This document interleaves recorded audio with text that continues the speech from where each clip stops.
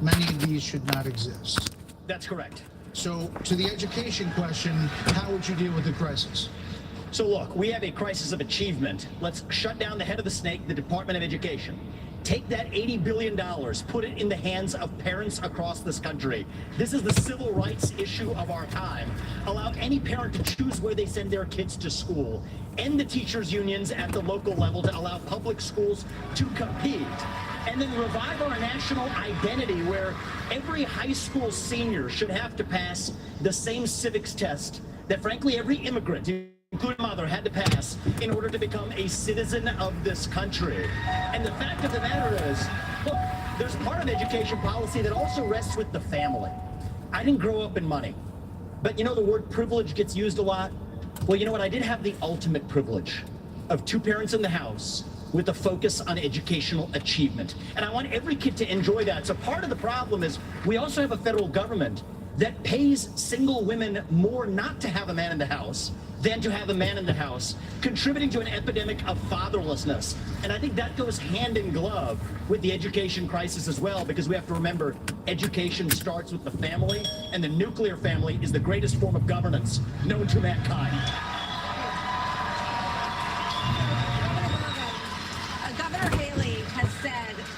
Governor Haley has said that biological boys playing in girls' sports is the women's issue of our time. You said that even though you signed a ban on this in North Dakota, that there hadn't been one instance where it was actually needed. Are you saying that you think that too much is made of this issue? No, I'm saying in North Dakota, we made a priority of protecting women's sports, and we've done that in our state. But I would absolutely do that. But I do think when we start talking about education and we think that we're going to have a federal government one size fits all, we're just completely losing track of the fact that education differs by states. Some school districts are doing a fantastic job, some less so. But the idea that every school district, state, and every teacher is somehow indoctrinating people is just false.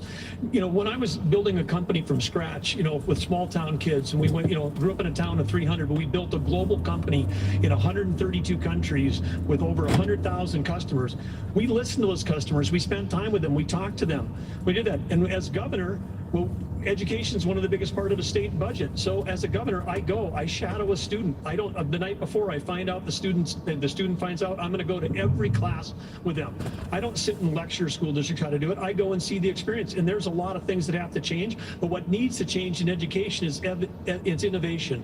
We're doing it the same way we did it 50 years ago with innovation, not regulation. I would get rid of the Department of Education. I would give block grants to schools, but I'd give them on merit based on who's doing the most innovative. I just got done holding the 7th annual Governor's Conference on Innovation Education. You should see what the people are doing when you cut loose the red tape, get the burden off their back. They care. Teachers in this country, the vast majority of them care about those kids. They're working in low-paying jobs, and they're fighting for those kids and their families. Governor Haley, you said that this was the women's issue of our time.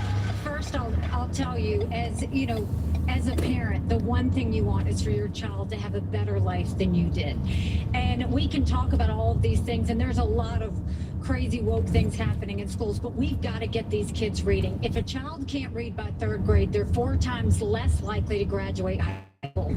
So we need to make sure we bring in reading remediation all over this country. We need transparency in the classroom because parents should never have to wonder what's being said or taught to their children in the classroom. Parents need to be deciding which schools their kids go to because they know best. And let's put vocational classes back into the high schools. Let's teach our kids to build things again.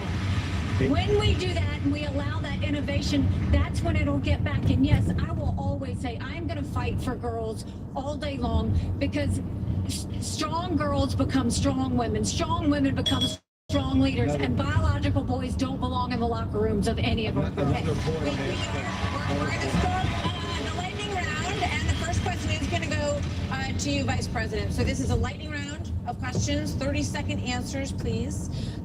President Biden will be 82 years old on Inauguration Day.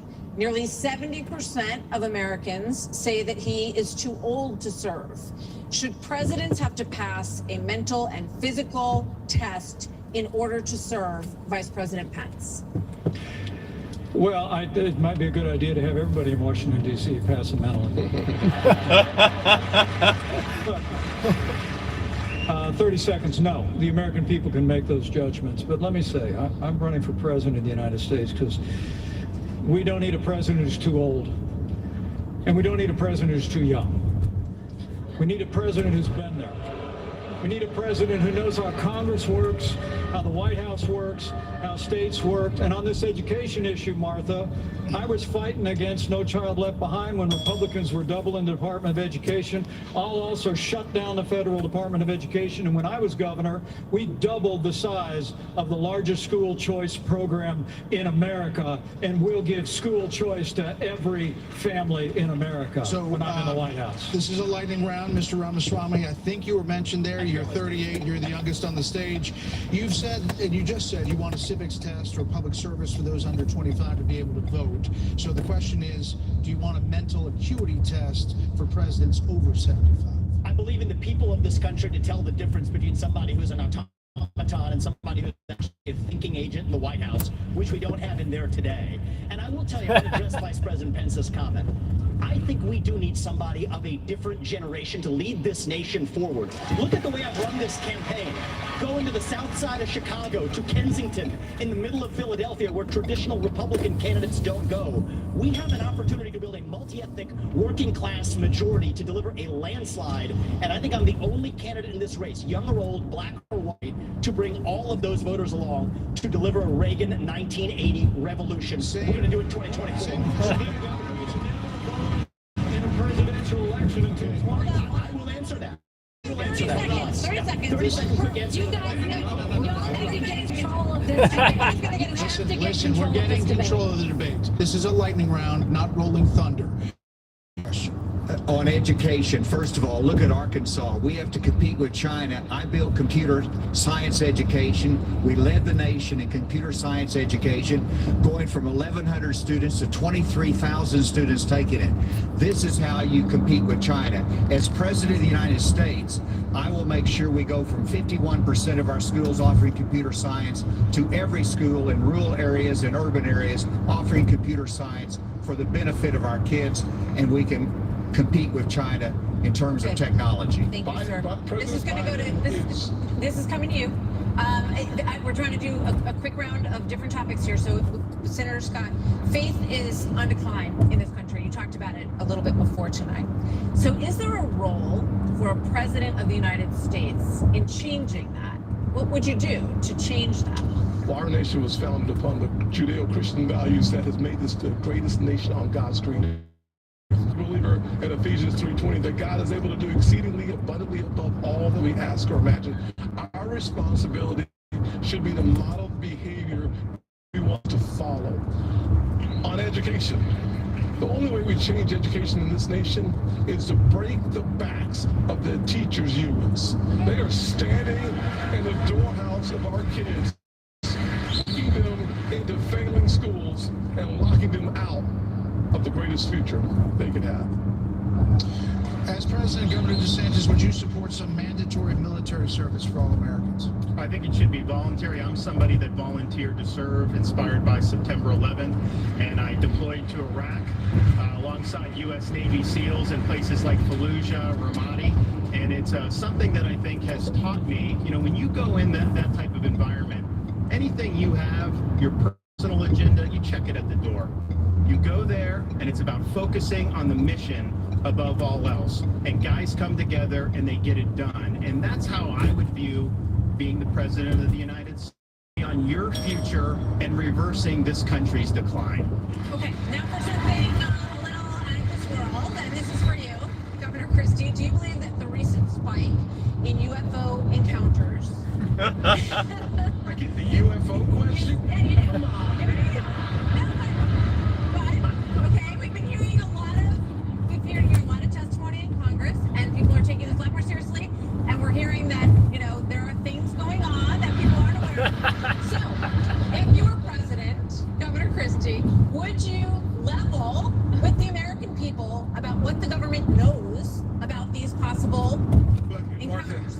And especially coming from a woman from New Jersey, I think it's horrible that just because I'm from New Jersey, you asked me about unidentified flying objects and Martians.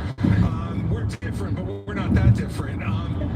Look, Of course, the job of the President of the United States is to level with the American people about everything. The job of the President of the United States is to stand for truth.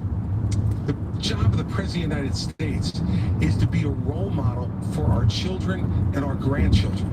And so whether it was UFOs or this problem of education, and Tim's right, by the way, and I started this in 2010 by going right after the teachers' unions in New Jersey and drove them down to an all-time low popularity rating because they were putting themselves before our kids. That is the biggest threat to our country, not UFOs. Okay. Well, coming up, we've got closing arguments plus right after the debate. Hannity is live from the spin room right here in the Five-Star Forum with reaction from candidates as soon as they step on the stage. We'll be back after this.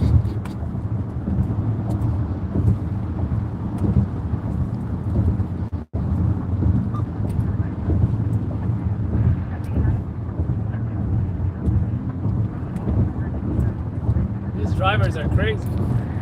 Look at these drivers.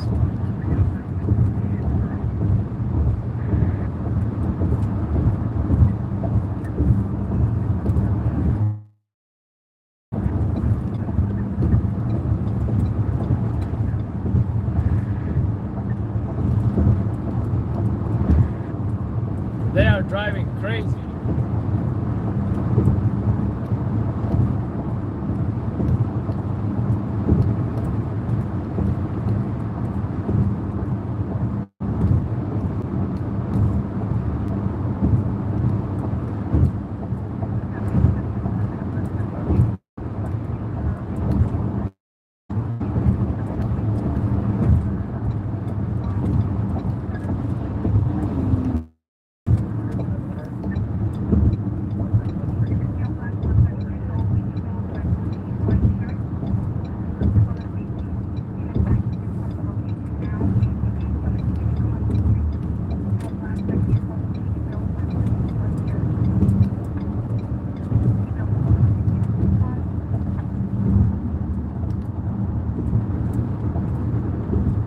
You can't even see them no more. That's how fast they were going.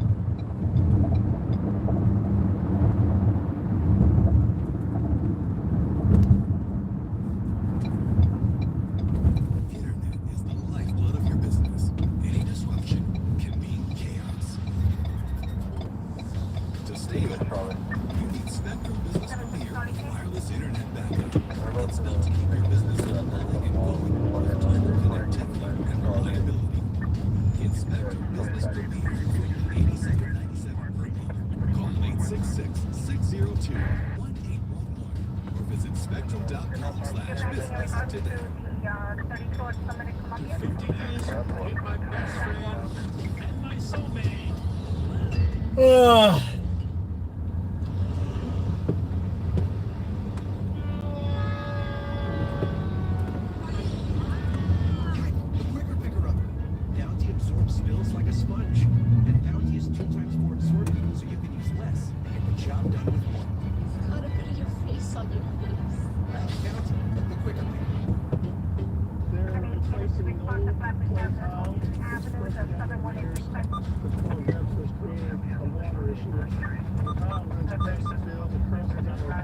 sign there, going to replace the tile with advantage plastic. In our line of work, safety is number one. We're going to shorten that, especially when you're working around large diameter, high pressure pipe, gas pipe. I want to see everybody go and say.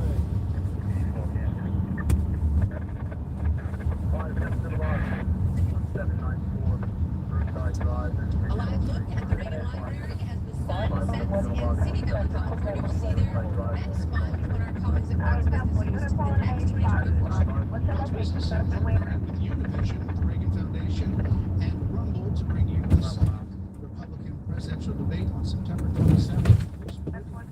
Nice.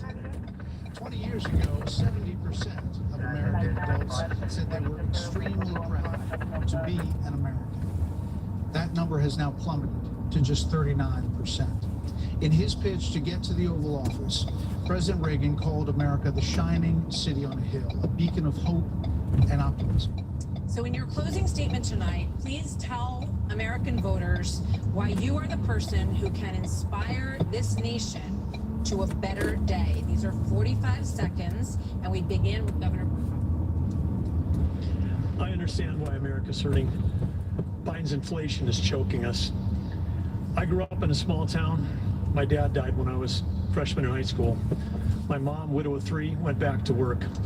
Every job I had growing up was one where I took a shower at the end of the day, not at the beginning of the day.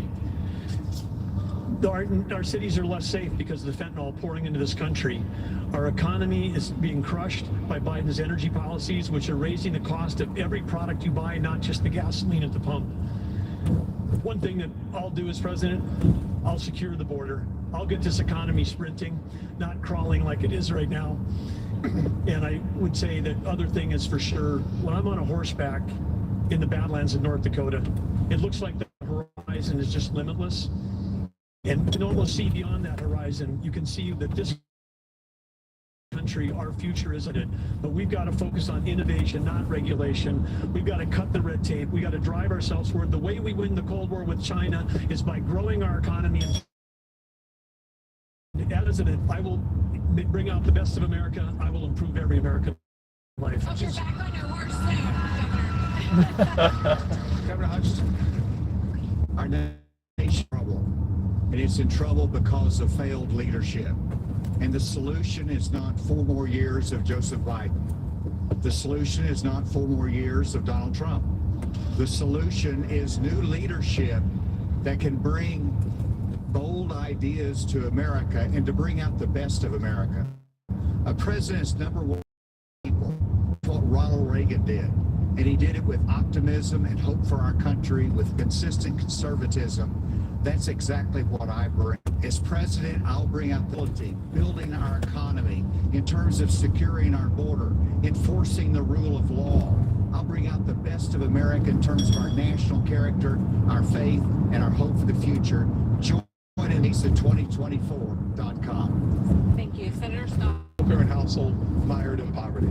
I wonder if the American dream was real for a kid like me. I can stand before you today and say the dream is alive, it is well, and it is healthy. I have the good fortune of a mom who works 16-hour days, making sure we have food on our tables. She taught me that if you're able-bodied in America, you work. If you take out a loan, you pay it back. If you commit a violent crime, you go to jail. And if God made you a man, you play sports against men. I'm Tim Scott. I'm asking you for your vote, and if you're in Iowa, I'm asking you to caucus for me. You can go to votetimscott.com for more information or to make a contribution. Thank you, Brett. Thank you, Martha. Look, everybody on this stage wants to be the next president of the United States. And the only way that's going to happen is if we beat Joe Biden. I'm the only one on this stage who's ever beaten a Democratic incumbent in an election. I did it in a deep blue state, being outspent 3-1. Beating a Democratic incumbent is not easy. The last Democratic incumbent president who was defeated was Jimmy Carter. And he was defeated by a conservative governor who knew how to get results, who stood for the truth, who cared about accountability, and stood strong and hard against waste. Those are the very things that I did in my 8 years as governor of New Jersey, And it's exactly what I'll do as President of the United States. Believe me, the Democrats want some other nominee who's never beaten the Democratic. I'm the one who's race. If you give me the chance, I will restore our country by winning it. Thank you. Governor Haley. Several weeks ago, a combat in Afghanistan, off at 4 a.m. for another year-long deployment. I watched him and 230 soldiers pick up their 2 duffel bags of belongings to go to a country they'd never been, all in the name of protecting America. If they are willing to protect us from there, we should be willing to fight for America here. I will beat Joe Biden, and he knows that. I will strengthen our economy, and we'll bring this inflation down. We will put transparency in the classroom. We will secure our borders. We will have the backs of our law enforcement, and we will make sure we have a strong national security. And once again, we will make sure we have an America that is strong and proud. We have a country to save. Join us. Go to NikkiHaley.com and let's get it done.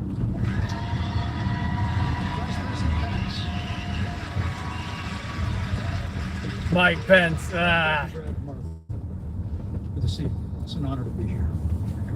Joe Biden has weakened America at home and abroad.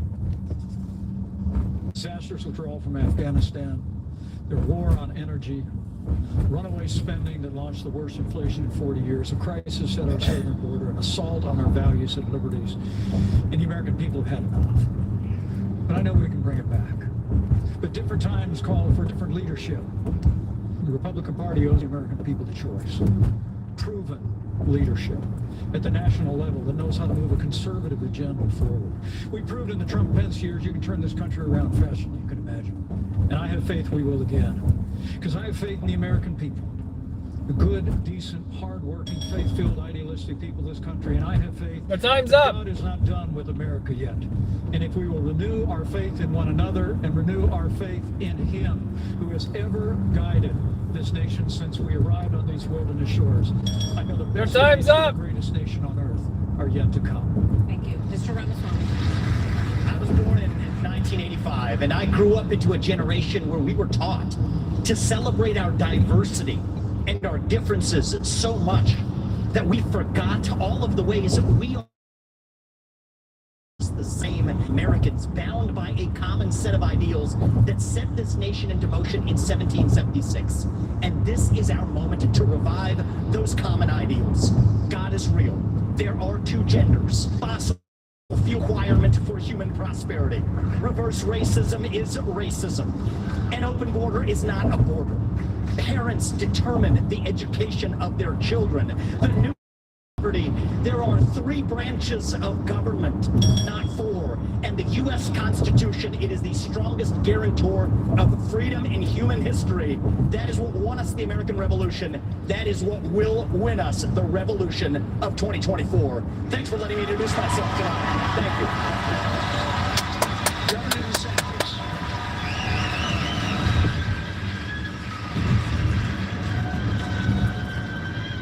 Governor? This is our time for choosing. We will send Joe Biden back to his basement and we will reverse the decline of this country. I'm a blue collar kid. I work minimum wage jobs to be able to make ends meet. I understand the importance of the American dream, and I know how that slipped away from so many millions of Americans. Will restore it. I'm a veteran who served in Iraq. I know what it means to put service above self. I'm also a dad and a husband. 6', 5, and 3-year-old. I understand the importance of protecting parents' rights and the well-being of our children. In Florida, we showed it could be done. I made promises and I delivered on all of those promises. 2024 is make or break. We're not getting a mulligan, no excuses. I will get the job done, and as your president, I will not let you down. God bless you all. Well, we want to say thank you. Thank you to all the candidates on the stage tonight, and thank you to Milwaukee. Thank you, everybody. We will on the campaign trail from debates to primaries to the general election and the conventions before that. Thanks for joining us. Sean Hannity from the spin room starts right now. Take it away, Sean. Take it away, Sean. All right. Well, Thank you both, by the way. Great job, Martha and Brett. Welcome to Hannity. The very first debate of the 2024 campaign is now in the books. The election season is officially up and running, and tonight we're broadcasting live from the Spin Room. We are in beautiful Milwaukee, Wisconsin, where in just a moment we're going to hear directly from the candidates themselves. Florida Governor DeSantis, he will be joining us. Vivek Ramaswamy will join us. Tim Scott, Nikki Haley. We'll get reaction from Trump supporters, but without a doubt, every single Republican running, guess what? They are far more articulate and ethical than your current president. You know, the compromised cognitive mess that is Joe Biden. And tonight, that was more than very obvious and transparent. In case you missed it, here's how it all went down. Take a quick look.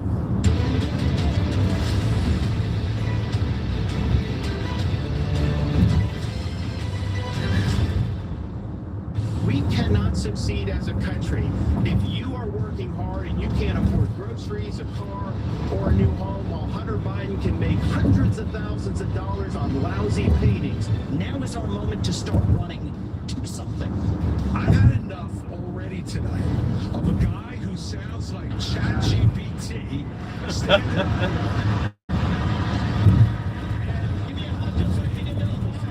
This is exactly Shut up, what Chris. Margaret Thatcher said. If you want something said, ask a man. If you want something done, ask a woman. The American people are the most faith-filled, freedom-loving, idealistic, hardworking people the world has ever known. We just need government as good as our people. It is time for a change in America. So who are tonight's winners and losers? Here with reaction, Fox News contributor Kellyanne Conway, former Trump White House chief of staff, former RNC chairman Reince Priebus. All right, not our first rodeo. The thing that stood out, without getting into the specifics, who won, who lost, we'll let everybody at home make those decisions. What really stood out to me is what a contrast this party is to this. I don't care if it's borders, I don't care if it's Ukraine, I don't care if it's energy, I don't care if it's law and order, foreign policy, on every single issue. America's going to have a choice election here.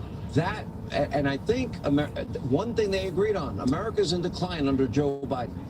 They all made the case, and they haven't been making the case as strongly, Sean. They've been going after Donald Trump more than Joe Biden. And to make yourself truly electable, you have to transport yourself in a split screen against Joe Biden.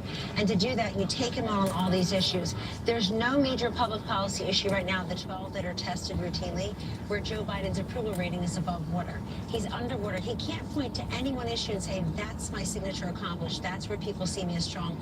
To say nothing of his personal attributes. In addition to the substantive policy issues, every single Republican on the stage tonight, and President Trump, who wasn't there, have higher personal attributes than Joe Biden, meaning cares about people like me, has a plan for the country, has the mental acuity and physical capacity. Empathy towards the people of Maui. No when he kidding. showed up 2 weeks later after saying, any comment? No comment. Okay. I don't want to be a distraction on the ground. Meanwhile, there's nothing on the ground to distract from. By the way, could the Democrats, Ryan and Sean, could they even find 8 people to be on the stage tonight? They don't have much of a bench at all. I mean, this is all the undercard right now. Trump's beating every single one of them, every single poll in every single state and nationwide, and they're running for number 2. Look.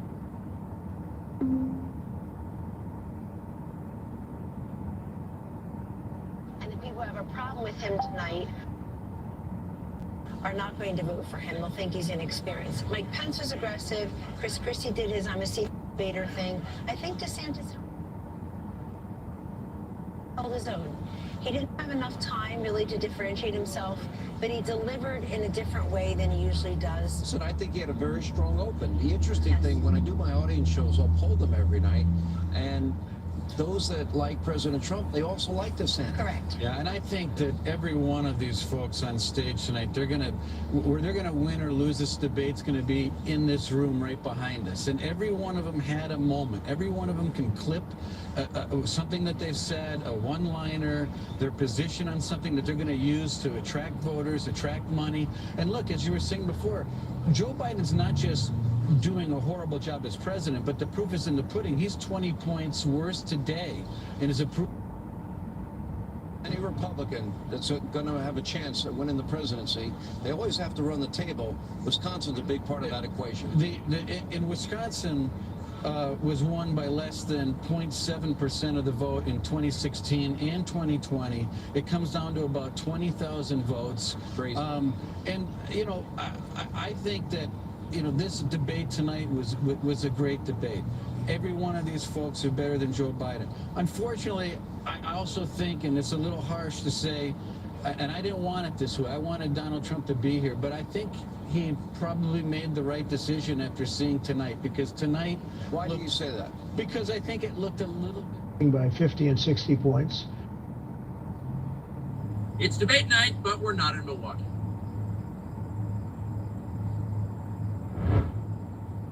Mr. President, thanks for joining us. Thank you. Why are you at the Fox News debate tonight in Milwaukee? Well, you know, a lot of people have been asking me that, and many people said you shouldn't do them, but you see the polls have come out, and I'm leading by 50 and 60 points. And, you know, some of them are at 1 and 0 and 2. And I'm saying, do I sit there for an hour or 2 hours, whatever it's going to be, and get harassed by people that shouldn't even be running for president? Should I be doing that? And a network that isn't particularly friendly to me, frankly. You know, they were backing Ron DeSanctimonious like crazy, and now they've given up on him. I mean, it's a lost cause. It reminded me very much of 2016. You know, in 2016, I went through the same stuff and had to fight them all the way, and then they became very friendly after I won, just about when I was winning. But I just felt it would be more appropriate not to do the debate. I don't think it's right to do it. If you're leading by 50, 60, I have one problem leading by 70 points, and I'm saying, why am I doing it? And I'm going to have 8 people, 10 people, whoever made the debate, I don't know how many it is, but I'm going to have all these people screaming at me, shouting questions at me, all of which I love answering, I love doing, but it doesn't make sense to do them. So I've taken a pass, as you probably noticed. Well, I did. I'm grateful that you did. It's interesting, though, because you spent a lot of your career in television. Yeah. You had a top show in television on NBC. But you don't feel the need now running for president to do television, obviously. Do you think television is declining? Well, according to a poll that I guess we just saw, it just came out where it's down like 30, 35%, but I think they were referring to cable. I think cable's down because it's lost credibility. MSNBC, or as they say, MSDNC, is so bad. It's so wrong what they write and what they do and what they say. It's, you know, it's fake news, as I said. I think I came up with that term. I hope I did, because it's a good one. It's not tough enough anymore. It's corrupt news. You know, really what you do is call it corrupt news, but somehow that doesn't play as nicely. But it is corrupt news. So you have MSNBC and you have CNN, who's absolutely doing no ratings at all. I mean, they're dead. But they're doing none because they don't have credibility. They really don't have credibility. Fox is way down, as you know. And the good old days are long ago. I will say this, it could come back, but they just don't have a lot of credibility, Tucker. You know that perhaps better than anybody. I think it was a terrible move getting rid of you. You were number 1 on television, and all of a sudden we're doing this interview, but we'll get bigger ratings using this crazy forum that you're using than probably the debate or competition. When you say there are people on stage who shouldn't be running for president, who do you mean? Well, I don't want to really use names, but it wouldn't matter too much. A guy like, I call him Ada Hutchinson. It's Asa, but I call him Ada. Why do you call him Ada? You know, I could tell you, but I don't want to get myself in a little trouble. But he's weak and pathetic, and I never understood the guy, never knew him. He was the governor of Arkansas. Not a very popular guy. I don't know how that state is such a great state. The people are so incredible in that state, and they love me and I love them. How does this guy get elected governor of Arkansas? But he's nasty always, and has been. A guy like Chris Christie, the guy left with a 8%, think of it, 8% approval rating in New Jersey. Now he's running for president, and he runs solely on the basis, oh, let's get Trump. He's like a savage maniac. He's like a lunatic, and that's all he talks about. His poll numbers are very, very low. He's about 2%. What's he like? You know him well. No, I've been friendly with him over the years, but I couldn't give him a job because I just never trusted him very much. I was just never one of his people that really trusted him. I never gave him the job, and that's one of the reasons he feels so hurt and so betrayed. And I understand that. I really do. I understand it, but I never gave him. You know, he wanted to be different things. He was looking at different elements of the administration, and we decided, I decided I didn't want to do it. And now I'm glad I did, because you see, but we had some great people. I had great people. We'll have even better people if we do this, because now I know Washington. Before I didn't know Washington. But guys like Bill Barr were terrible. I mean, they were, I would say, Bushies.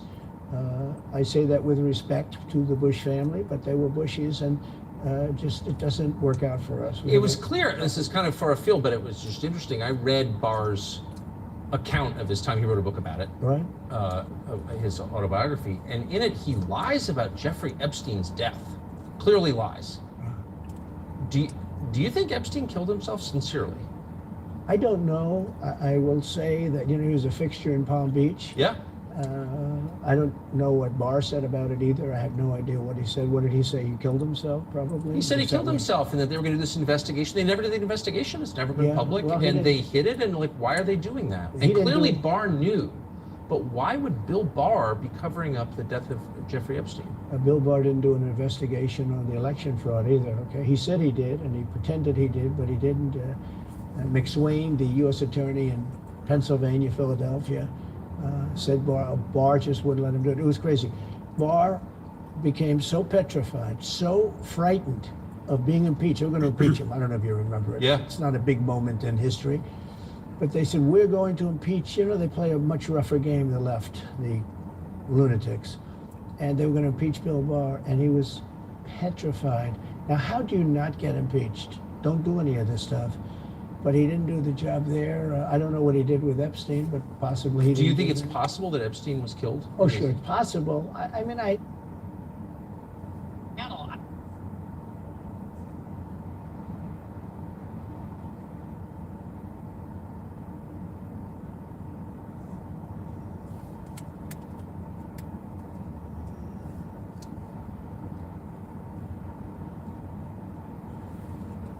don't really believe. I think he probably committed suicide. He had a life with beautiful homes and beautiful everything, and he all of a sudden he's incarcerated and not doing very well. I would say that he did, but there are those people. There are many people. I think you're one of them, right? But a lot of people think that he was killed. He knew a lot on a lot of people. He was killed. You think so? I think the closer you look, I'm not a conspiracy person at all. I believe everything I hear.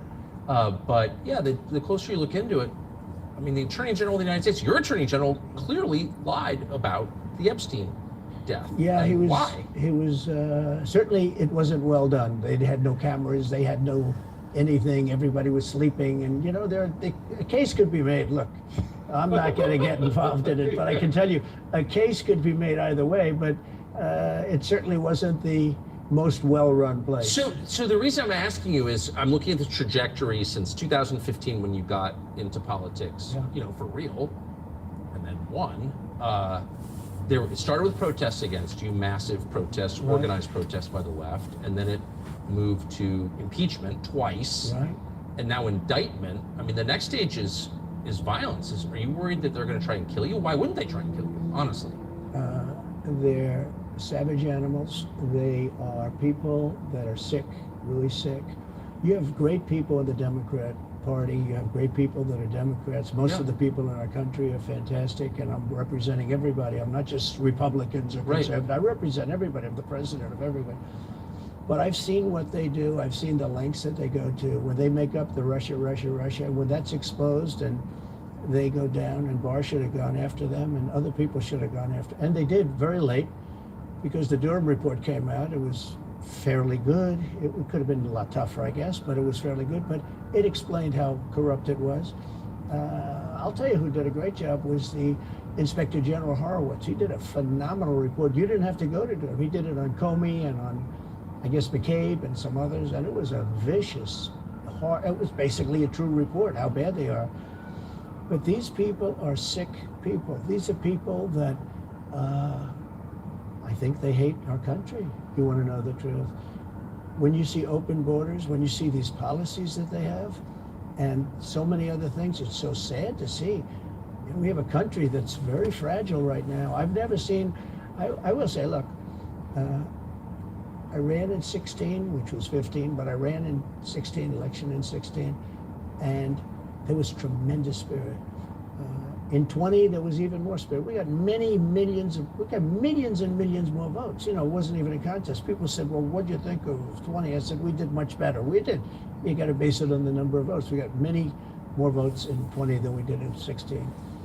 But the election was rigged. It was a rigged election. And with COVID, they used COVID to cheat in a lot of different things, and we have so much on it. It's like so easy. But we had judges that didn't want to look. We had people didn't want to get involved. They would say, well, he's a conspiracy theorist if you say anything about the election.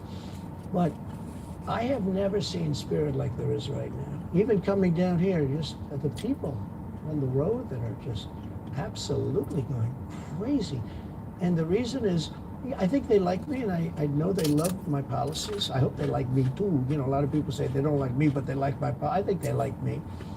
But I have never seen spirit like it is right now. And the reason is because crooked Joe Biden is so bad. He's the worst president in the history of our country. I don't think he's going to make it to the gate, but you know, you never know. But he's a corrupt person, so corrupt that I took the name off Hillary. You know, I don't do two people at one time. I took the crooked Hillary and I retired the name. It was a good day for her. I bet she was very happy. And I used it for Joe because it's crooked Joe. But Joe is really... But you don't think he's going to make it to November of 2020? Well, I think he's worse mentally than he is physically. And physically, he's not exactly a triathlete or any kind of an athlete. You look at him, he can't walk to the helicopter. He walks. He can't lift his feet out of the grass. You know, it's only 2 inches at the White House, right? It's not a lot. But you watch him, and it looks like he's walking on toothpicks. And then you see him on the beach where he can't lift a chair. You know, those chairs are meant to be light, right? They're like 2 ounces. Yeah. You lift them up. He can't lift the chair. He can't walk to the chair. And I don't know what they're doing with the beach. You know, this beach is seeming to play a big role, but they love pictures of him on the beach. I think it looks terrible on the beach. It looks terrible on the beach. Skinny legs. Well, he can't walk through the sand. You know, sand is not that easy to walk through, but when he walks through it, he can't walk through the sand.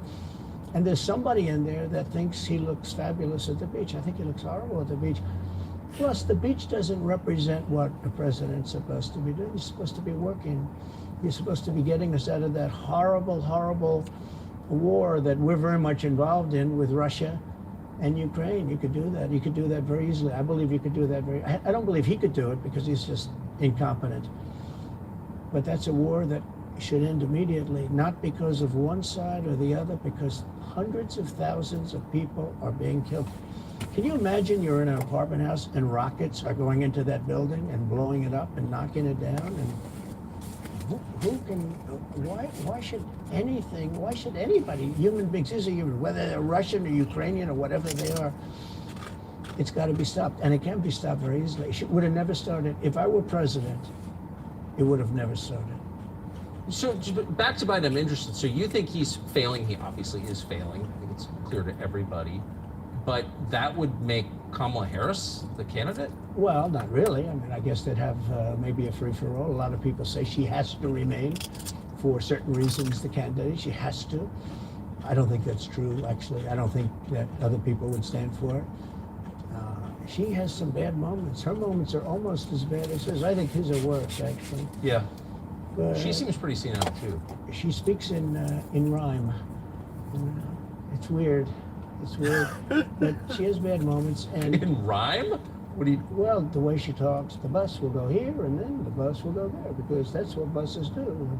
It's weird. The whole thing is weird. This is not a president of the United States future. And I think they probably have some kind of a primary and other people will get involved. Newsom, right? I mean, could be. You know, I always got along well with it.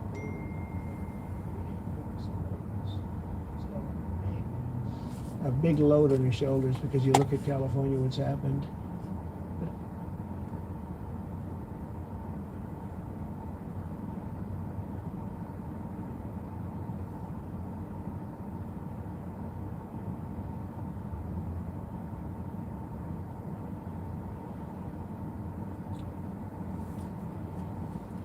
I don't know if the American people really, the people that vote for him, I don't even know if they care. You know, you look at so many of the things that are going on, and people don't seem to be. In the old days, if you had a bad record, it meant a lot. Today, if you have a bad record, it doesn't really mean anything. You know, he looks good. He's a nice-looking guy. Speaks well.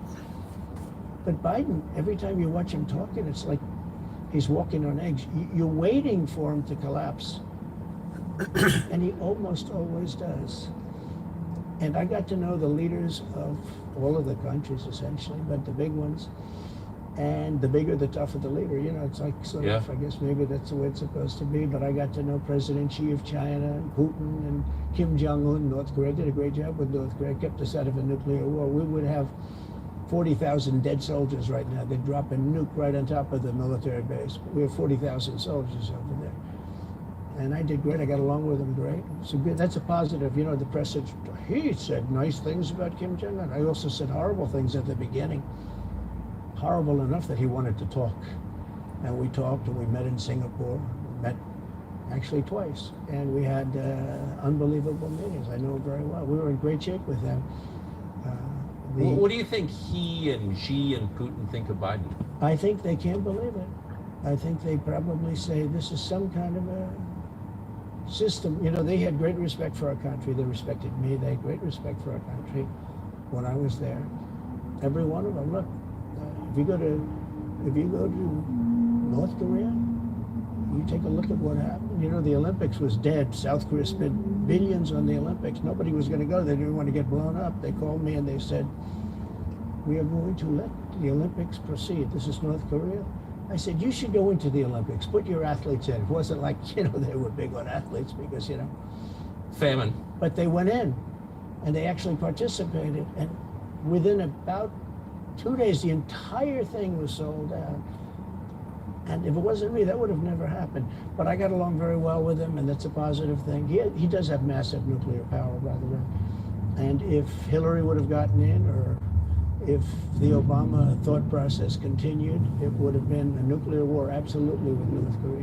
He was expecting to go into a war, and it would have been a nuclear war.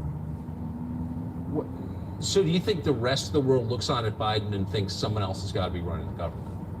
Well, somebody else has to be. I don't think he's capable of doing anything. Look, when I debated him, I said, how come, and this was in front of probably not a friend of yours, Chris Wallace. He was the moderator. Not a friend. I said, why is it he wants to be Mike, but he doesn't have the talent? It's one of those bitchy little man. He wanted to be his father, but he didn't have the talent of his father was great. He's a little fussy man. His father interviewed me in 60 Minutes. It was actually a 10. Can you believe it? I totally believe his father had talent, at least. I may have been the only guy that he gave a good 60 Minutes to. He was rough. Really? His father was tough. He was great, though. He was great at what he did. But Chris Wallace was so upset. He was guarding this guy who wouldn't do a show, by the way. You know, he wouldn't do. I figured I didn't mind Chris Wallace because Biden wouldn't do a show. And it was very obvious. You know, he kept asking him, but he wouldn't do the show. So I figured he's got to like me. But he came from a different planet. But remember when I asked the question, why is it that the mayor of Moscow's wife is allowed to give you $3.5 million? Don't forget, that was brought up now. It's brought up all the time. But that was brought up by me long before anyone ever heard of it. I said, the mayor of Moscow's wife giving you $3.5 million.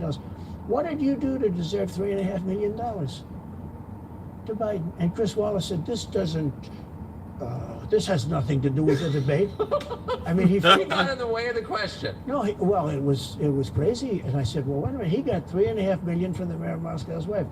Now, people forget that, but if you go back and take a look, you will see. And Chris Wallace didn't want me to ask that question. I said, I think it's a very appropriate question. It turned out to be much more appropriate than people thought. Amazing. So do you have a preference in, assuming you're the Republican nominee and all goes as you plan it to go, do you have a preference in who you run against? In many ways, I'd love to run against him because his record's so bad. You know, it's still horrible when you look at inflation and everything else, but others also have very bad records. I mean, California's a bad record, so, you know, should it be Gavin or should it be somebody else? When I look at San Francisco, what's happened to that incredible city? That was one of the greatest cities in the world just a short while ago, and now it's very sad when you look at it. Los Angeles, every city practically, all the Democrat-run cities. You know, Republican-run cities are doing very nicely because they arrest people when you have crimes. and they don't go after political candidates because they think it's good. You know, I mean, it's like been amazing. My poll numbers are the highest I've ever had, but because people understand it. Well, can I just ask you? That Yes. gets back to my original question. So if the protest didn't work, you got elected anyway. Yeah. Impeachment didn't work twice, obviously. Indictment is not working.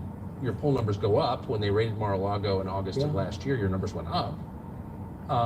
They can indict you 20 times, and you're not gonna lose the Republican primary because of that. Well, So, it like, makes it look even more ridiculous. I mean, the 4 indictments, maybe there'll be more. I don't know. These people are crazy. But they're counterproductive. So if you chart it out, it's an escalation, is what I'm saying. So what's next after, try to put you in prison for the rest of your life? That's not working. So, like, don't they have to kill you now? I think the people of our country don't get enough credit for how smart they are. And I'm not sure I would have said this 10 years ago, but they get it.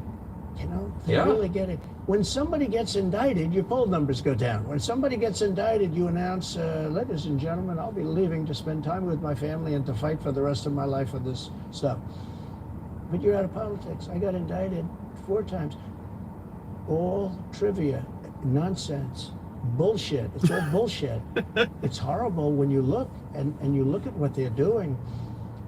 The boxes hooks, I'm covered by the Presidential Records Act. I'm allowed to do exactly that. He's not covered, and he's got 25 times the number of boxes, and he's got them stored in Chinatown. He's got them stored in a flimsy garage underneath his Corvette at Penn. And by the way, at Penn, he gets millions of dollars. China pays this guy millions of dollars.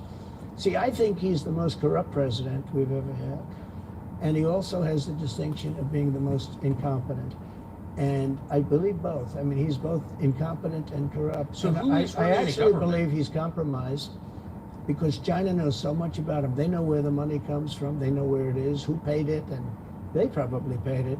Well, they do pay Penn, and he gets $1 million. I think he takes $999,000 because, keeps it a little bit under $1 million, like by $1. But he, in many ways, is a Manchurian candidate. We have a Manchurian candidate, and he's afraid to tell Russia to get out of Cuba. He's afraid to tell China to get out of Cuba. He's afraid. China now is building, think of this, China is building military installations in Cuba. The Cuban population of Miami is not too happy because they're never going to be able to go back. And you don't even hear about it. And the worst culprit is the press, the media, because normally, when I first heard that China is building installations in Cuba, and installations means military installations, okay, they said just some communication. They did that on the islands with Japan. They took the island, they started this massive construction, and they told everybody, including the Japanese had to be very careful. They told everybody that this is a housing development. They're going to build a housing development. And I said, how come the runway is 20,000 feet long? Private jets need 4,000 feet. They don't need 20,000 feet. The big ones need 20,000 feet. They don't even need 20. And I looked at the runway, I said, that's the largest runway ever built, both in width and length, for housing development. There's nobody that has a plane that big that you would have a runway that's Why that's is for China testing. allowed to conduct imperialism in our hemisphere? Well, yeah, and it's far beyond Cuba. It's all over South America. Yeah, in the Caribbean. So we built a thing called the Panama Canal. We lost 35,000 people to the mosquito, malaria. Yeah. We lost 35,000 people building. We lost 35,000 people because of the mosquito. Vicious. They had to build under nets. It was one of the true great wonders of the world. As he said, one of the 9 wonders of the world. No, it was one of the 7. It happened a little while ago, It says 9 wonders of the world. You could make 9 wonders.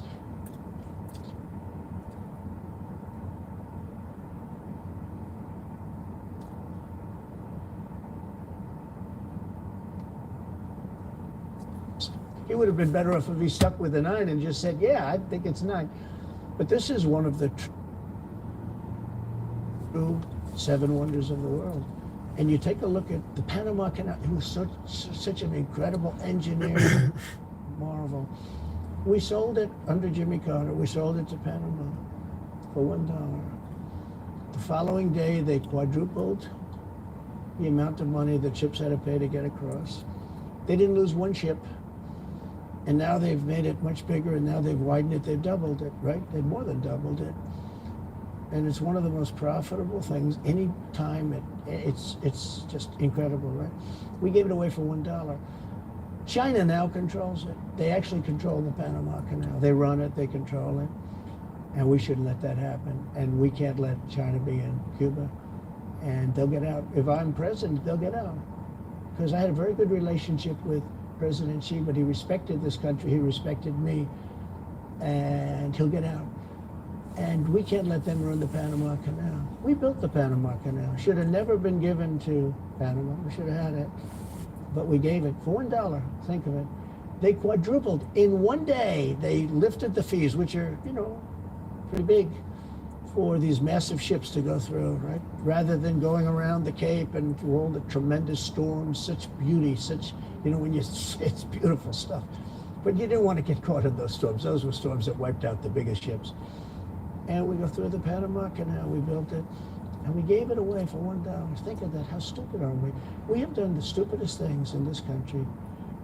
And now we have a president that can't put two sentences together, can't speak, can't walk, can't talk. I don't think he gets to the starting gate, but these people do miracles. I mean, he ran out of his basement, and you got away with that one because of COVID, so he sort of got away with it. They cheated on the election. But you have people that are very smart, but they're fascists and they're radical left lunatics, and they're destroying our country with the all-electric cars and the windmills all over the place, which, by the way, don't work, and they're most of them made in China. For the most part, they're made in China. Germany a little bit, but China. But you look at what's happening to our country, even no voter ID. I mean, why don't they want voter ID? There's only one reason they don't want voter ID, because they want to cheat. I mean, who doesn't want, the Democrat convention, the last one, they had voter ID that was this big. It looked like a prison card, this big on their chest. You walked in, they had your picture, your this, your fingerprint, they had everything. The most incredible voter ID I've ever seen. That was to get into the Democrat National Convention. But to get in to vote, if you buy groceries, if you buy practically anything now, you have ID on a card, credit cards or otherwise. But don't you think it's racist to have to show your ID? Well, they probably say that. They use anything not to show ID, because voter ID is pretty simple. And we could go back, and we should go back to all paper ballots, voter ID, same-day voting. France did it. France had mail-in ballots, and it was terrible. Anytime you have mail-in ballots, you're going to have massive cheating on your elections. Anytime, not just the presidential election. Anytime you have... Isn't that the whole point of them? Yeah. So yeah, sure. It's their whole point. That's their whole point. They want to cheat. Yeah. They have to cheat because their policies are so bad that if they didn't cheat, they couldn't get elected. Who wants open borders? Who wants high taxes? Who wants high interest rates? Who wants to not be able to use a gas stove or have to drive an electric car, which, you have a 4-hour drive, but the car only goes an hour and a half, so you have to charge it. The happiest moment for somebody in an electric car is the first 10 minutes. In other words, you get it charged, and now for 10 minutes. The unhappiest part is the next hour, because you're petrified that you're not going to be found another charger. People, I'm saying, I'm not knocking electric cars, they're fine. They're fine. But if people want to buy a gasoline car or hybrids are pretty good, actually. But they should be allowed to buy, they don't want to do any of this. So right now, California's in a big brownout, because their grid is a disaster. The grid all over the country is sort of a disaster, but the grid in California. And yet, they want to have in a very short period of time, millions and millions of cars going off that grid, essentially. It doesn't work. So plug your car into a grid that's failing. You should be able to buy an electric car. Electric cars could be fine if you drive short distances and you want to have, whatever, and you have plug-ins everywhere you go. And they could be fine. But you got to have gasoline cars. You got to have everything. Let people buy everything. Now there's the new thing is your heating systems in the house. They don't want you to have a modern day heating system. They want you to use a heating system that will cost you at least $10,000 to buy and won't work very well. None of the stuff works as well. One of the things I did with EPA is you have states, many states, most of the states have so much water, it comes out of heaven, right? The water pours down and you have it, it's there, it's gonna go wherever it goes, into the oceans, whatever. It's not like a big problem. Now in some states they have a problem, you have some desert areas and all, for that it's okay. But they have sinks where No water comes out. You turn it on, no water comes out. No water comes out of the shower. No water is allowed to go into the washing machine for your dishes or for your clothing or what. And I avoided all of that. Wait, they have sinks where no water comes out? Sure, you have restrictors. When I say no water, very little water. You want to wash your hands, right? Yeah. And you've seen this, and you turn on the sink and it's very little. Or you want to wash your beautiful hair, right? And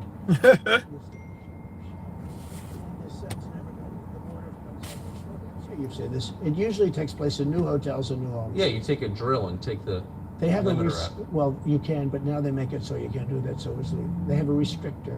It's called a restrictor, and it restricts the water from coming in. So I ended all of that, and you have to see these. They let the water come out. You know what people do? They wash their hands like 5 times longer, or in the washing machine they'll press for their, let's say the dishwasher. They'll press it. Then they'll press it about 7 or 8 times. Yeah. They'll end up using more water, and it still won't be very good. I met with the head of Whirlpool. They were practically going out of business during my administration, and they said to me, from Ohio, incredible, great state, I love Ohio. And they were really doing badly because people were dumping washing machines all over, mostly from South Korea, but also from China. And he was explaining it's just a terrible situation. I said, let me ask you, how's the quality? He says, we're better, but they are good enough quality. But, you know, of course he's going to say that, but, you know, we are better. He said, but they don't allow us. They're dumping these machines. They're cutting us in half. They're killing us. And on top of it, the government won't let us use water in our machines. I mean, he shows me like a quarter of a bottle of water. That's supposed to be washing clothing. And I figured it all up, and I put tariffs on these countries that were selling and the machines coming into the country. And that company went from all the washing machine companies, machines that do this kind of work, including dishwashers. And they went from a disaster area to being just thriving. But can I ask, they love me in that part of Ohio. Well, I bet they do, but why should EPA, no one in EPA was elected by anybody, Yeah. Why do they have the power to decide how much water your washing machine uses? Shouldn't Congress in a democracy get to vote on that? Yeah, you could say that. They do things that are not very... So how do you, that's my question, how do you, if you get elected again, go back to Washington, how do you keep the agencies under control? How do you keep FBI and CIA specifically under control? The way you do it, like I fired Comey, that was a big deal. You know, a lot of people said, and I fired him very early. Somebody said, oh, I wish you would have fired him. There's a real question about firing him anyway. You understand, because, you know, when they have a 10-year term, there is a question.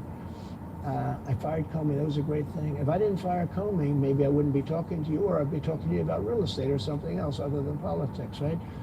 That was a coup, in my opinion. That was a very sick deal. That was the insurance policy. You remember the insurance policy? Oh, she's going to win, darling. She's going to win. But just in case she doesn't, we have an insurance policy. And insurance policy was what they were doing. And we caught them with that. That was a very important tweet or whatever it was, text. It was a big deal. That was a big deal. The insurance policy. She's going to win 100 million to 1. That's not good odds. At least they gave me 1, right? 100 million to 1. But just in case she doesn't win, we have an insurance policy. But we caught all that because I fired Comey. Because when I fired Comey, it was like throwing a rock into a hornet's nest, into a nest of bees, and the place went crazy. So when you were president, are you confident that you knew everything, say, CIA was doing? No, I'm not. It's very interesting. I have very good relationships over there, but I was a little surprised when I got out. What were you surprised by? I was surprised. I think it's some of the people. I was surprised that there was... I had a group of people. We killed many, using the CIA, I have to say this, very bad actors. We were very good at it. You look at Soleimani, you look at al-Baghdadi, bigger than Osama bin Laden. I mean, Osama bin Laden, but al-Baghdadi did ISIS, and he was rebuilding ISIS very strongly. And that was the CIA that did that? That was really us that did that. Yeah. That was really us that did that. And Soleimani was us that did that. so much CIA. But we did some very good work with the CIA. But I started, when I looked at the 51 intelligence agents saying that that was the laptop from hell was Russia disinformation, when I took a look at that, I said, that's a horrible thing. They knew it wasn't. They knew it was not. And by the way, you're talking about cheating in the election? McLaughlin and Fabrizio, great pollsters, they said a thing like that plus other things meant anywhere from 10 to 17% of the vote would change. Whatever happened to Mike Pence? You've always been nice to Pence. I've never heard you criticize Pence. You've defended him in public many, many times. He's out there attacking you. What is that? So Mike wants to run for president. You got to understand, in my opinion, Mike Pence had the absolute right to send the votes back to the legislatures. The Democrats and everybody said, you don't have the right. In other words, what I said, is he a human conveyor belt? You mean if he finds fraud in Pennsylvania, in Georgia, in any of these states, Arizona, he has to send them to Mitch McConnell, right? That's right, sir. Well, if he finds fraud, he has to? Yes, sir. I said, so he's a conveyor belt. Well, put him in. I said, I don't agree with that. And we had some lawyers, not all, we had some lawyers that said, no, you do have the right to send them back to the legislatures to be rechecked. Because if you look at what went on in Wisconsin, who, by the way, now agree with me, Wisconsin has been virtually, other than the fact they're not allowed to do anything statutorily, but Wisconsin has been, I mean, what they found is incredible. I mean, we won Wisconsin. But Mike Pence had the right, in my opinion, to send them back. Do you ever talk to him now? No, I haven't spoken to him in a long time. I was very disappointed in him. I didn't want to do what Thomas Jefferson did. Thomas Jefferson, it was Georgia. And it was hear ye, hear, the great state of Georgia is not capable or allowed to tabulate their votes. And Thomas Jefferson, who was the vice president, said, is Georgia sure that they cannot tabulate the votes? Georgia is sure. He didn't send it back and have them redo it. He said, we will keep the votes of the great state of Georgia for Thomas Jefferson and his precedent. I didn't ask him for that. Could have done that too, but I didn't. I thought that would bring turmoil. I asked him to send them back to his legislature, to the legislatures, in Wisconsin, let's say. But why didn't he? I mean, you worked together for 4 years. You're the president. He's VP. You say you're aligned on everything. I think he got very bad advice. I really did. Now, let me tell you what happened. I sat there with a few people. I think his lawyer was in the room too. His lawyer was very much against it. There were other lawyers that felt you could do it. It was one of those things that I think you could have done. I think you can always do something if you see fraud or if you see problems. But it's very interesting. So after the election was over, the rhinos got together with the Democrats and they redid the election, so you couldn't do it anymore. So then I called the people. I said, so in other words, you're saying I was right. You could do it. Yes, you could do it. In other words, they took the Voting Act and they redid it so the vice president no longer has the power to do what I said he could do. So when that happened, I said, wow. And you'd look some of these Democrats in the eye and they say, he has absolutely no right to do it. And immediately after the election, they met rhinos, could name them all, and Democrats, and they approved legislation that takes away the right of the vice president to do it. So I said, so you're saying I was right. The vice president did have the right to do it, and they said, yes, he did. So if you're saying they stole it from you last time, why wouldn't they do the same this time? Oh, well, they'll try. And not only me. Look, DeSantis is out. I think he's gone. So he was at a level. People have figured him out. He's gone. But if somebody else got in, other than me, they'll go at him just as viciously as they did me. These people are sick. They will go after them. And a lot of people say they won't be able to hold up. I do get credit for holding up quite well, I must tell you. I think it's... How do you do that? How do you get indicted, every week and stay cheerful? I think it's a lot easier because I'm so high in the polls, because it means the people get it. The people see it's a fraud.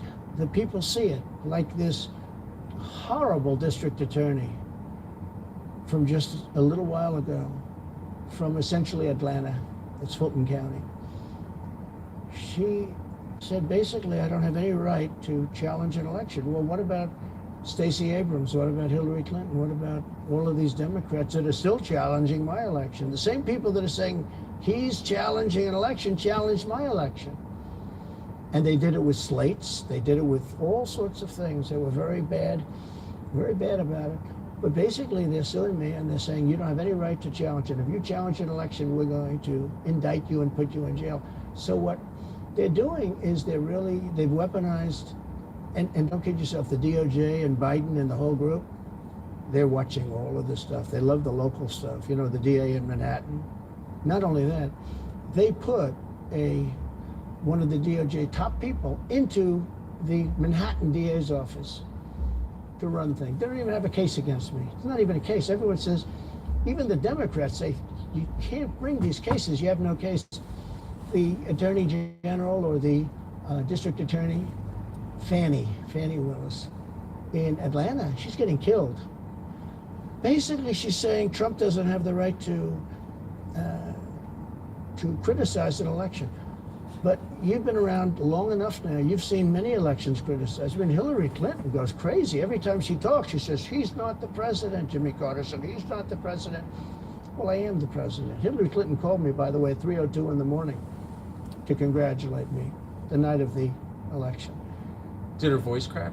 Well, her voice was it's very different, I will say. I won't get into that. But what do you mean? Her voice was very different. Don't forget, they were all celebrating at 5 o'clock in the afternoon. And I came home and I said, you know, I think we won. I felt we won because the rallies are so big. You know, we'd go to Wisconsin and we'd go to Georgia. We'd go to different states. In Michigan, we'd have rallies. In Pennsylvania, we had 58,000 people in Butler. And I said, you know, how are we losing this? How do you have a rally where you have from 50 to 100,000 people, many of them? You know, I did 7 a day for a couple of days. That's a lot. That's a lot. These are big rallies too. And I didn't hold back. I didn't say, let's make them let's do abbreviations, right? But they challenged the stuff. Yeah. Hillary called me up and conceded. Now the word is that Obama said you have to do that. But she called up and totally conceded. But now she's saying, she's challenging the election. Do you think so? That would mean that she should be indicted.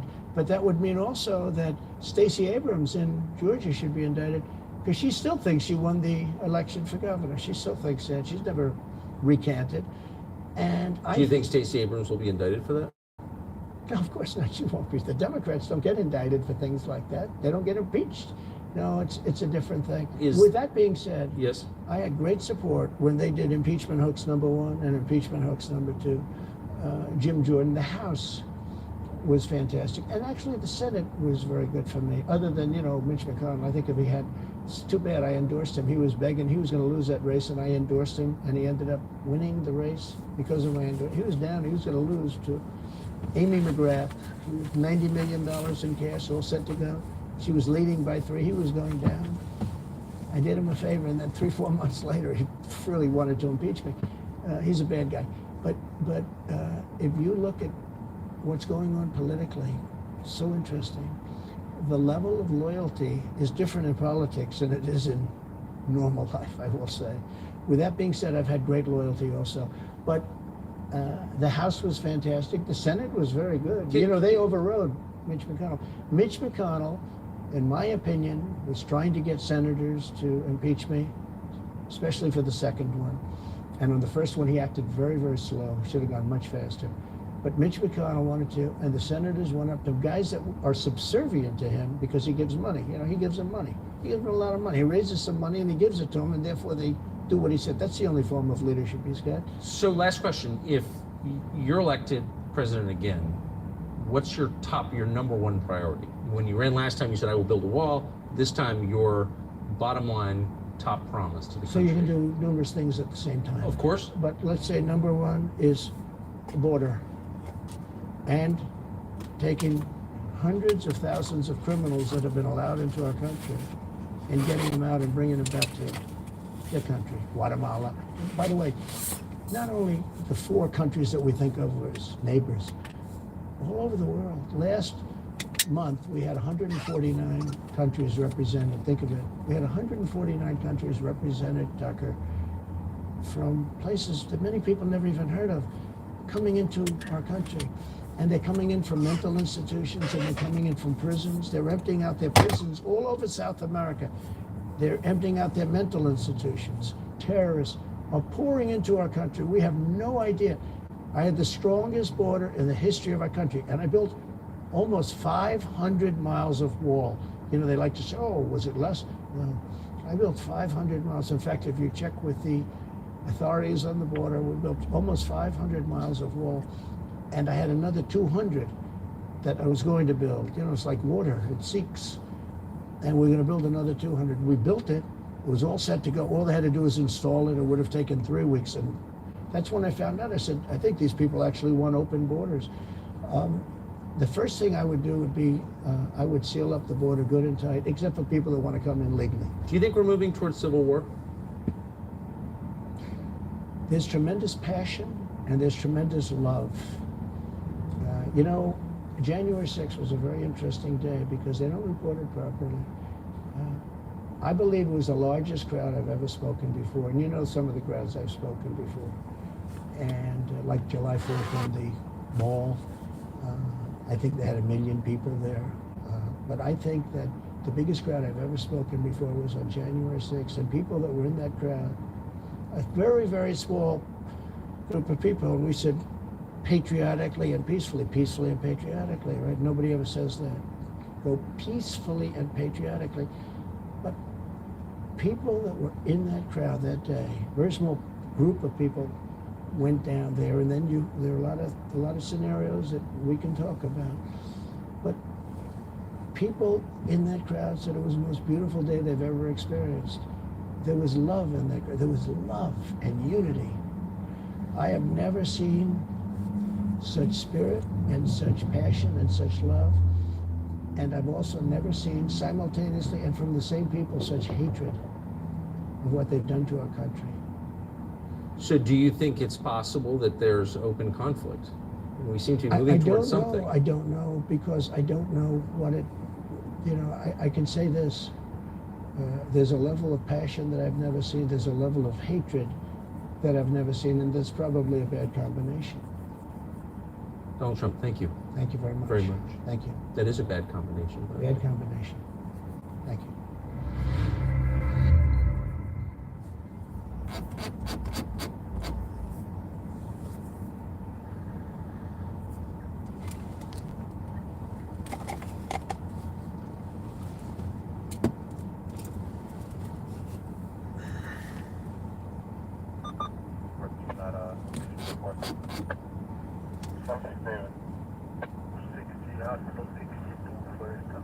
I'm trying to call this person that's following us to find out what's going on.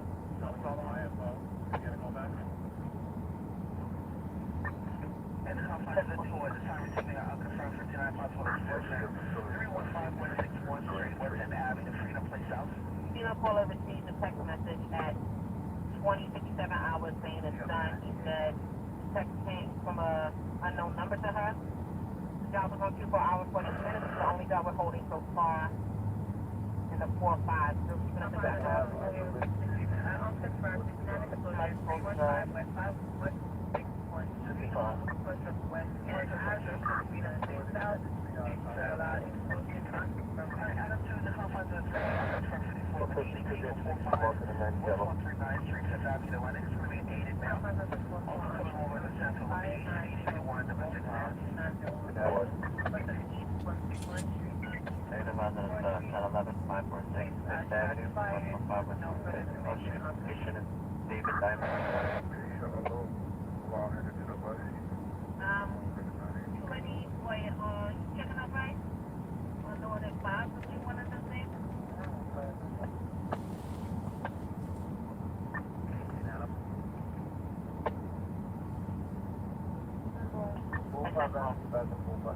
Another boy.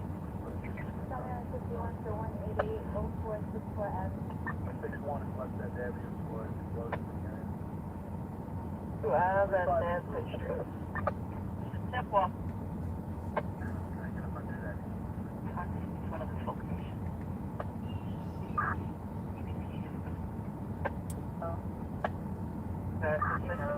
parked in his driveway. It's going to be a black Volkswagen.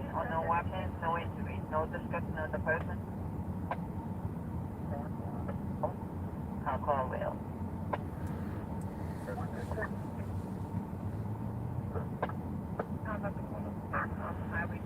Alright, no problem. I'm going to give you I want to text 789 ready, the 22777 confirmation. I'll call for 153 feet. You will get a call for help. 171 for out of text message.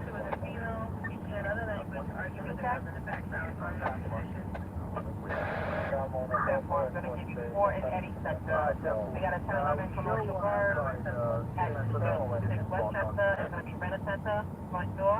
Be advised, unknown that they're coming to any other location. We have for 4 hours and 22 minutes. The dangerous condition is that it happened yesterday. The fire hydrant is still running. Darling and Unionport Road. I have a 1011 residential that came over for 2200 East Tremont. It's going to be Cheryl Hawkins. Indication is going to be zone 2 front door and zone 1 foyer entrance in the motion detector. I have a 1010 412 19 Tremont, apartment 1.1. Be advised that 1010 came from text to 911. Nothing further on that. Text to 911. And then the last one I'm going to give you.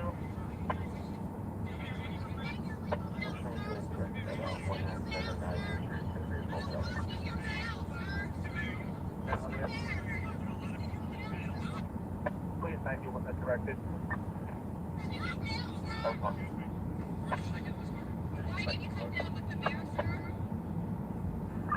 Members of the service must wear their seatbelt when riding in a department vehicle.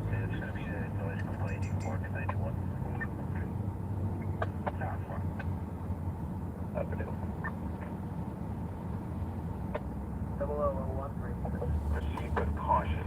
Stop, look, and listen. Think tactically. Remember to always wear your seatbelt and control the intersection. Protect yourself and others. All members of the service must wear their seatbelt when riding in a department vehicle. Your seatbelt and control the intersection. Protect yourself and others. All members of the service must wear their seatbelt when riding in a department vehicle. Midnight hour, midnight 1 hour radio station, WIS 547 Bavaria. 58, for the Bible Live message. Arrive alive. Units when responding to emergency incidents, remember, arrive alive. Intersections are a threat. Proceed with caution. Stop, look, and listen. Think tactically. Remember to always wear your seatbelt and control the intersection. Protect yourself and others. All members of the service must wear their seatbelt when riding in a department vehicle. Officer safety concerns may be identifiable prior to approaching a subject. Example, odor of gasoline, content of vehicles, residents, etc.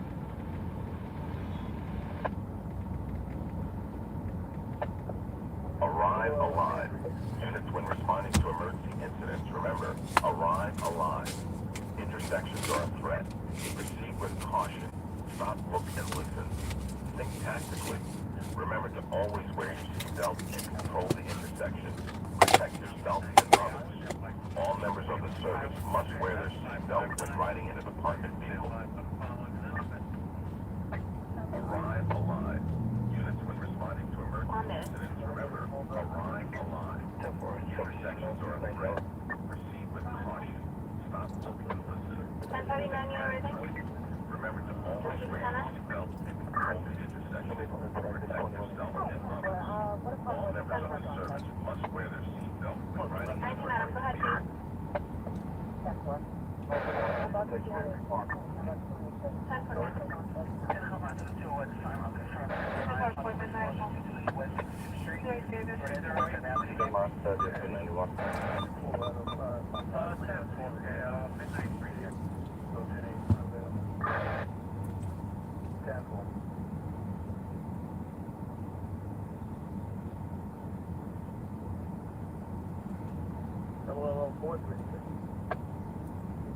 Also, the top 5% 2 I'll confirm explosion 315 West 61st Street, Clinton Avenue to Freedom, please south.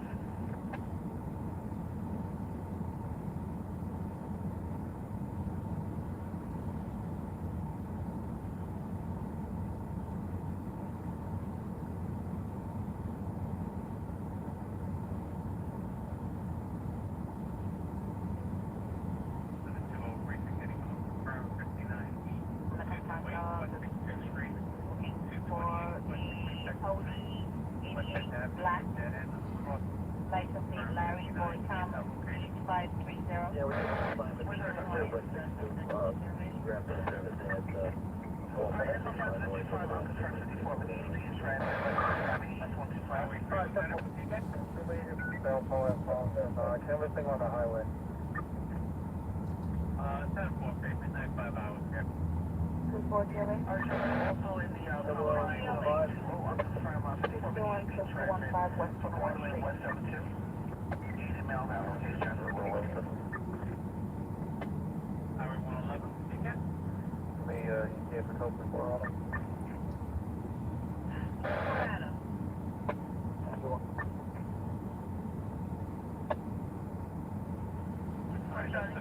FDR Manhattan Bridge. And what direction? Alright, Charlie, want to be about some holding a job and houses. There's no house.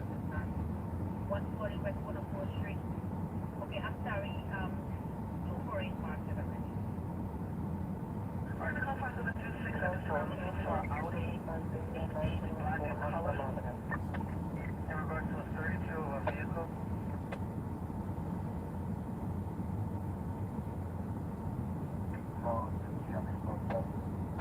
Vehicle last seen at West 131 at Broadway, 12th Avenue. 61 is going to be at 90.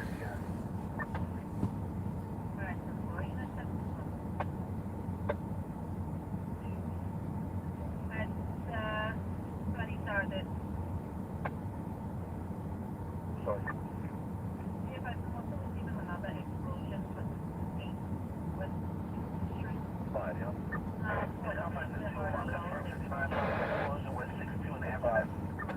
Hey, quick call out, Webster. I'm on Webster.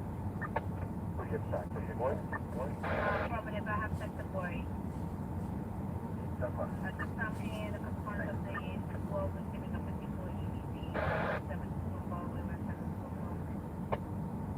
Good boy. Buddy boy.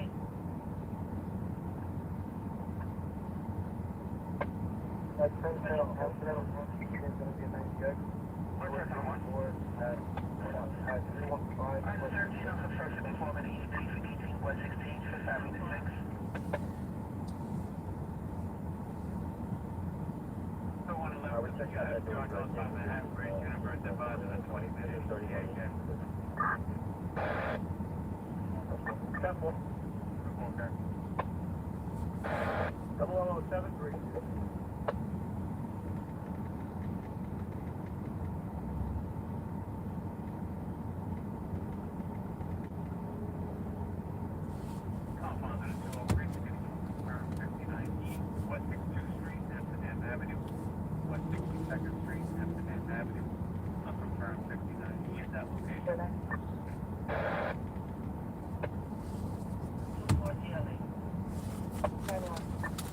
Arrive alive. Units when responding to emergency incidents, remember, arrive alive. Intersections are a threat. Proceed with caution. Stop, look, and listen. Think tactically. Remember to always wear your seatbelt and control the intersection. Protect yourself and others. All members of the service must wear their seatbelts when driving in a departure vehicle. 163rd Street, West 10th Avenue. 163rd Street, West 10th Avenue. 59 years application.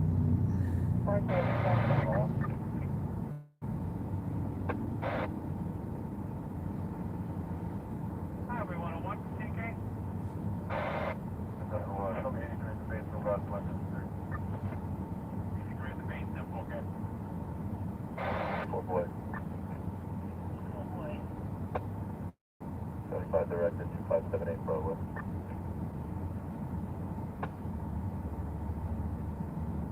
Compound 32, getting a confirmed.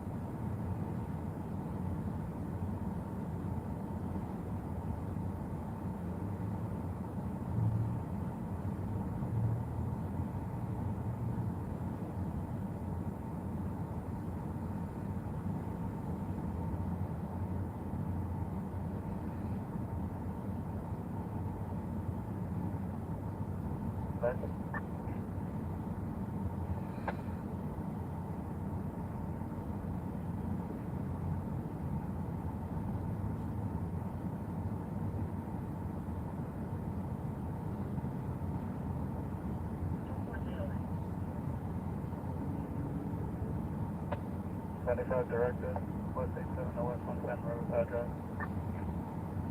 I'm sorry, 75 directed, West 87 to West 110 Riverside Drive.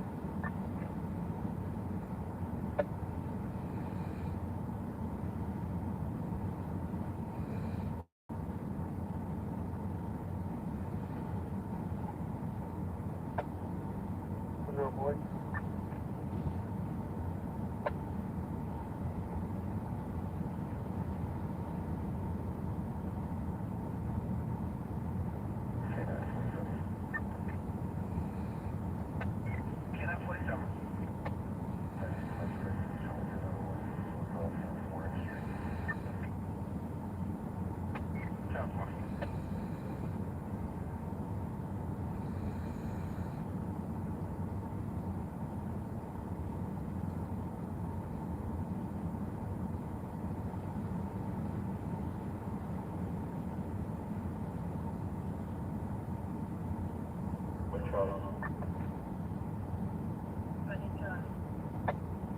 For the borough.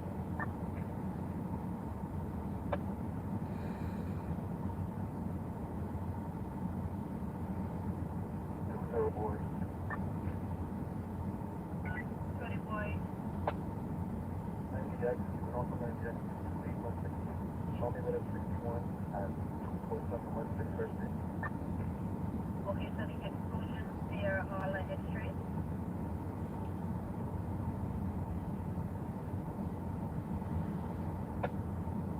One to six.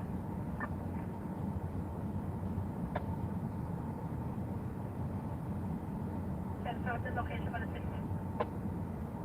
247 West 61st Street.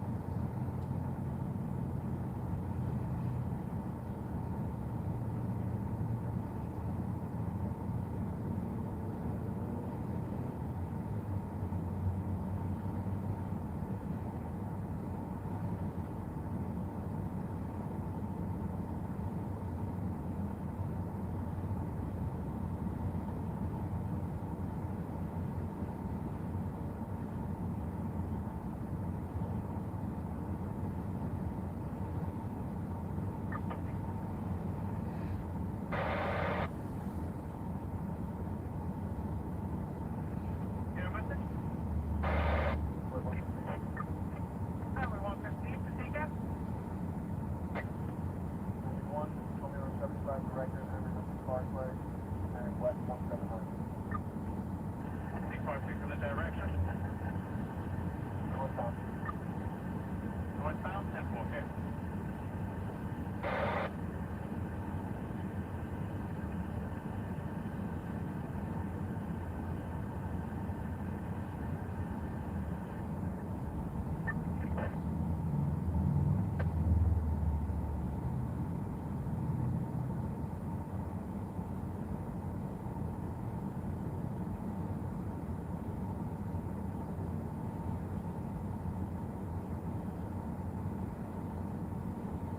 Portable.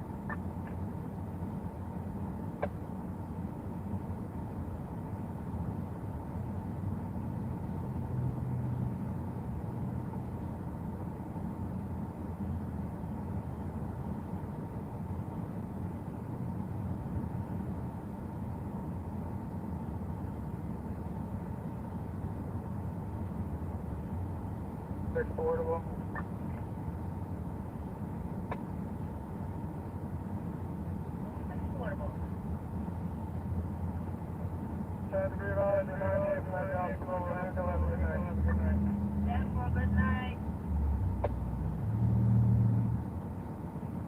Oh boy.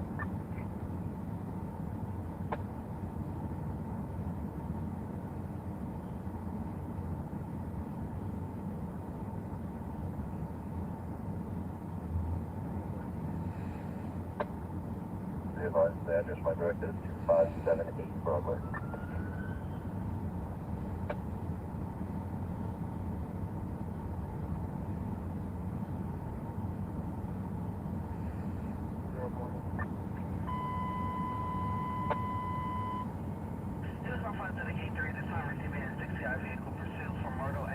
Myrtle and decab. It's going to be a black Ford Explorer headed towards Bushwick and decab.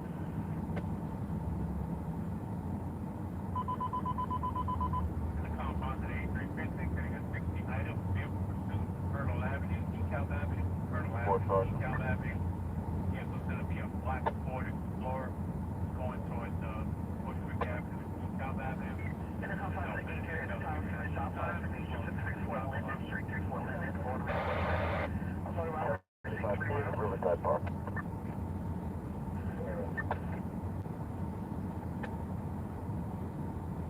Oh boy.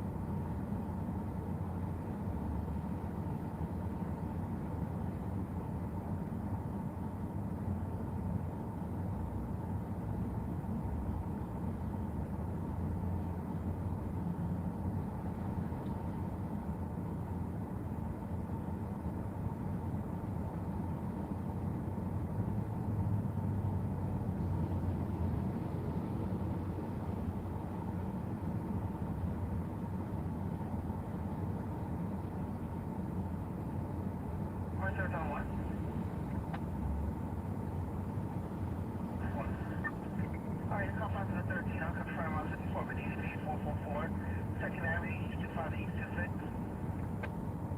Fleming aided mail that location, acting aggressive. Pops in narcotics, will come over to the central location, EDP weapon.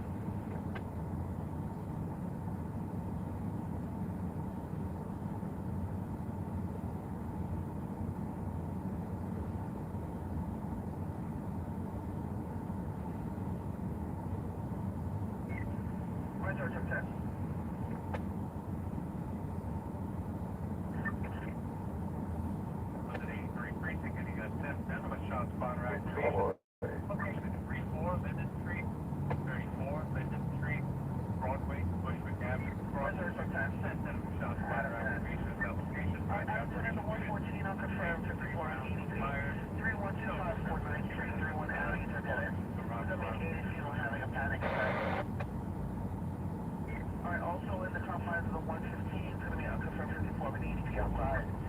115 F2 post 12 has a pickup of aided with suicidal thoughts. Unknown if you're being requested. 80 Street, 37 Avenue.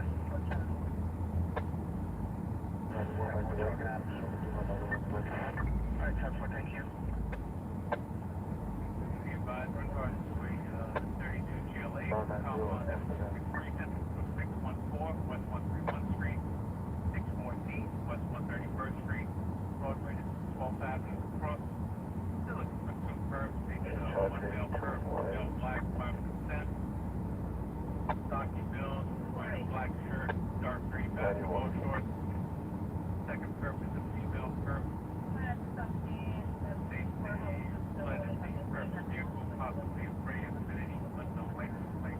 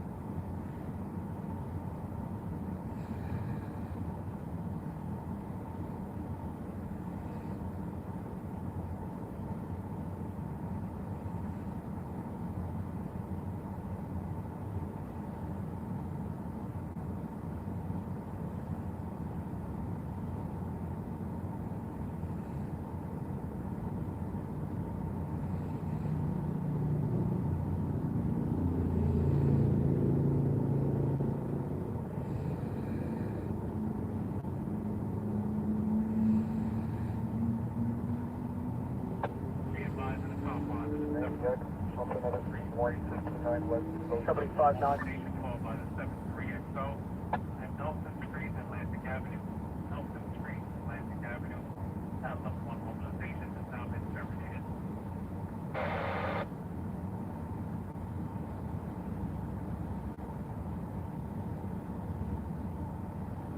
That's Company 59. Engine 59. Downgrade 91 here, sir. 10-4. 0023, it's back to 386.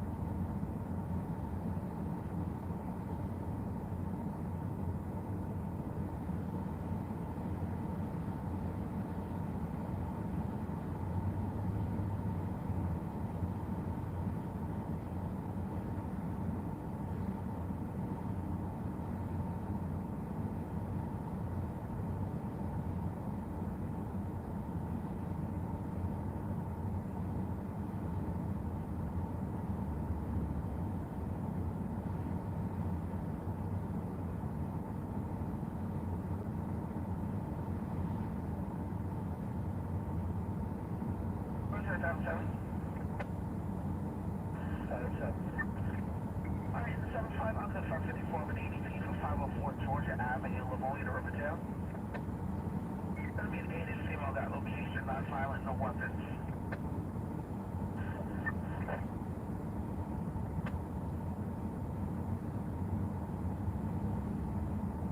Return to 5.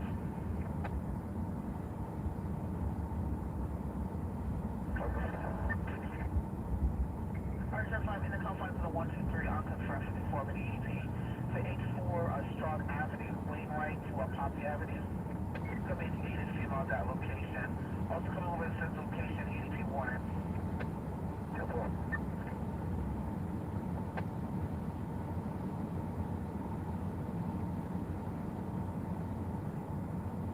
I can't find out. Coming midnight 2500 hours, WIF 567 Citywide NYC. Starting at the SRG Series Sergeant, at the top terminating the level 1 mobilization at 1113. That's going to be the SRG Series Sergeant terminating level 1. It's red. It's a red. The 814 is red. A red 4.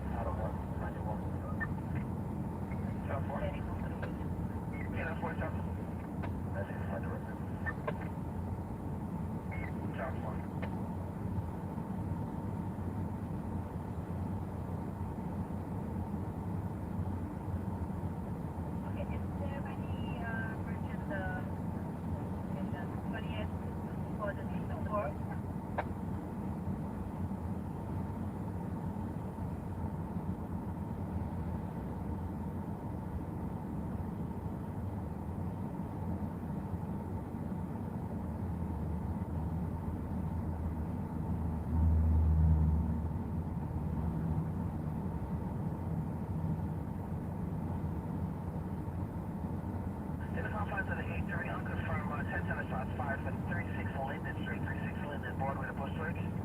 Sorry. Make one directed, check on.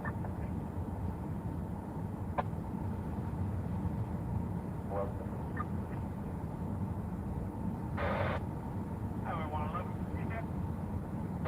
Anyone else? 10 forecast at the midnight 26, midnight 26.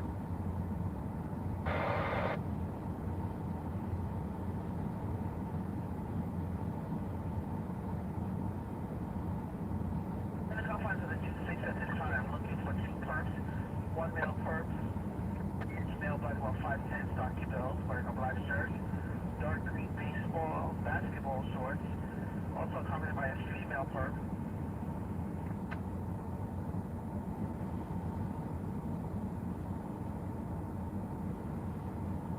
Coming in regards to a 32 of a vehicle was found headed Hudson Parkway, southbound towards 96th Street.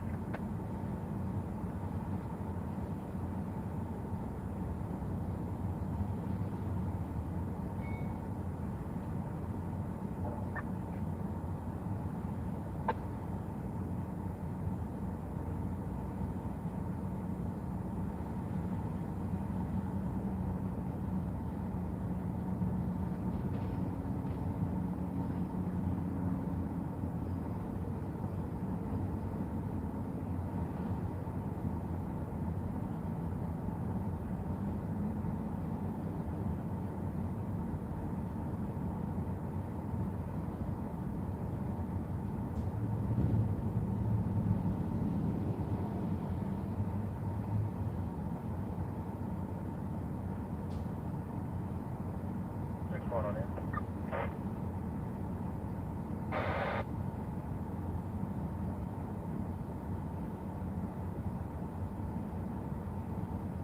Right, Highway 1B, feedback. yeah, plus the 061 and 5813 Central, please. You know, 2 numbers again, Ken?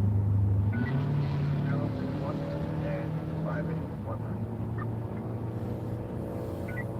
Yeah, okay. Highway RMP 2061 and 5813, on the Highway 1B. Highway RMP 2061, RMP 5813, and on the Highway 1B. I want to thank you. Alright, 554 of an EDP for 140, Donald, please. Make sure you're having on the cross. It's going to be a dating male. 6% under the influence. Stand for, okay. Highway 1B, both units ready. Should be responding to your location, okay? What's going on in there, man? It's going to be non-emergency to the Highway 1B, okay?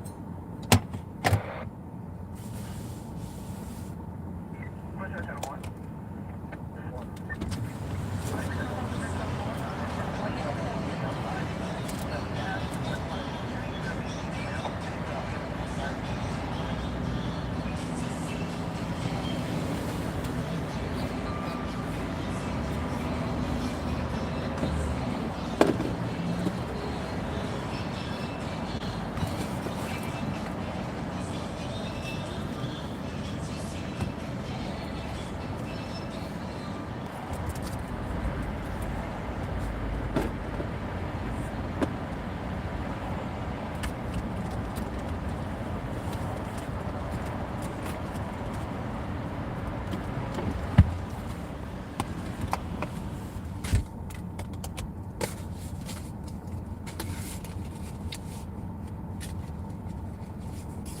Charlie. 10 minutes, 30 hours, Department of Reputation, WR at 539, 6 covering the 202, 6. 20 Charlie, you're in? Midnight 31 hours, Charlie, show 34, Highway, number 11, F559. All units stand by for the following announcement. All members of the service are reminded to maintain situational awareness and utilize safe tactics at all times. Potential officer safety concerns may be identifiable prior to approaching a subject. Example, order of gasoline, content of vehicles, residents, etc.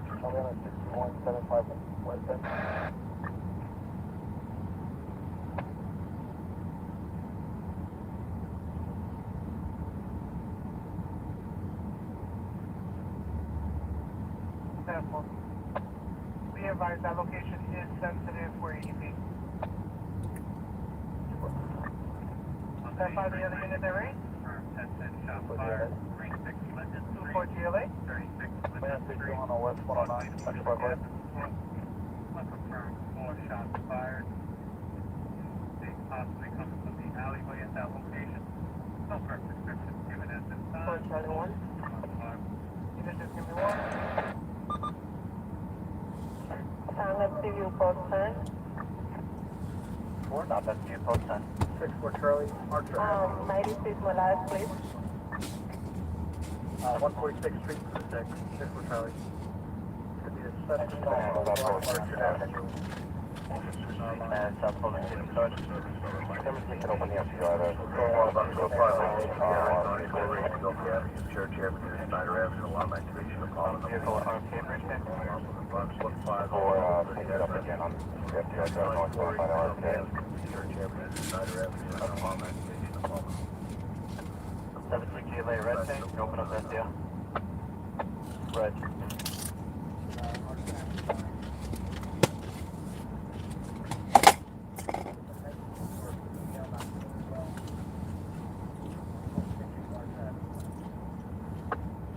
South Charlie. 4 Charlie, we just received it.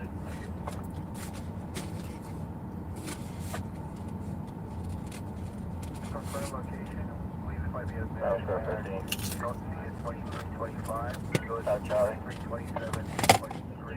329. 529. Over 25. Charlie, Sheriff 15.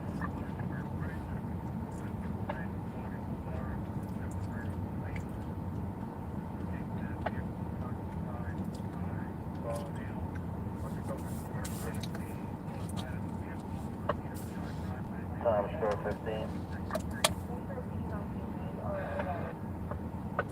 Time Shore 15. 96. 1. 1-4. 4, double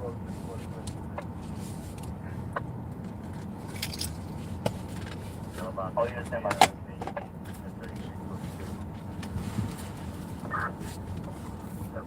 Box up 4-1, box up 4-1, 10-33, go to Only 159.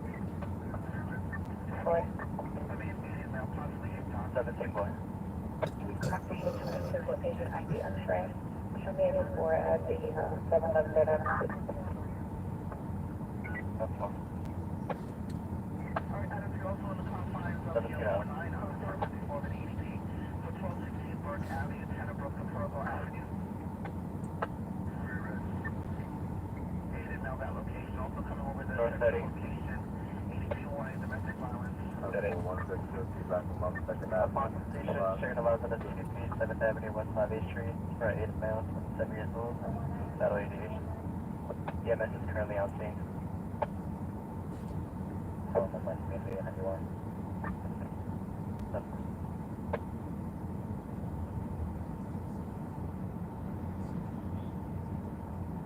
There's time for your starting to harassment coming over 234 West 42. 234 West 42 up at 7th Avenue. Location is the Hilton, Times Square. Time for 1 or 2 minutes. That's for identified for the entrance southwest lane. President Trump has been indicted in 4 different states on 91 counts. He will be processed tomorrow in Georgia at the Fulton County Jail. Just relating to the 2020 election.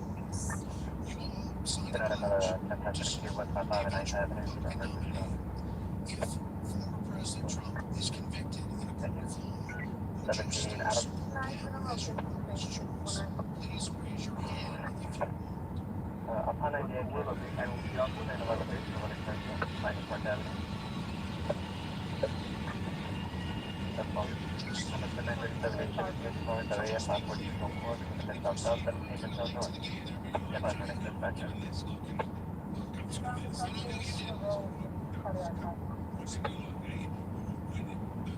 Here's about why. Someone's got causing this conflict.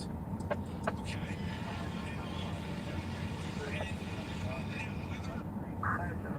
We are currently in front of 900 and 904. There is no 902 flush it out. This is parking lot. We'll park the garage actually. We're going to call back here. Second Avenue, First Street for the setup weather alone.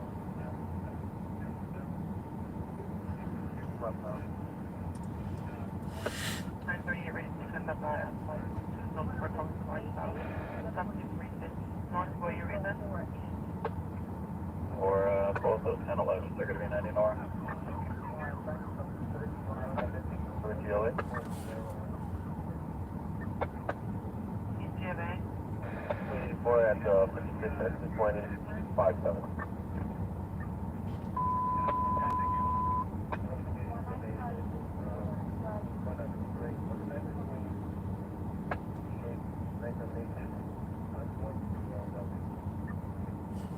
Oh, sorry. We got 91. I know that's 91. Got it. Double 03, just back to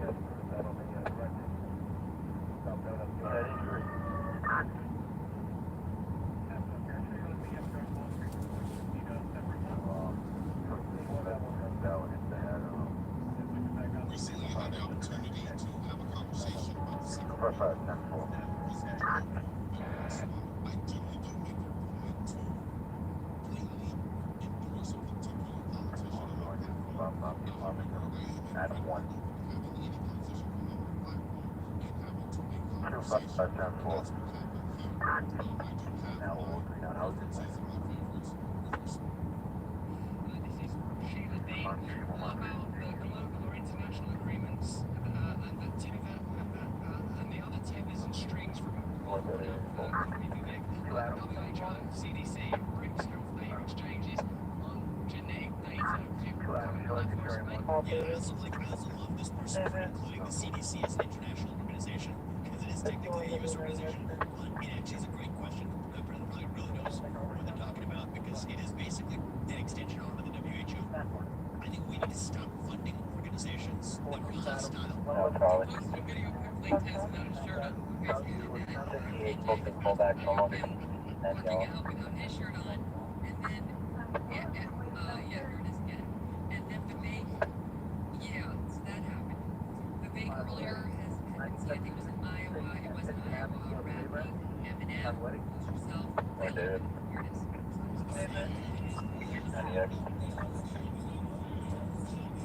North ready.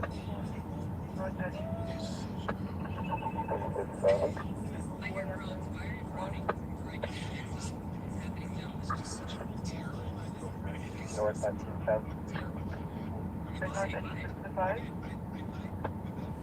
Double. I was bullied, and I wasn't a fan because now I'm a billionaire. Doing what I want to do, and I'm rapping on stage. Wow, it's not, I will say that. It's not cool. Just don't do that. And whoever's telling you to do that, do not do it. He's too out of here thinking about getting stuffed in the lung. He was just rapping about it. And look, he's winning.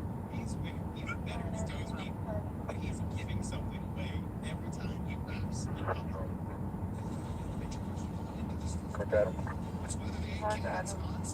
Join it if you want check it to 100 Richmond and Mosley. It is not okay to link 9/11 terrorism with the lies we are told about Vivek. That makes Vivek the liar. That takes it makes him the bad guy as opposed to the people who actually are telling the lies, and it can be confusing to Americans. There is a faction. There is. And it's not the people who believe Fauci lied, Simpson lied, and the FBI is not fair, and the DOJ lies. It's not those people. There is a faction that goes down the dark rabbit hole, and he's flirting with them. And I don't think that he's doing a great job. He's a federal agent. He's safe with the disrespect. It triggers that the federal agents somehow entrap more terrorists into actually flying the planes into the towers, that we actually were behind it the whole time. We were working in China, convincing a couple of these Saudi intel officials that we were in the process of saying that U.S. federal agents were on the plane. How dare you say that? You're suggesting zero evidence of that. That's crazy ass shit that you see deep in the rabbit hole on Reddit. So for him to link that shit to what we know are legitimate crimes. Thus, I would suggest to you touring the GOP as a whole. Right?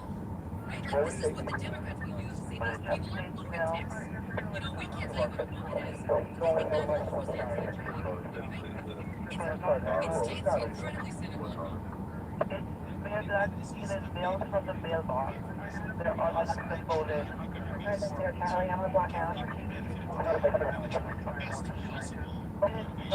Towards 5-4. Southbound 8th Avenue. Southbound 8th Avenue?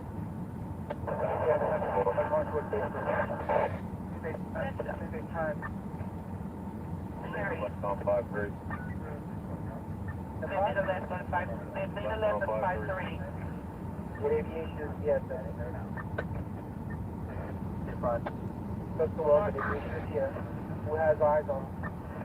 Yeah, Charlie, I got it. Following them. They're heading northbound on Broadway. 35. Sidewalk. So that aviation here, please. Yep. Left on 5-5.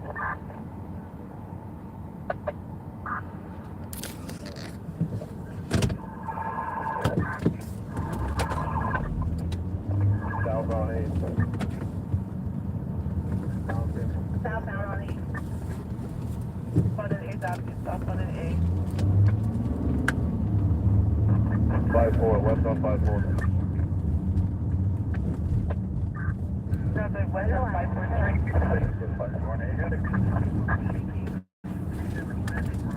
Right there.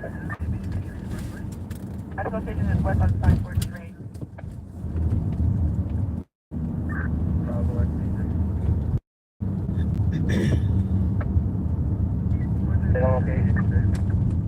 We got one.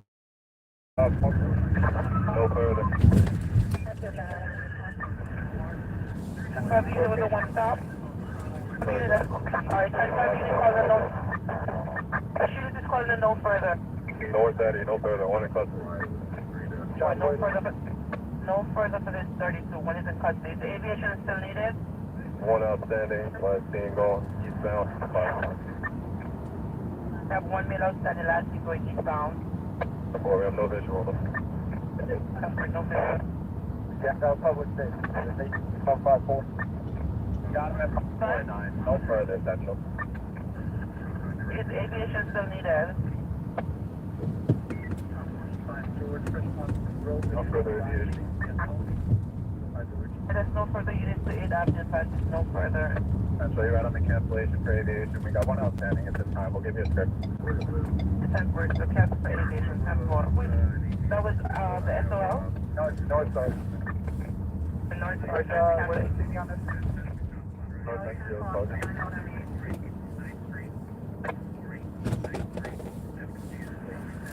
South Station House. Stand by. South Station House.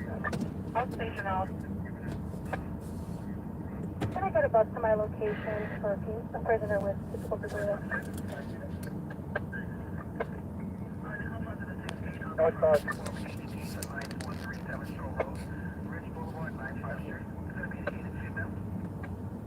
Thank you so much, Jen. You know what? I did not see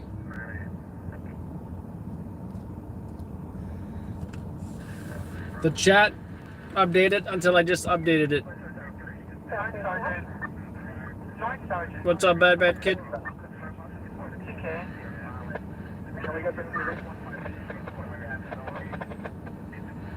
How you doing, Brian? What's up, Tony, Dave, Tristan, Keen? We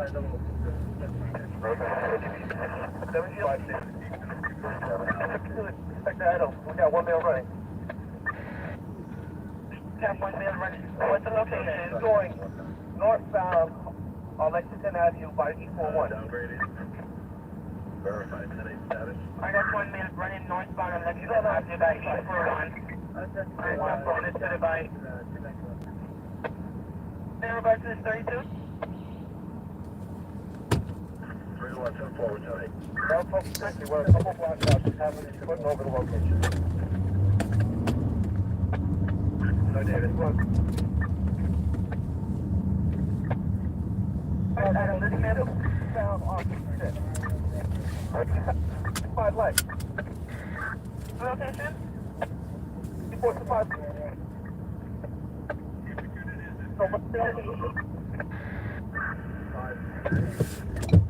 What is your location? 4-3 light. East 43 left. Can I have you to East 43 left? Coming up the well.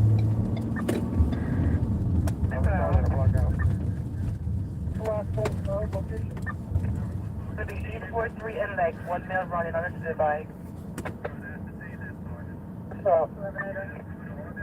Can you advise if it's north and south?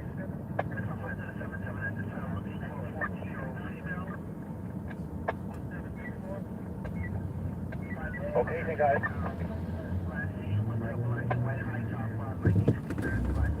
Step the well, sir. Step nice and well. I understand Lexington.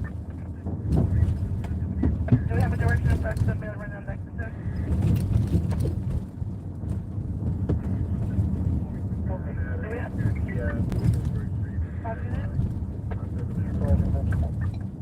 Sergeant. Yeah, but we'll person going north or south or north?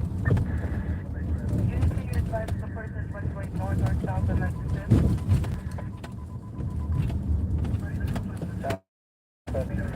That's a well. Central, I came south from 45th Street. I didn't see anybody happening. Go south of 45th Street. I have units to a canvas, but that's in the 43. That's right. Oh boy. Sub Sergeant, what's your location? 4-3 and Lux. Alright, no further, location. No further. Alright, location is 43 Lex, no further. Sub Sergeant, no further, midnight 50. Slow it down, no further. No further units, no further for 43 Lex. So well, Central, don't get anybody hurt. Don't get anybody hurt. For units, no further, they have one custody. North Eddie. What's Eddie? Try that call back for me, see if you got the TV for this one. North Eddie. It's one at a time. North Eddie, you were the one that took the TV there. Going back to the house. North Eddie, were you the one that took the under? Central, we'll figure it out now. You put on my cube now. I said on the time for midnight 50. Room to start district from this RP. Ensure about those different brigades. And North David, you say you have the CV? First TV's on the way to the house.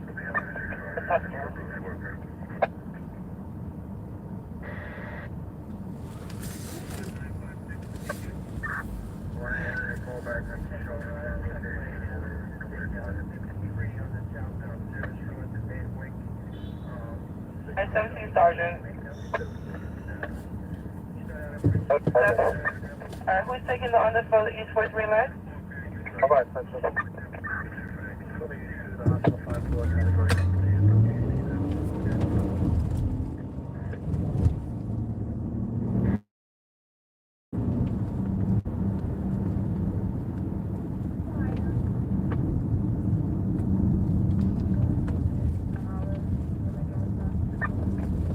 David. The one TV in the auto.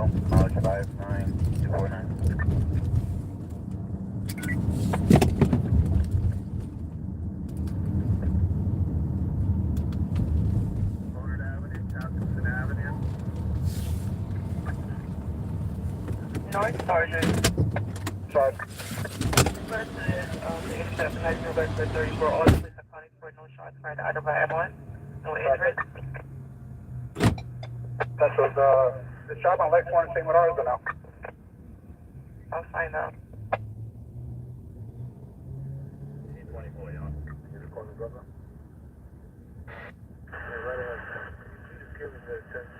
Occupant Department 2-4 states she's in call.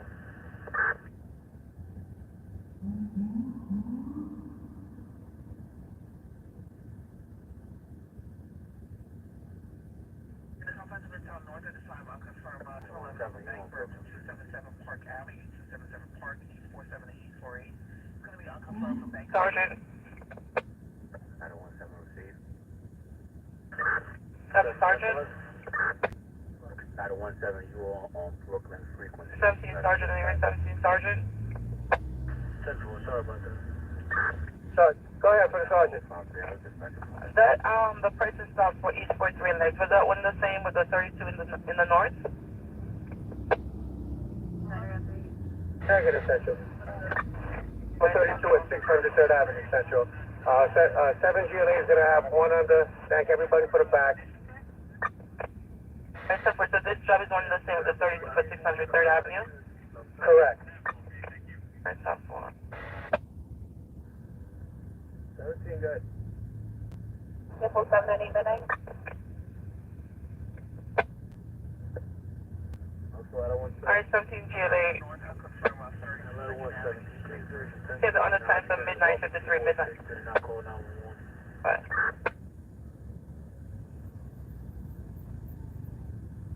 17 boy. 17 boy. One male going back to the station house. Mileage 46919. 46919? Affirmative.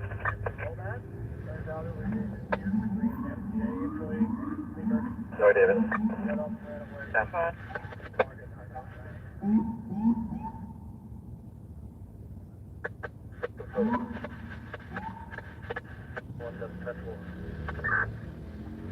Alright, 17 GLA, 10 times for midnight, 54 midnight, 54 months of our search prison for place in RP. Ensure battery safe box engaged. Alright, 17 Sergeant, case advised all inmates accounted for no shots fired either by M1, no injuries to M1. 17 Sergeant.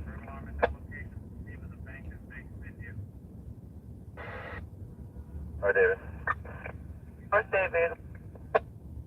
Joe's going to have to show up with a TV. 4.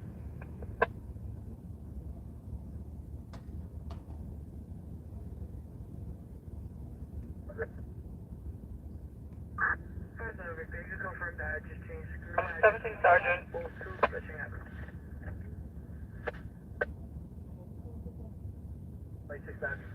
17 Sergeant in the air, 17 Sergeant. 7 Sergeant. Can you advise all inmates accounted for no shots fired either by no injuries to M1? That's all, Sergeant. All M1s accounted for, no shots fired by M1. That's 4.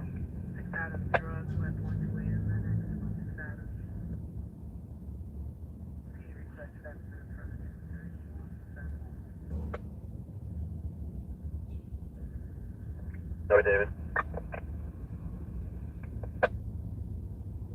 North NCO, Sergeant. Team 1 notification. David, positive, show up.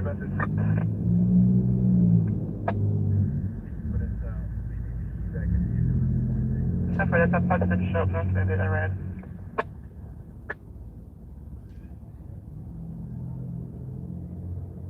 North NCO, David.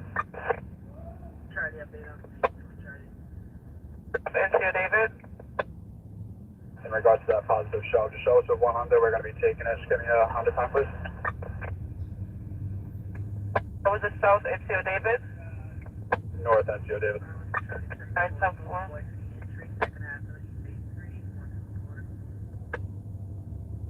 Alright, North NCO David. So there's a second on that regard. So Taylor on this time. Midnight 56, midnight 56 from start search prison for place in RP. Ensure battle safe box engaged. Outside.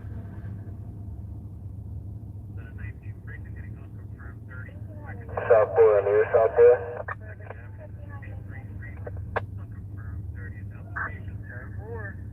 South Bay Central.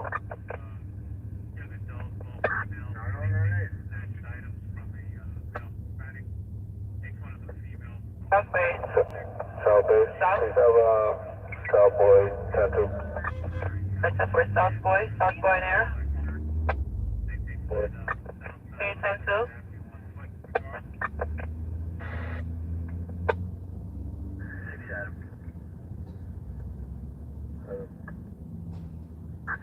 Show secure in army.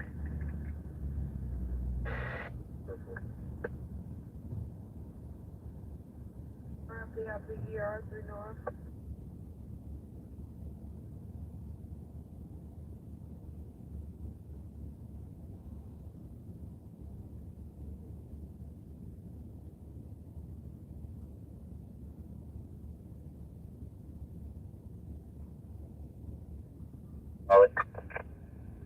South Charlie.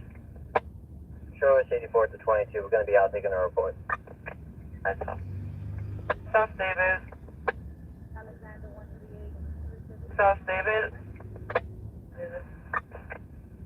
Advised on 10 level commercial work, 40 West 37 apartment, 400 Adams, 5th Avenue, Avenue of Americas, for Joyce Lee Jewelry. Transfer 78. Transfer 78. Stars 98 for the 24. South SCU 12 will give you the finals. 91 are directed. Shows another one at 768 Avenue, Smoke Shop. 7608 Avenue. 572 Bushwick Avenue. 608 Avenue. Eastern Parkway Extension. From the garage fire. Telephone alarm box 841 1572 Bushwick Avenue. Transfer 1 into midnight. Eastern Transfer 1 from the into. fire garage. 39 Market 90 Zebra. See if they want to file a report. 2-3 Adam, please.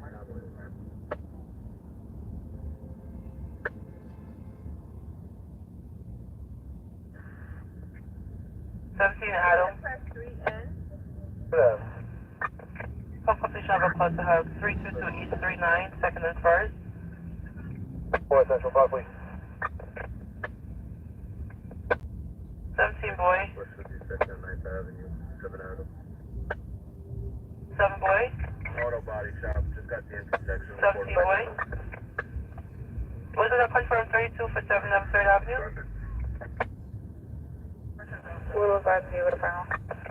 I'm going to put a distributor here, key up on completion. 630 3rd Avenue, East for 1. Man and female arguing. North Adams. North down, Central Rear, 6 on control.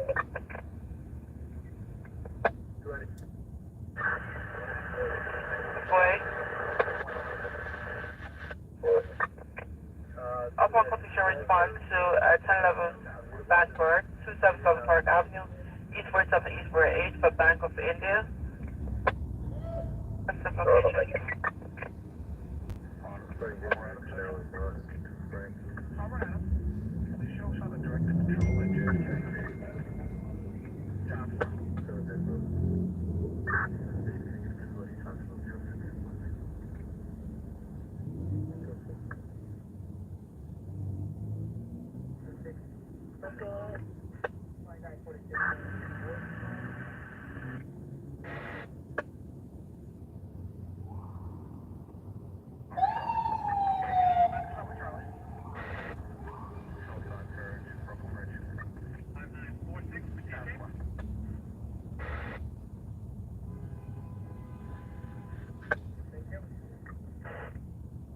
Any particular direction? Southbound for now. Southbound for now. That's okay.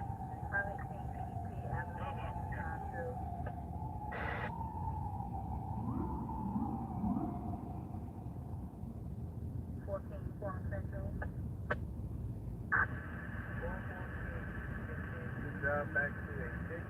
There's no stroke.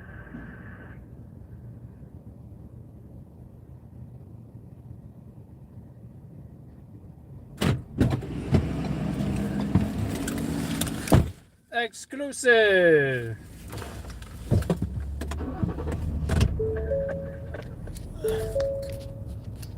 There's got an arrest of a dirt biker. Police arrested him for, I think, a 32, which means theft.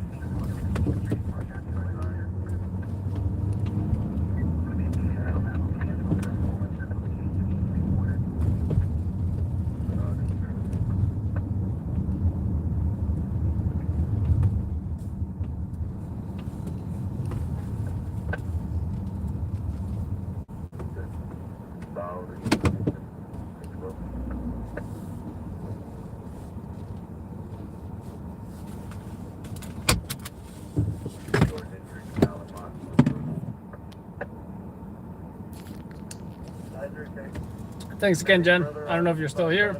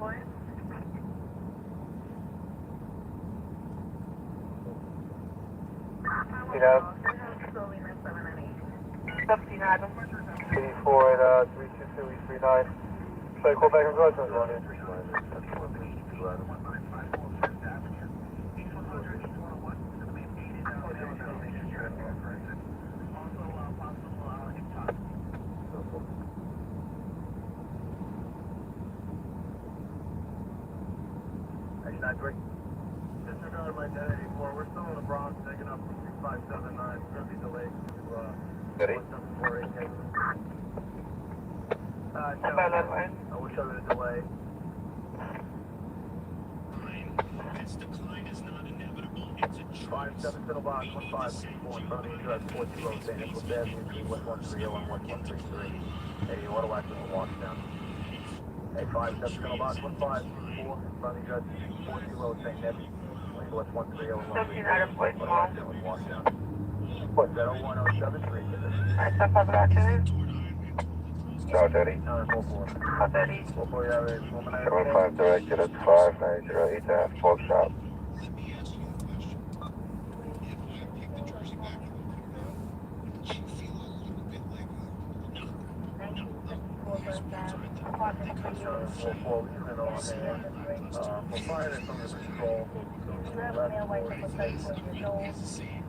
There's one more world's fate is at stake if everything else changes. And the Farrakhan of restart that condition. You need EMS or full-time your best truck? Can you step out of that thing? Is this your... No, for that's full time of that report and you're under control, 108, duration 10 minutes. We're going to put this person on the time to the 371 as a Operator, 5841, 1576 Bushwick Avenue. And 5,000 unit rate. South Eastern Parkway. Auto body shop. All hands under control, 5841, 1576 Bushwick Avenue. Southeastern Parkway extension, fires in a auto body shop. Unconscious, 830 I got one on it, do I have a housing unit available to take a bus? 111 Street. That's one. For the FTU post 1.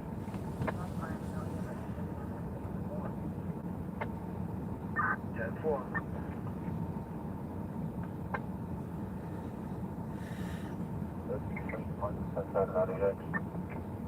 That's 4. 754.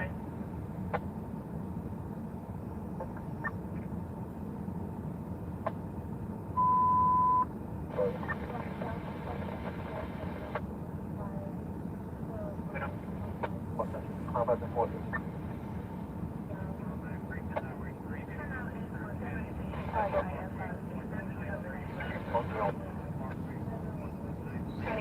You're out at 1 8.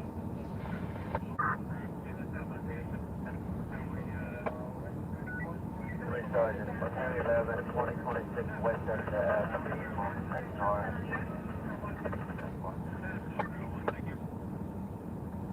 78, armed 4217.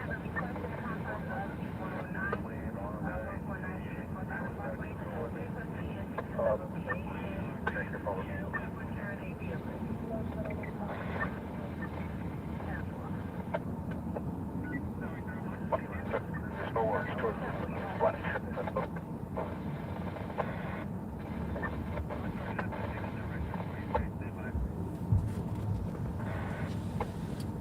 We're Battalion 44.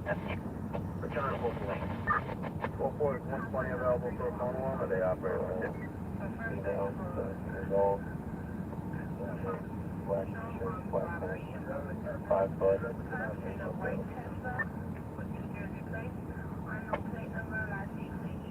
Requesting a 109 unit for overtime vehicle. We're going to 227. Give me 2 operating with us. We're going to 227. 227. Nobody wants to talk about Telephone alarm back 1608 1196 Eastern Parkway. That's going to be a 1419 and this was on a Parkway service Order road. smoking, Charlie West 1. Telephone alarm 1608 1196 Eastern Parkway, Rochester Avenue, Unit Avenue. Order smoking, calling Charlie 11 on the 3rd floor.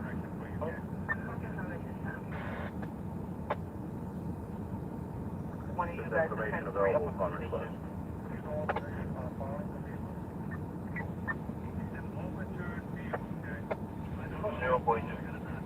Any else? Alright, took 1. Update, I own my condition of Major Deacon and East 138. 4-1. Show my 84 the plane to Harris Street. Can you try back to Corbat? On the start. Oh, yeah, we'll find for 61. Alright, 10-4, we'll look around. 10-4. Between Berry Street and White Avenue. Zero detector in apartment 401. We're in the 3 battalion. Yeah, 17 available. You have 1 0 direction over inside. 10-4. 113 today.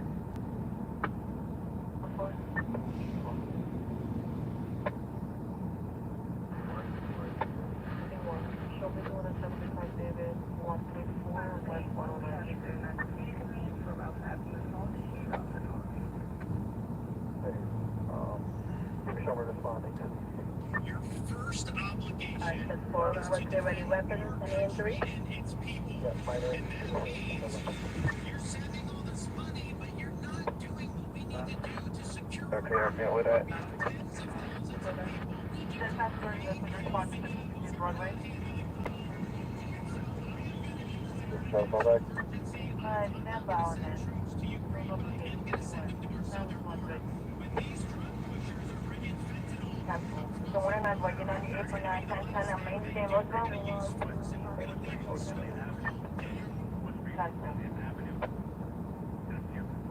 Okay, 101. The Adam Field now is coming in. The other one was The house responded.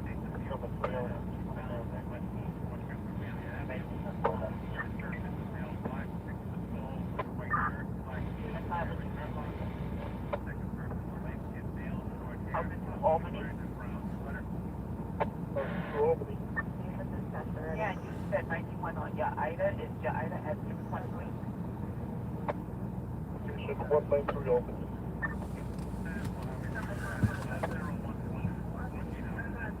Four three one one one five six 4311. I'm on that 63, and of course the 43 Avenue, Delaware Avenue. There's person, moped hit a bump minivan, no chops, no pins, no injury.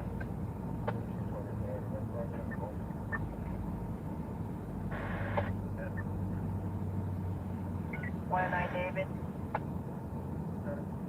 1631 Avenue.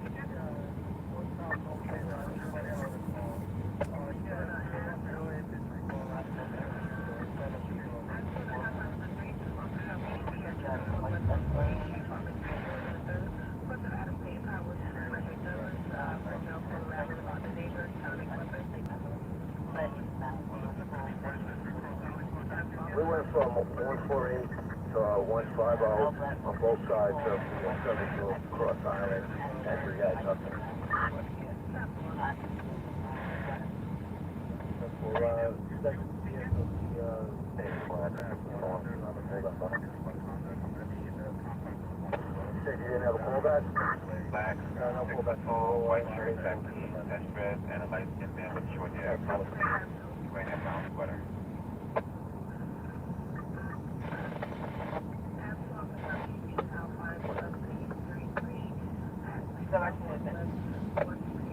Westbound. Emergency for 10. 10 5 up. It's going to be northbound, northbound.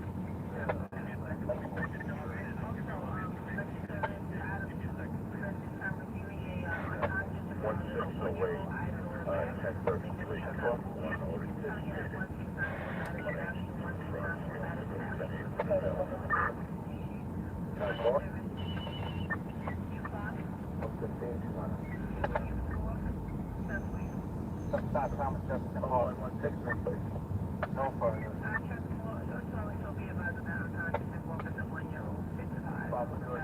The fire is going to go back to Charlie. Okay, we got a residential fire coming over, 1749 Grand Concourse. Keep your eyes. False statement.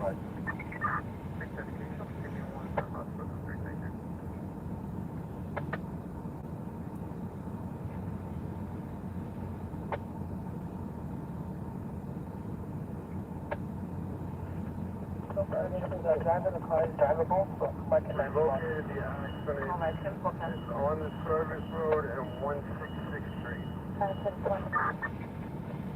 At 166th Road and the service road. Did I bust the deal? The doctor? 10-4, sure I responded. 144.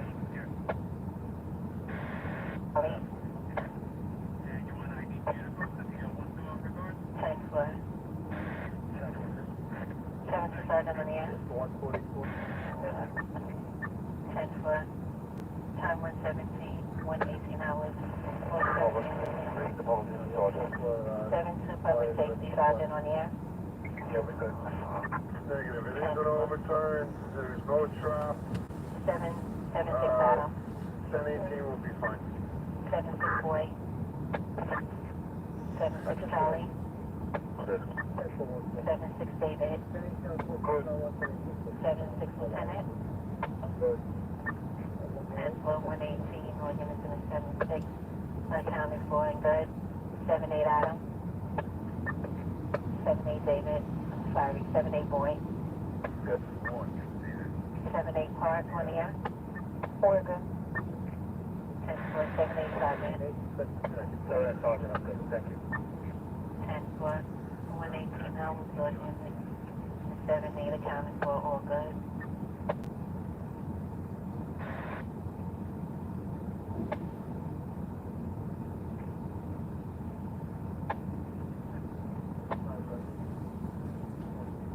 Mark to the 93.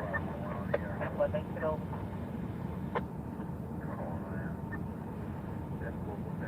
All right, David, just give me when I'm on the landline. You okay?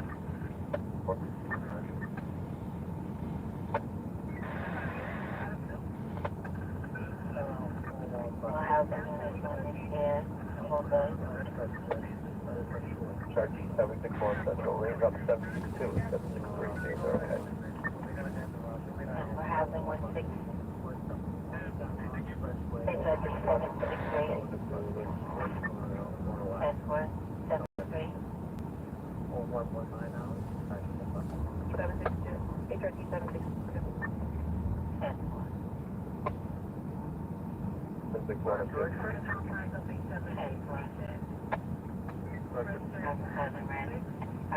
763, please.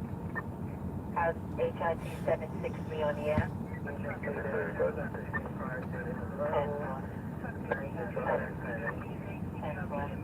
Thank you all units in the house and the county. 70 Post 11. 70 Post 11, Sugar. Show me back in the 39 on Bedford.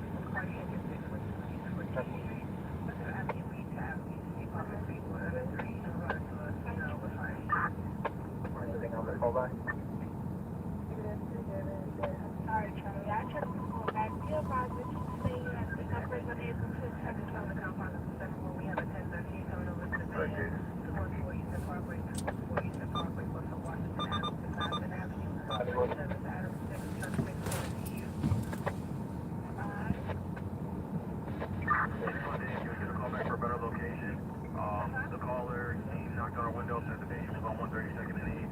He's on 132nd and 8. There's no here. The original accuracy there is detected.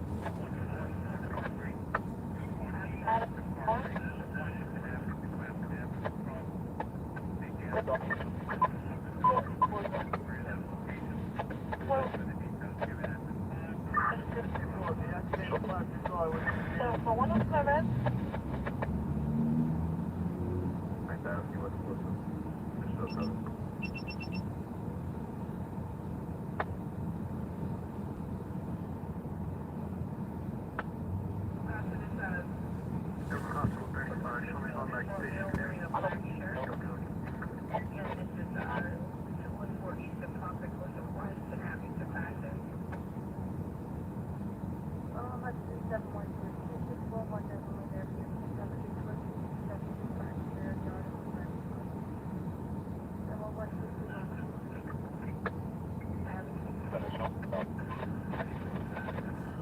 for all units of Alabama device needs for at the time.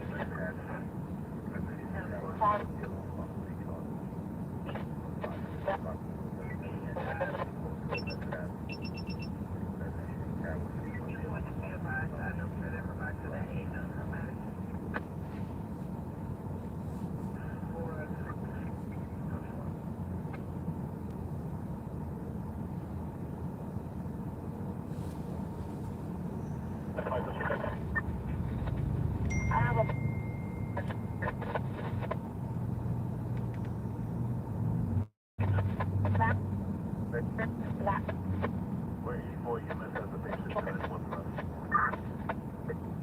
Got one. 501, take it. Yeah, that's any data came over. On the 01, you should agree, actually. Right down one.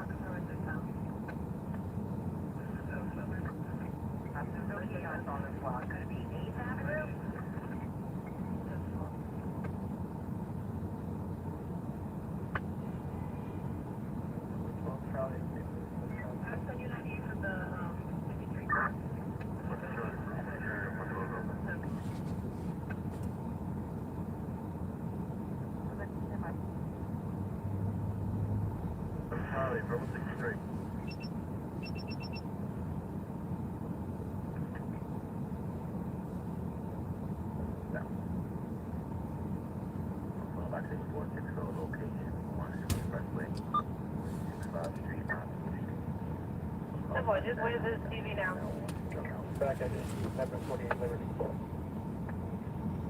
That's what I was.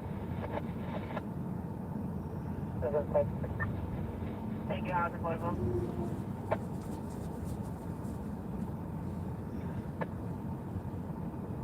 FTU 12, Auto 12, you was out on the ET on 80 Street, C7 Ave. My 1010 on Washington is going to be an IDX. My 1010 on Clinton is an IDL. My 1011 is going to be an Nora. You are the next 5, and boy. Switching over to 10-hour frequency. Arizona Bridge Road. What's negative screen? Person will be installed. My duty at the moment. They're going to report. 10-4, do you have a level, upper or lower level? 10-4, weapons and injuries? Up to both towards the Anaco 1 expressway. So it's that. Currently, there's a 75 feeling 31 for resident 236 Fountain, 236 Fountain, name is 75, check 5.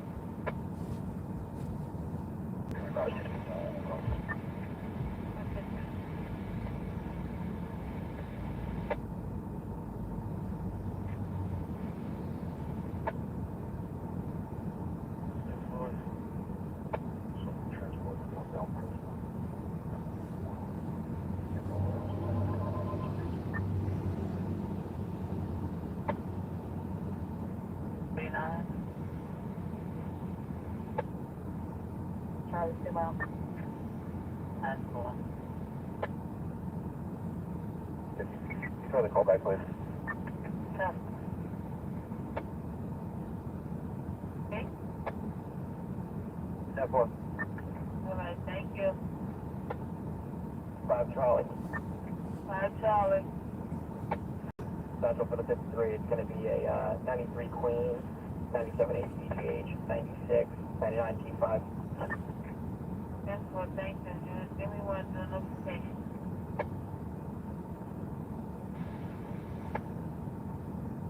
Are you in the one on the landline? I'll point your neighbor, busy. Try to call back and entry. You did it. Can you show me another one? 10-4, also boy, correct?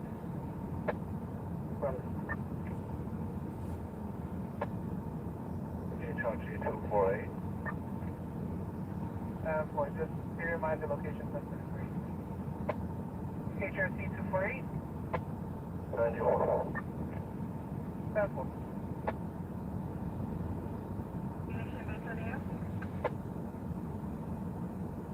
Sergeant on in. You good? 73 Davey on air. You good? Yeah.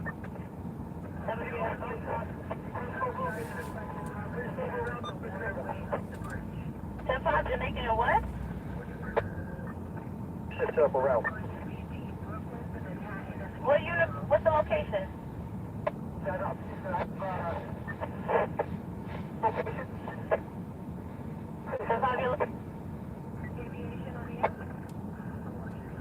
What is your location unit?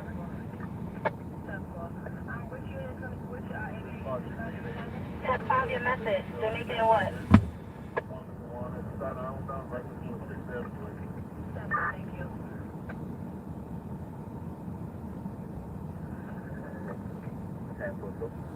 Five Sergeant.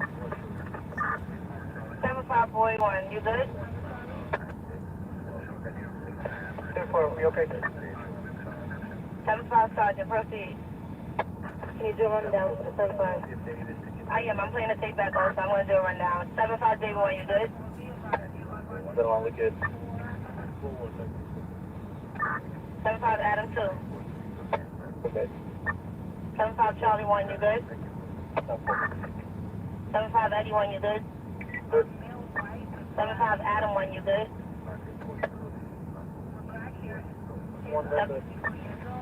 73 Boy 1, you good? 73 Charlie 1, you good? Good. 73 Public Safety, you good? Yeah, we're good. Check 75 station. Come on, more inside. That's the location. Run to butt. Hospital room. Hospital where?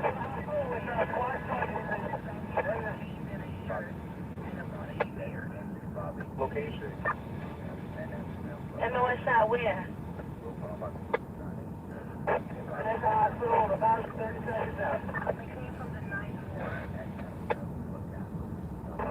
Might be a recording section.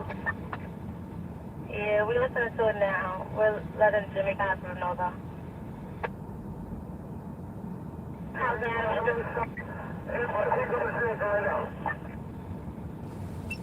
capacity. How's that? You good?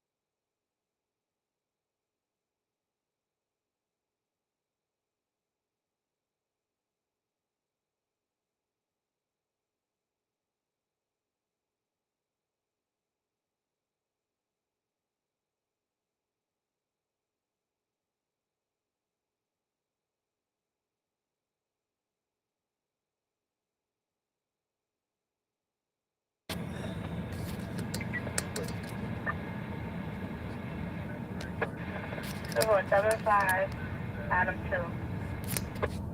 Hello, Jen. Welcome back. I don't know if you watched the debates. Adam 2.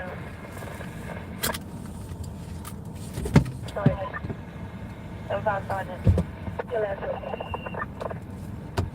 He went to back boy on the 31.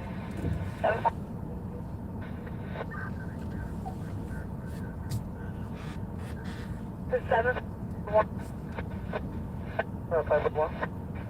Are you 84 with Adam 2? Someone threw some Legos. I wonder if there's actual Legos in here.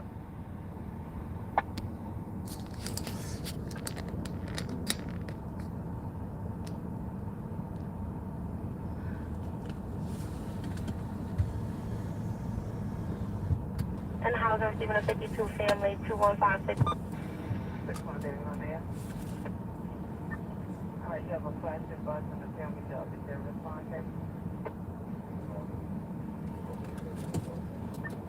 All right, which 20 might you okay? I don't see you. I just think.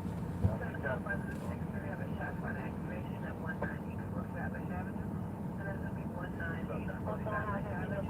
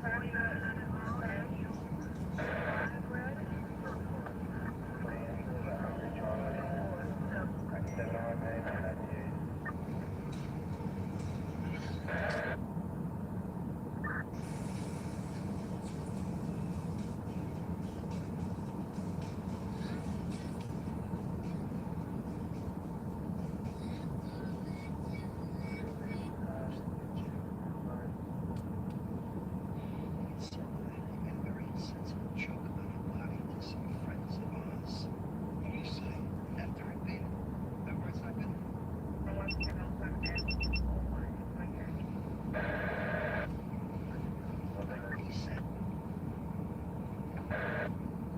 was having a night rest.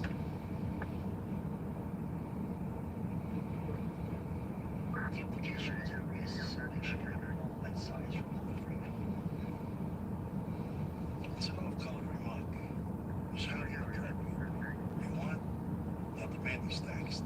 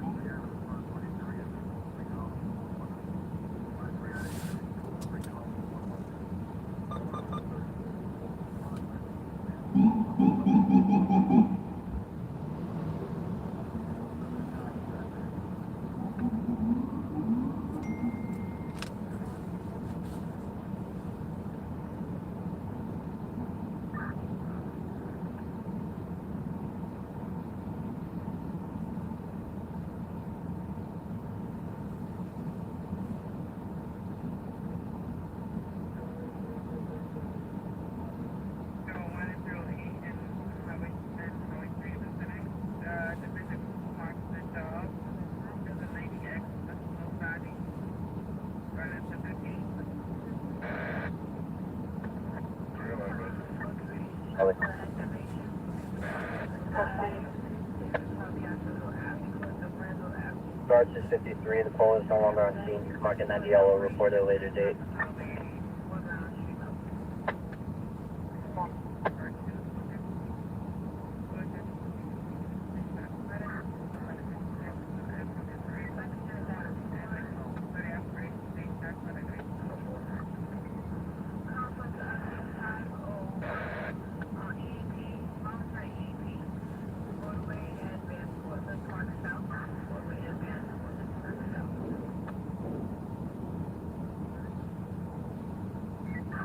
Rebel.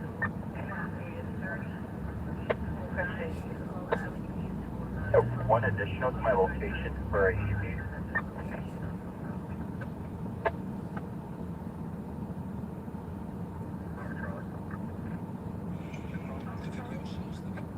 Roger that.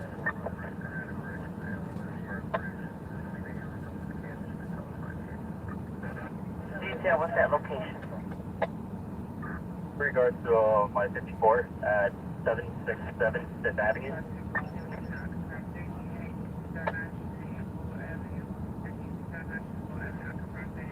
Oh, there's something going over there. Everything is alright, please.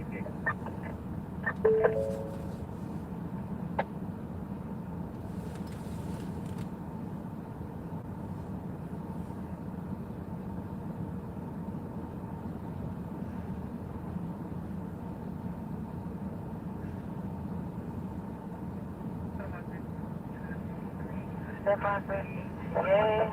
EMS is actually showing on scene for 767. Detail, EMS is on scene? Step 3, EMS is on scene requesting RFK.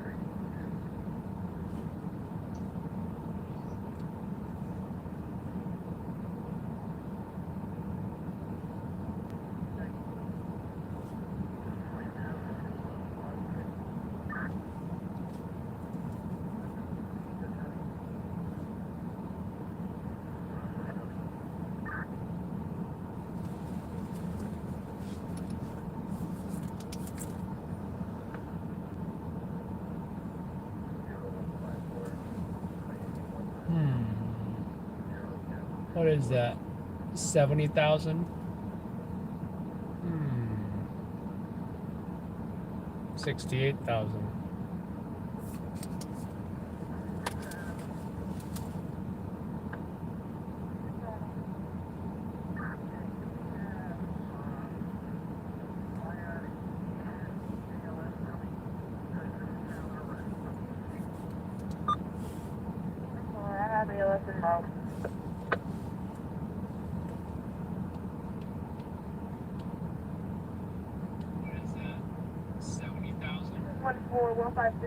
For the arrest, this is 1-4.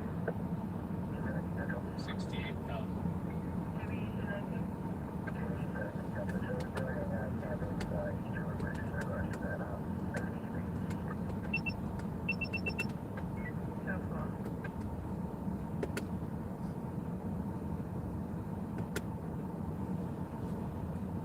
Boy out of 22 coming over, 3087, phone stolen, 3087. No time frame is given, came from a link phone.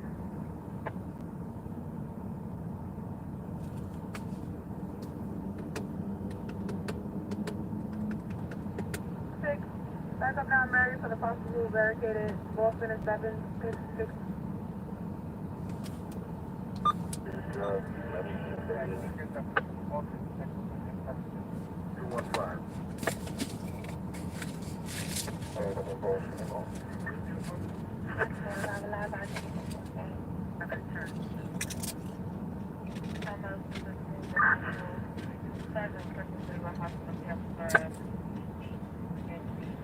Sound exit 7.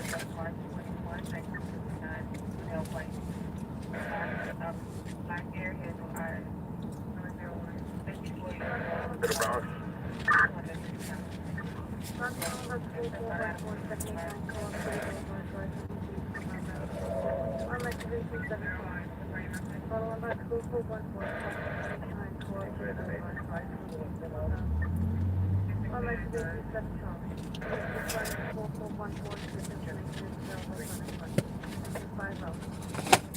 For MS on 588, code to 373. Then it takes time.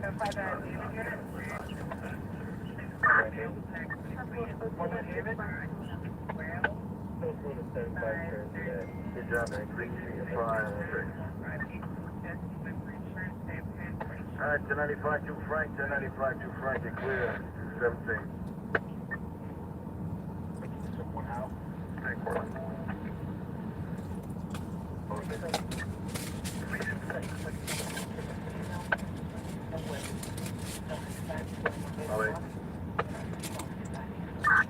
Yeah, it's going to be 82 to Austin,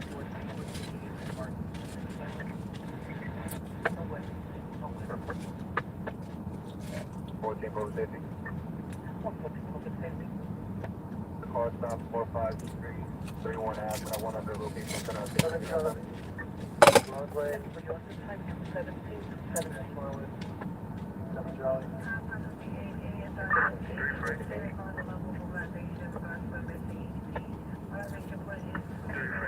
Further on this call.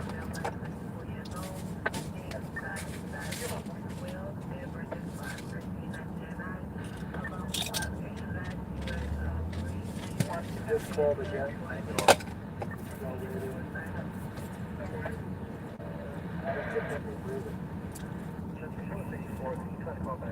Position 84, responding MS 1362.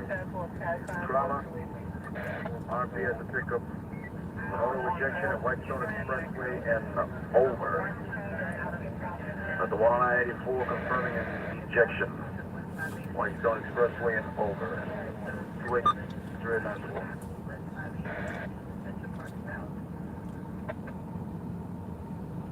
Flammable John respond to a critical stroke at 111 and 101 50.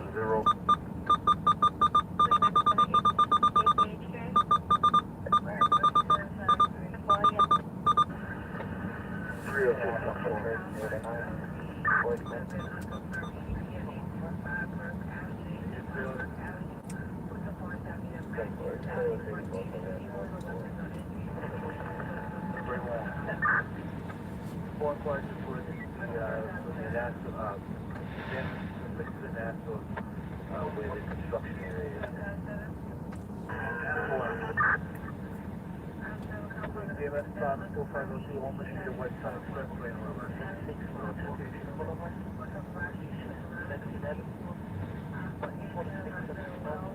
Total 502, Homeless Street at White Town, no notification.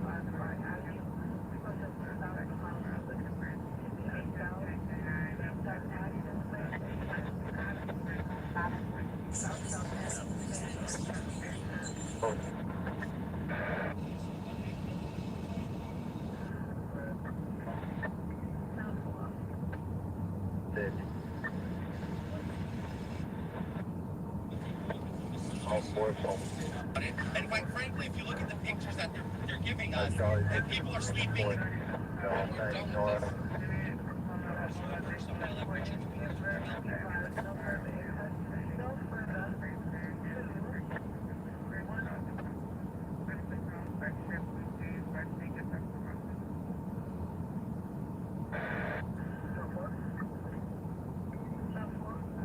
Place for this.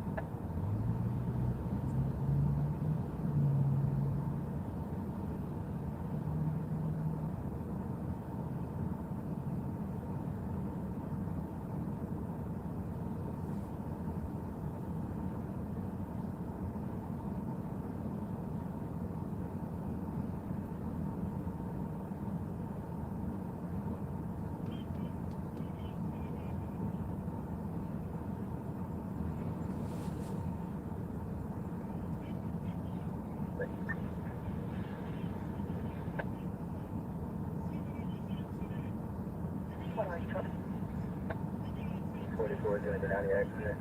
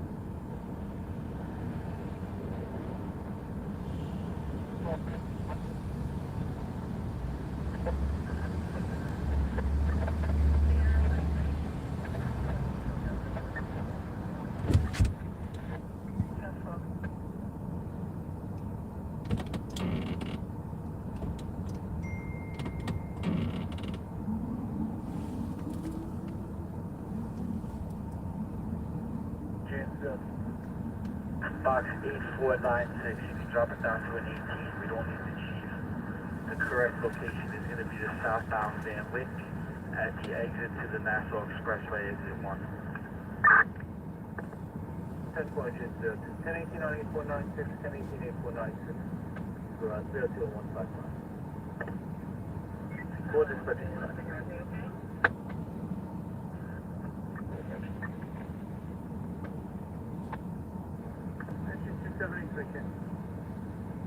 4502, we're going to go with an 18, we'll put in the tool to work, there's a confirmed pin. Yeah, with that, you don't get an 18, you get a 36 full. Okay, David. Goodbye. 569.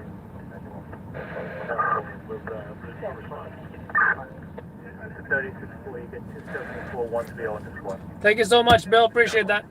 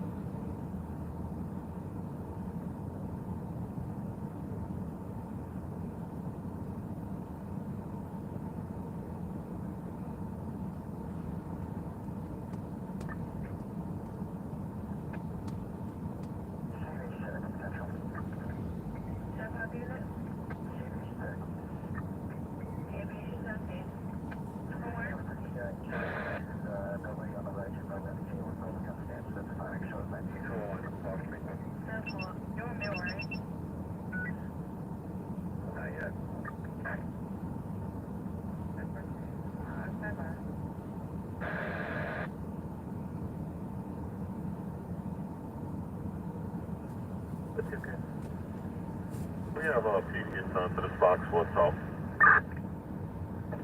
I think we'll go to the PD does have a case. Careful.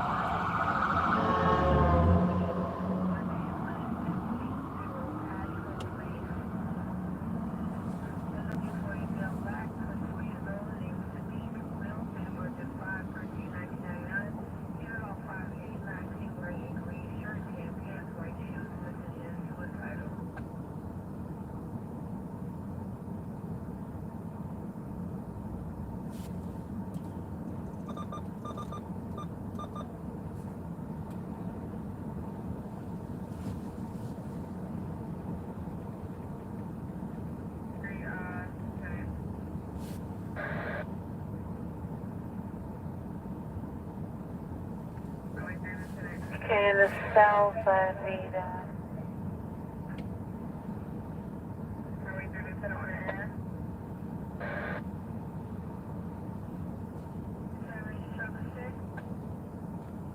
South Avenida unit for 25 West 32, 25 West 32. John Street to EMS. Unit in distress at this location. 25 West 32, South David, do you check it out? No, Charlie, checking it. South Boy. 10-4.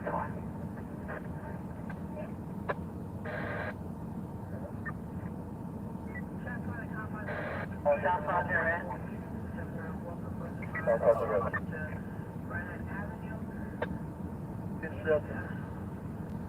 Box 8496 is going to be a 1036 code 2. The occupant of the vehicle is refusing medical treatment. He doesn't want to go to the hospital. He needs to respond. We need a tow. We'll be 10-8.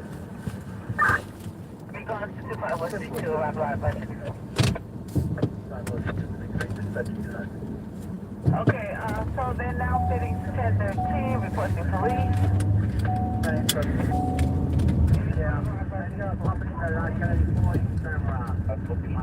25 West 32.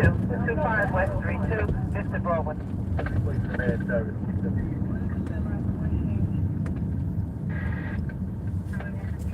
I don't want to feel.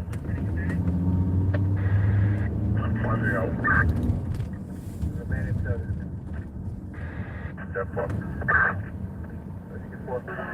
Clean. 5-6. Can you have the special unit continue in? South David, can you check a 24 coming over? All right, 10-4. 130, continue in. 130. 4. 274 engine, continue into 4506. 274.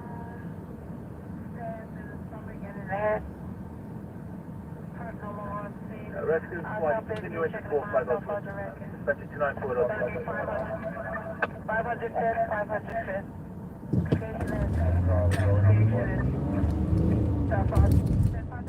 Charlie 84, 234, 234.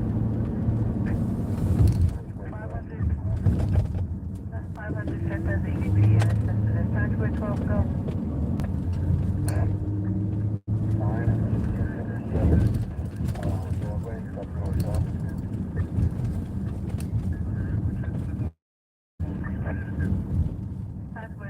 That message.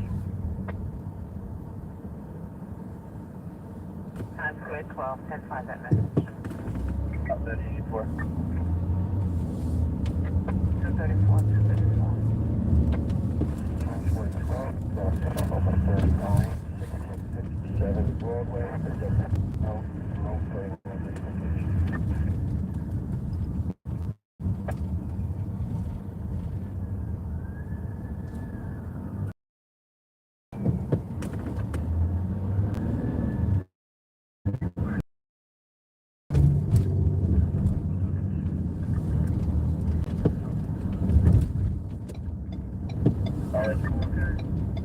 South Charlie go.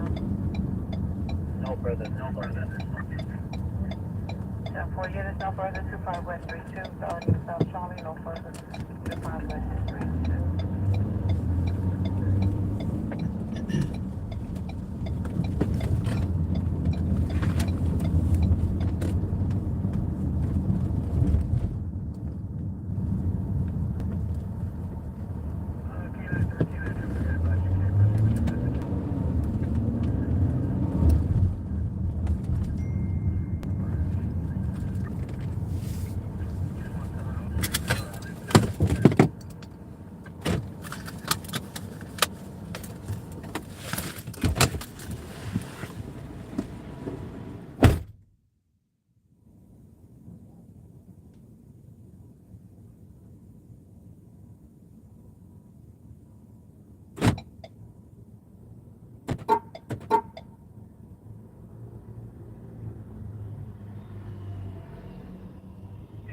Sergeant requested a citywide hospital candidate about to confirm this is looking for Elder Carey, date of birth, February 5, so the 7 years old, brown eyes, about 5'1", about 123 pounds, last seen wearing a South Charlie.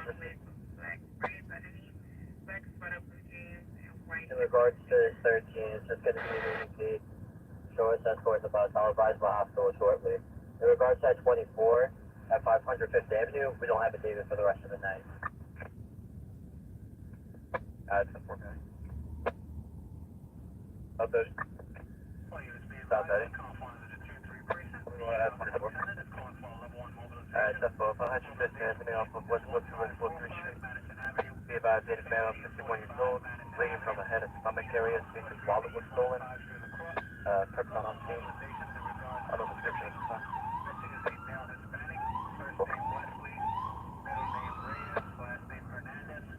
Date of birth is December 21st, 2000.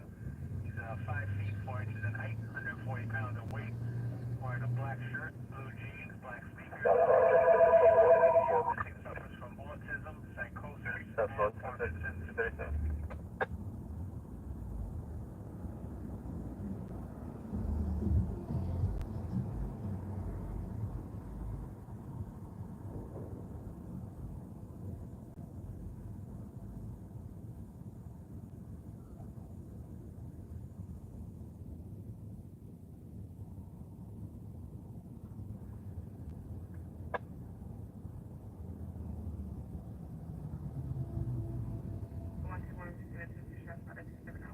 She'll be advised, it's going to be confirmed 24. Location is 2526 Linden Boulevard. So if I'm going to put in this over, stop that. Holly Street to Euclid Avenue across. That's right. From 24. The operations unit. It's 1 round was fired from the parking lot. No description was given at this time. All units arrive live. Staff Sergeant 9 was involved, okay?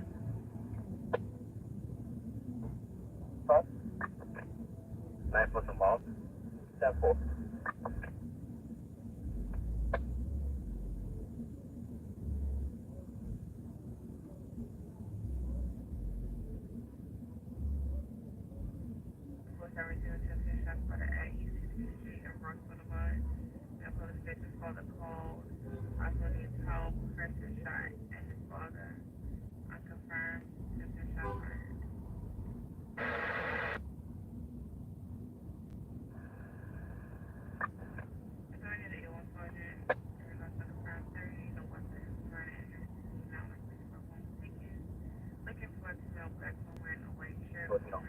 Alright. Take your portable, take your portable. Truck 4. Fire service truck 4, proceed again. There's a short 98 out of 4 is just final. 10-4, truck 4.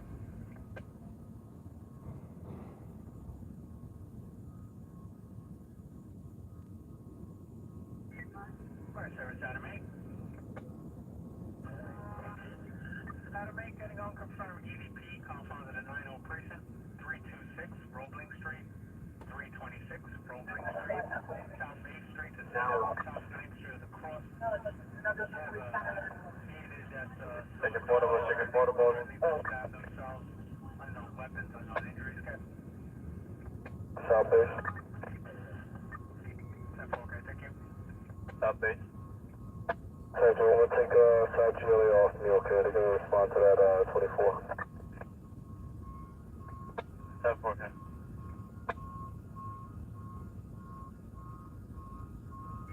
Fire service Adam 2.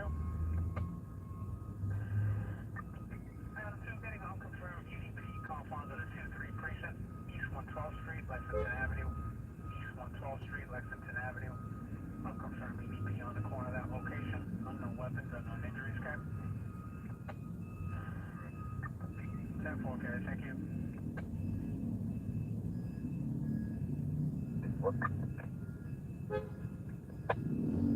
Step 4, you get a fire for that 32 on 8th Ave.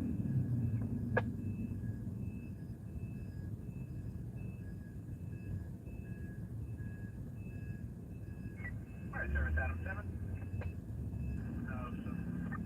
Adam 7 getting up unconfirmed EVP, confounded at 630 precinct, 1658 Ralph Avenue, 1658 Ralph Avenue, East 77th Street. 17, we'll be taking of 39, harassment and overage in 197 Avenue, identified 3334. States a group of people at the location bothering him. States one of the males walked up to him and was short of a knife. No injuries at this time. Thank you.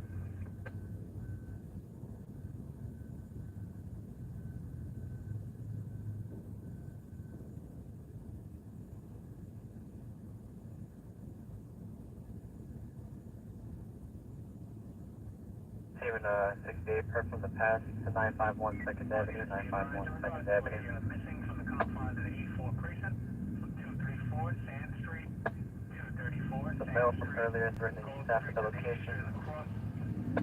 Male white, 36 age, wearing a gray shirt, blue jeans, gray hat. Last name Curry. He's 16 years of age. Date of birth is February 5th, 2007. He has brown eyes, 5 feet 1 inch in height, 126 pounds in weight. He was last seen wearing a blonde wig with black braids underneath, black sweater, and white and pink sneakers. Amazon food vehicle involved, damage to bumper.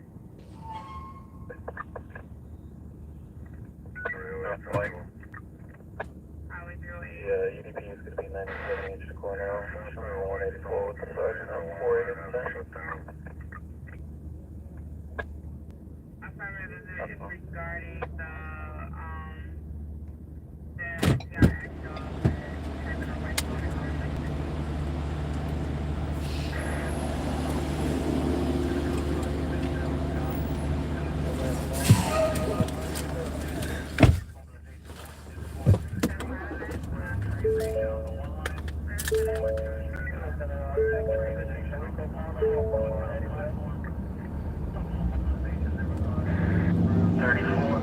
At this time, they're looking for a male black or a male Hispanic, about 5 feet 6 inches to 5 feet 7 inches in height, 180 to 190 pounds in weight, wearing a white shirt with blood on it.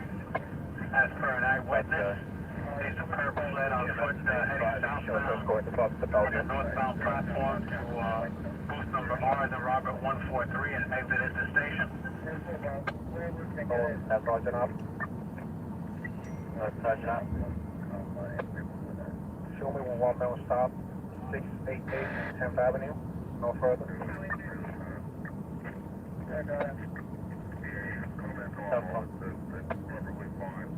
South Charlie. Looks like the scene is past the overpass. Charlie Riggs. Highway 08, are you Yeah, is this one in the same as that 54 at 6 West 3rd Street? Give it 2 minutes to walk up and see what's going on. That's what we said, right? You gotta come on past 08 with ambulance delivery. The 16th at 53rd. Cuerpo's 9. Confines of Midtown South, the Times Square lieutenant is calling for a level 1 mobilization. Mobilization point is 42 Street, Times Square, 1 line on the northbound platform. 42nd Street, Times Square, train station, on the 1 line, northbound platform. At this time, they're looking for a male black or male Hispanic, 5 feet 6 to 5 feet 7 inches in height, 180 to 190 pounds in weight, wearing a white shirt with blood on it, as per an eyewitness. States the perp fled on foot, heading southbound on the northbound platform towards booth Robert 143 and exited the station. Showing itself, 4615, 5 responding. 246 authority at the Times Square lieutenant calling up on the location in regards to your perfect for Times Square, the 1 line northbound, just looking for a middle black, 5, 6, 5, 7, 180 to 190 pounds. And wearing a white shirt with blood on it. White shirt with blood on it on her foot, on foot southbound.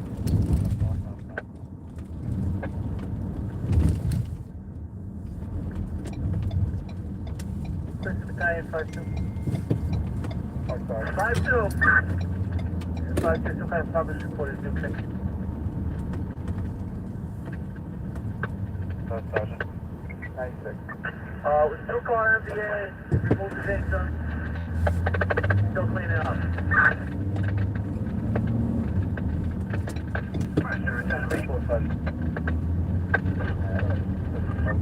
Adam 8 getting an unconfirmed EDP compound in the 79 precinct. 31 Van Buren Street. 31 Van Buren Street. Tompkins Avenue to Troop Avenue across.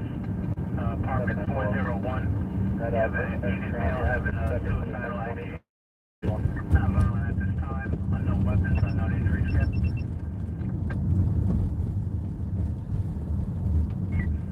Adam 8 also be advised for Van Buren Street. You do have a prior EDP and domestic violence history for that location, Cap.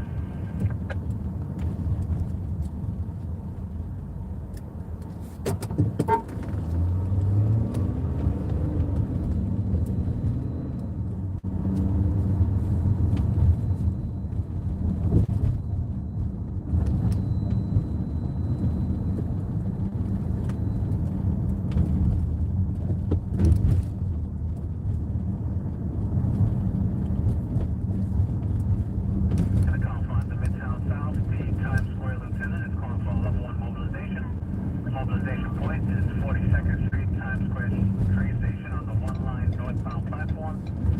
42nd Street, Times Square station on the one line northbound platform. Level mobilizations in regards to a confirmed 34. At this time, they're looking for a male black or male Hispanic, about 5 feet 6 to 5 feet 7 inches in height, 180 to 190 pounds in weight, wearing a white shirt with blood on it as per an eyewitness. Takes a perp sled on foot heading southbound on the northbound platform towards Booth Robert 143 and exited the station. 248 authority at the Times Square, Lieutenant calling level 1 mobilization, break confirmed 34. Mobilization point is going to be 42nd Times Square, so one line northbound. Looking for a male black man Hispanic about 5'7", 180 to 190 pounds. Going to be wearing a white shirt, blood on it as per eyewitness. Perp sled on foot southbound on the northbound platform.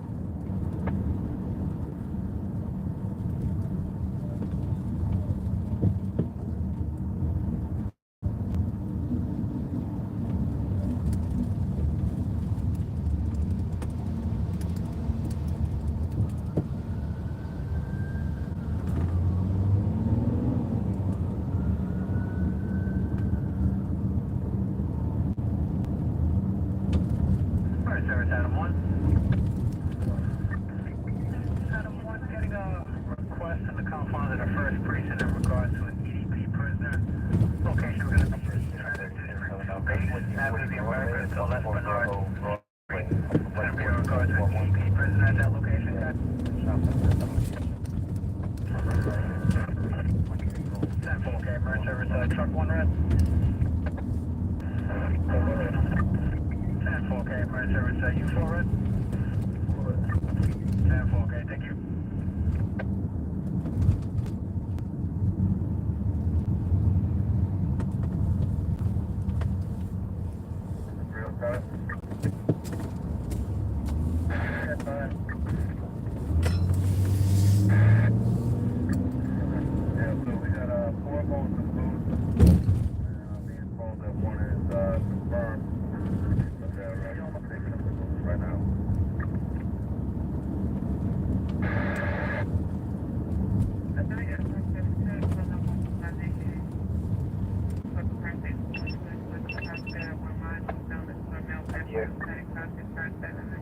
Regards to that 24, 570, keep us the is it not likely or not likely? That should be advised, not likely. That's fine.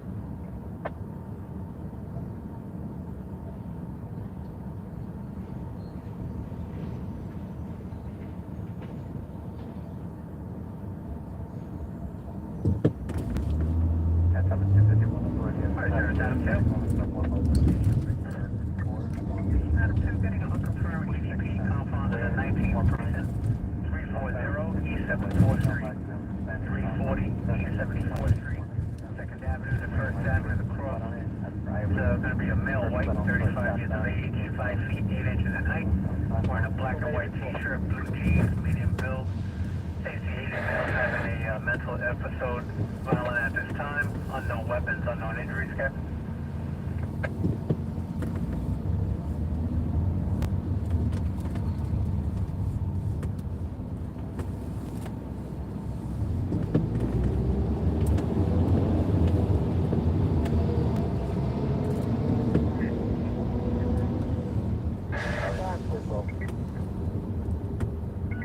12. What's that job 9 in yellow? Fire service Adam 2. That's one. Fire service Adam 2. Adam 2 getting an unconfirmed EDP Alfonso 22 Prison, Central Park Playground, West 110th Street, West Drive, Central Park Playground, West 110th Street, West Drive. It's going to be for a 30-year-old male black suffering from anxiety and depression. Not violent at this time, unknown weapons, unknown injuries.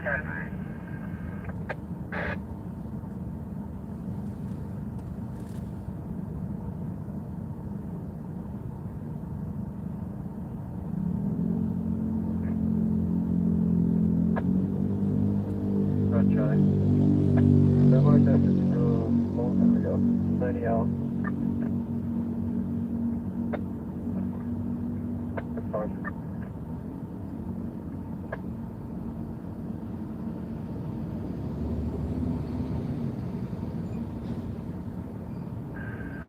Call father to 47 precinct getting unconfirmed 1010 shots fired East 226 Street, Bronx Boulevard. East 226th Street, Bronx Boulevard. Unconfirmed shots fired at that location. Update the purpose, the name, vehicle. 449. No description of the purpose vehicle at this time. No description of the purpose at this time. All units arrive alive. Is that going to be a 97 on me? 10-4, 97 on me.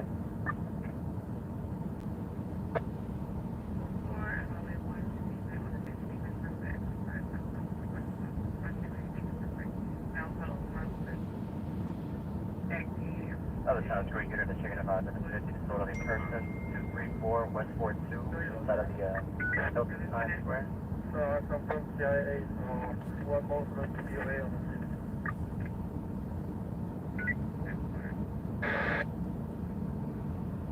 The disorderly person is getting a 78 EMS location, 25 West 32nd Street. 5th Avenue to Broadway across the 68 EMS unit in distress at that location. C-Red. No further details given at this time. All units arrive alive. Also have a 1010 call for help. 163 West 43 Street. 163 West 43. Also added Avenue of the Americas to Broadway. Unknown condition. That sounds great. Check it out.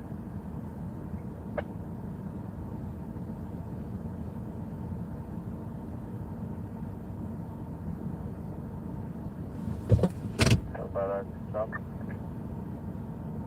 At 1010, Call for help, 163 West 43 Street, off of Avenue of the Americas and Broadway.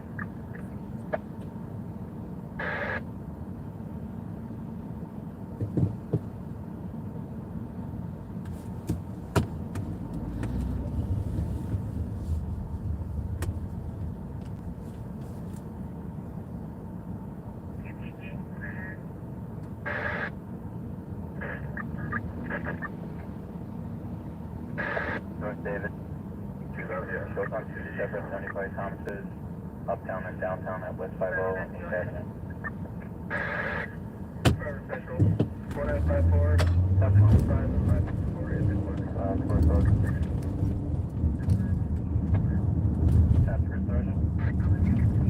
About a 10 and a 1.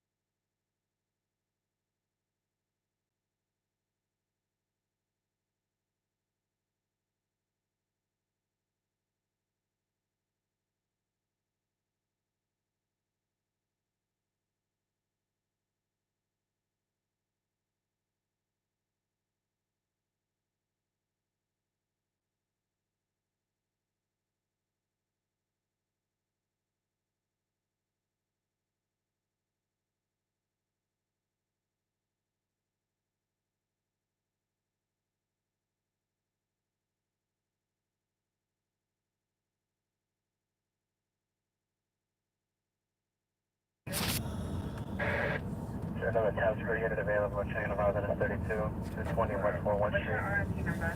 Out of the Hampton. Step up.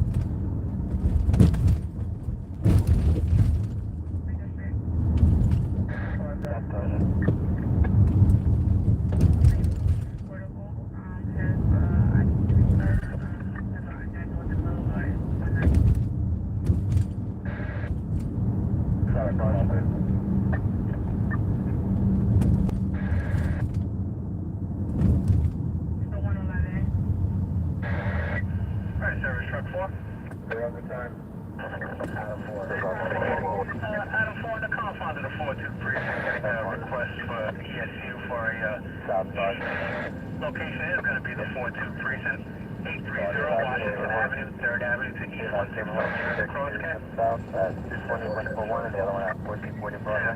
Okay. Bridge service truck 4 red. Okay. Bridge service U4 red. 4 red. 10 4, okay. Thank you. For which one? Also be advised for the 42 precinct, you do have a prior EDP and domestic violence history for that location.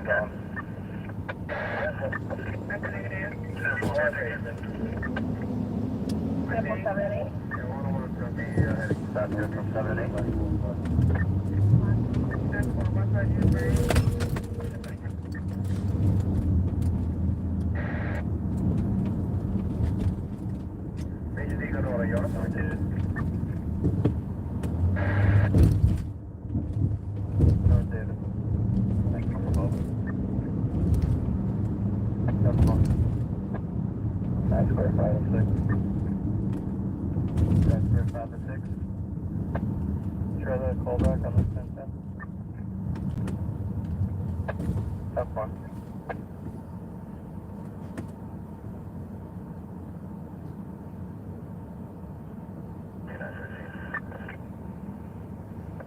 North boy.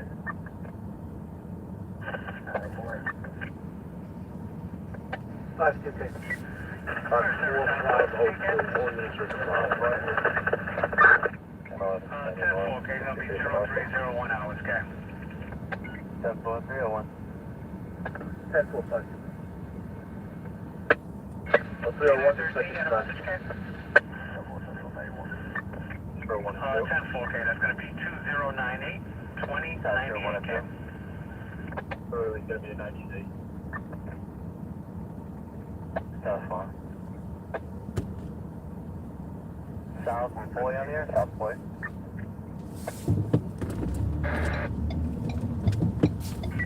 Compound at 105 precinct, getting a 1010 or shot spotter activation.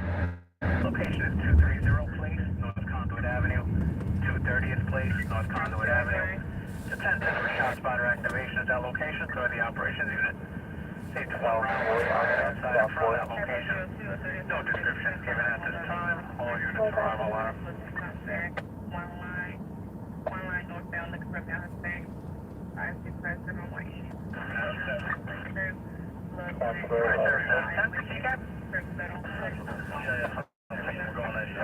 That's Chris out of 6. 10-4, okay, thank you. Back for the 10-10. You're okay.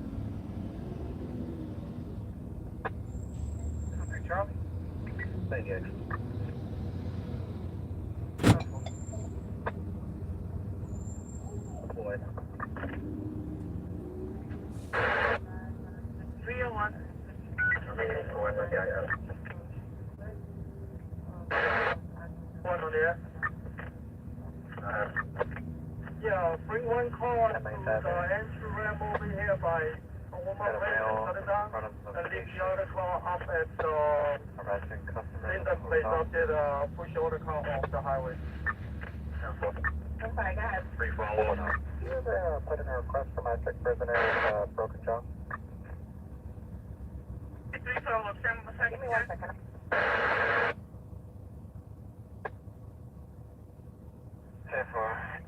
Gallus 317, 317, emergency 36, full place in RIP, and show back to 6, like 1930.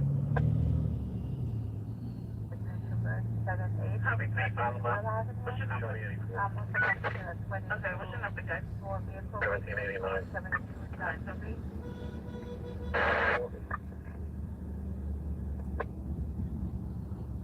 40318.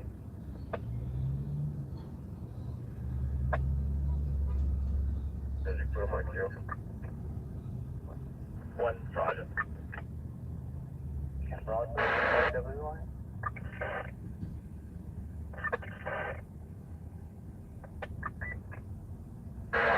We can hold in 4 at this time, please.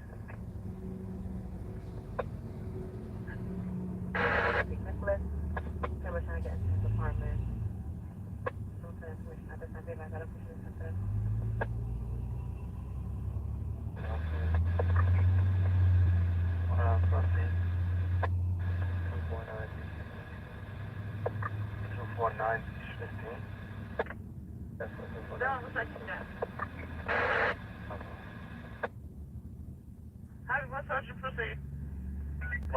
Is going to handle this minor injuries. Show myself an over highway 1 unit 98. Okay, that's what. 101, that's the same message, you 98? 101, just show me 84 with the 44 Sergeant. You got it, you came still. I'm just trying to help them out real quick. 3. Cross Forster Avenue. Right, I'm going to see him. No corner south outside by tower. And video again, it's going to be a female black, 40 years old, count. Also in a vehicle, white, Malibu Chevy, to make your plates. Mary Frank Larry, 4460. Alright, Sarah, truck 6. Something's on there. Truck 6 getting an unconfirmed 44 suspicious package in transit, confines of the 72 precinct. 36th Street, DN and R line. 36th Street, DN and R line. 4th Avenue, the 36th Street across. a unattended blue bag with wheels on the R-line southbound platform by the bench cap. Sergeant. 10-4, okay, thank you. All units about Lamar 84. Charlie 2, show me back in. 10-4, Charlie 2. There's an Adam 2, show us from the back. 10-4.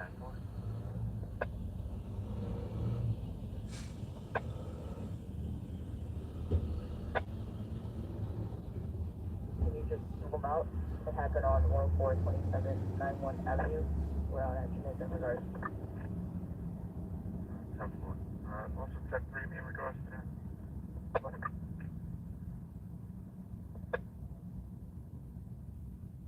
I'm walking at 75-4 here.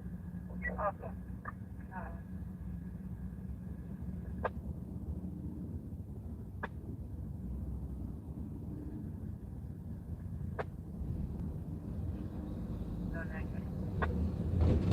Brad.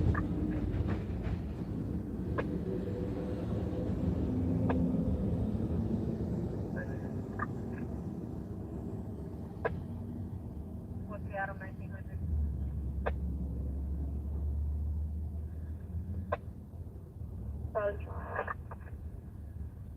Alright, David, show me back in.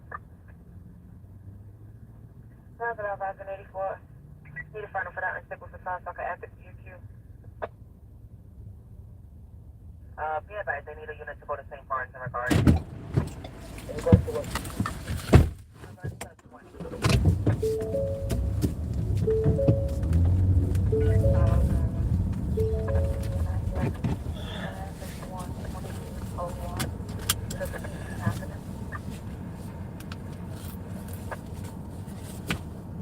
The right to thank you.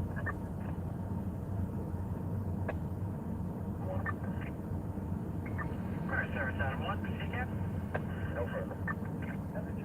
10-4, okay, that's going to be no further to Transit District 2, Avenue of the Americas to West Bernard Street. No further units to Transit District 2, Avenue of the Americas, West Bernard Street. Authority of Adam 1. And, you should transfer that to a 21. Job of ice for final. We're going to 1050. I second.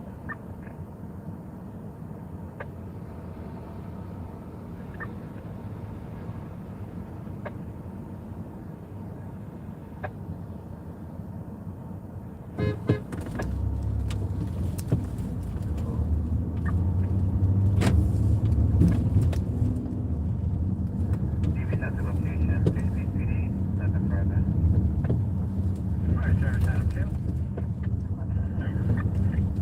Adam 2 getting a unconfirmed EVP on the 2-4 precinct. West 109th Street, Manhattan Avenue. West 109th Street, Manhattan Avenue. You have a male black, about 30 years of age, 5 feet 10 inches in height. He suffers from depression and anxiety. Not violent at this time.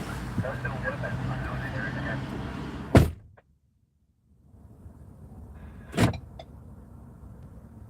What's the voice? I'm about to get off stage, so they no longer need to get the location.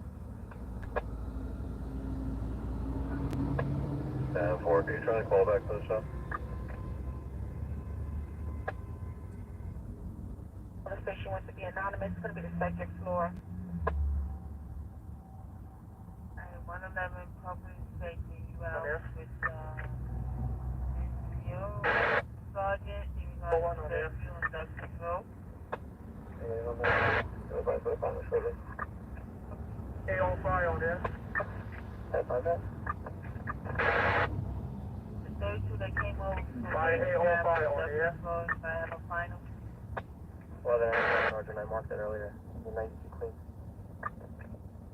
92 clean. 93 Please clean. roll 167.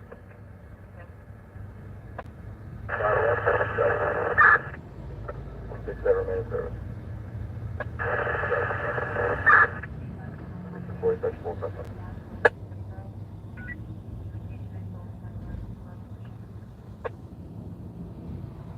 Charlie said to call back twice, but 4, nothing going on here, no one approaching. He's working at you. 4954. CCG 1951. Show me 4 to 32. Show myself 4615, 5224, 84 CS. Telecom found at a 104, getting unconfirmed 1010 shots fired. Brookfield Boulevard, 130 Road. Brookfield Boulevard, 130th Road. Unconfirmed shots fired outside of that location. Shots were fired from a vehicle towards a house at that location. State the vehicle was heading into Queens. No further descriptions given at this time. All units arrive alive.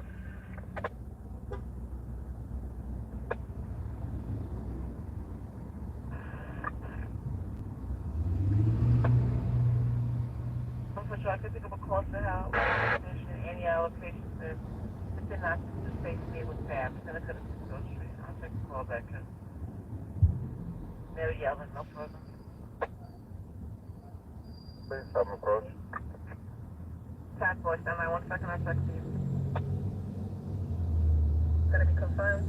And also I notified the 14th precinct in regard. 40 Charlie 1. I'm trying to. Car stop 96. The car stop is at 96. Car number is going to be 2327. I have some more kids leave it at 91. That cat is going to be 2487. Can you second advise on a 31 of a residents coming over 390 East 153, Portland and Melrose Apartment 6, Haven on the 6th. They super and ex-boyfriend apartment. You got a key still. Oh, Charlie. Just, don't have anybody here going over there. It's a chronic caller. No problem. Bravo Line Visor 84. Oh, Sergeant Red. No person comes on station 120. Mileage 83608.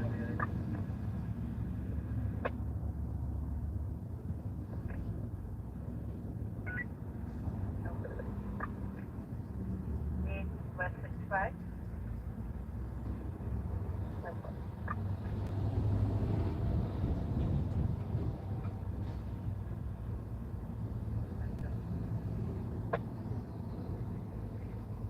The location is Doubletree Hotel. No breaks, 32346. No breaks, 32346. Yeah, be advised, this initial accident happened in both operators exchanged and all your they're probably going to need to come on from 138 due to construction having the entrance ramp shut down at 161. Alright, so you want them to come on from the Mexican Deacon at 138th Street? It'd be the only possible way for them to get on the Deacon because all the other entrance ramps are shut down from construction. 10-4. Around until based on the air Well, you have anything further? 111.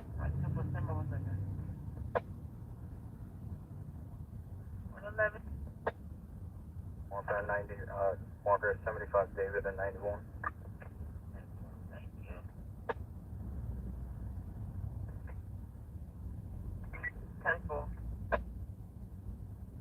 EP 1706 Selwyn, 1706 Selwyn, off of East 173 and East 174.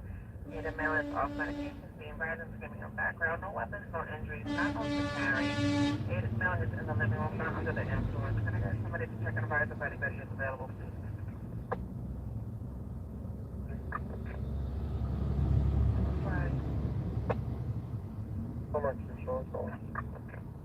Thank you. Rebel Life Purpose, remember the out-of-ACP assignment office is heard. Mind to see your son just to discover isolate and continue only to force whenever possible. Thank you. For Adam. For Adam. Take a Chevy Alpha back to 2290X. Got it. The Rebel Life, thank you. Time for 45 public safety? Yeah, 5 public safety too. No further over here. What's the location, guys? Precinct getting unconfirmed 1365 Fifth Avenue. No further than 500 Hutch. What did you have? A car stop? Fifth Avenue. West 112th Street to West 115th and across. Unconfirmed 30 outside at that location. Says the person was assaulted and bicycle and money were taken. Post to no further description at this time. All units The arrived. caller still alive. That's our 84? Precinct 103, Negative, they're outside. 1365. Same that the person was just punched in the face. Punched in the face. Bicycle money was taken. Location sensitive for EDP and domestic violence. Just around the line. What is it? Caller still on the line with the 911 operator at this time. Housing 510, you're right on this 30 coming over. Lieutenant, show me your route. 10-4.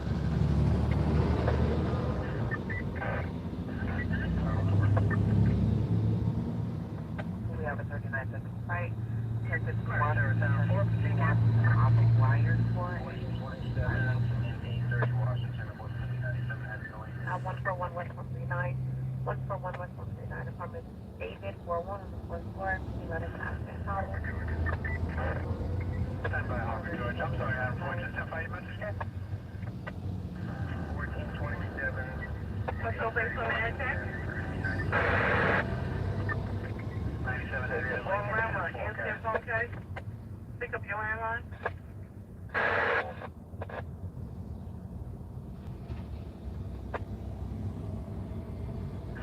Truck 198. Wait, it was 15. 10-4, truck 4. That's how you make it. Harvey George, I have a message, okay? Direct us to Warrior, please. Isn't that Warrior Airport, 10-4, okay.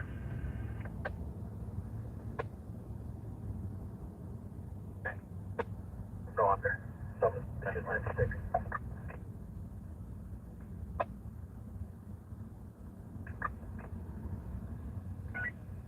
Adam. 10 10 98, show me directed. Pressure 16 show on Edgecombe. 10-4.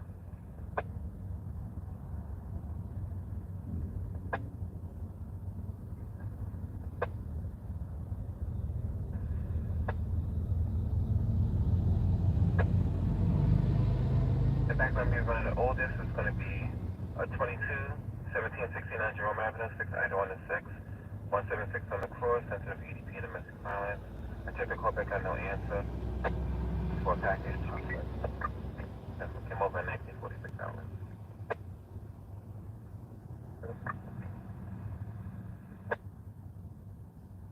A mail that was given out fake money. Succeeded. 10-4, 332.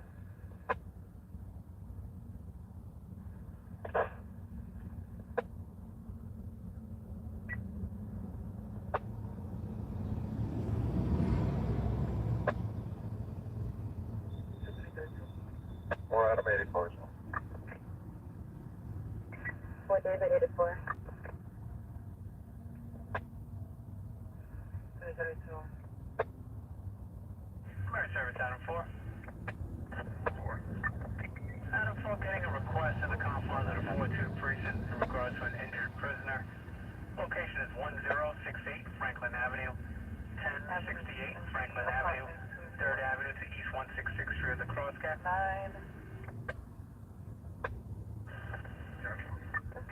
10-4K, Mary Service, truck 4 ride. 245 precinct, disabled vehicle, Lewis Russellwood. Mary Service, 4 ride. No, have an adult concern, located location. 10-4K. This will be advised at 1068 Franklin Avenue. You do have a private history for that location. White shirt, blue short, and he's wearing gray Yeezys. He went inside the building at 13655 Avenue. The elevator stopped at the 14th floor at the sound.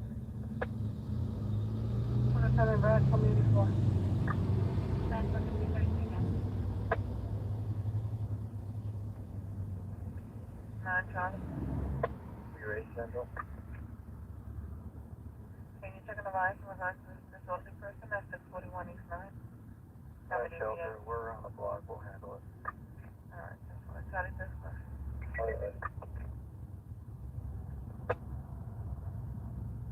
Ida, 97 stage.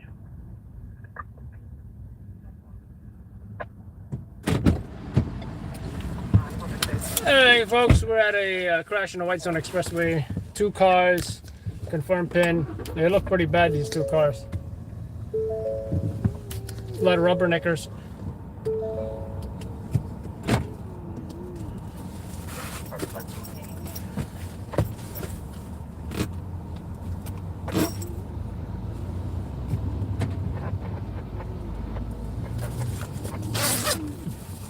can't wait to feed this video and then use the bathroom. Hopefully I'll find an unlocked porta potty.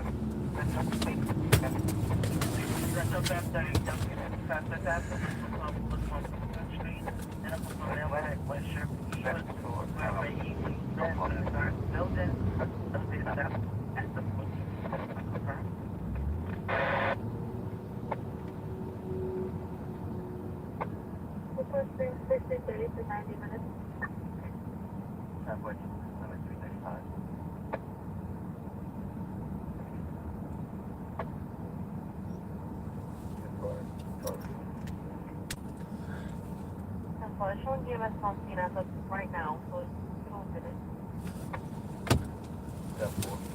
One of the 6-8 precinct getting off confirmed 37002 Ridge Boulevard, 1702 Ridge Boulevard, 703 Washington Avenue across 111 30. The purpose of male Hispanic, about 35 years of age, 5 feet 4 inches in height, wearing gold writing. He was armed with a knife. The male took a cell phone and went into this location of 7002 Boulevard. 10 to 15 minutes have passed. No further details given at this time. All units are on the line. Be on the FDS on the Handbridge.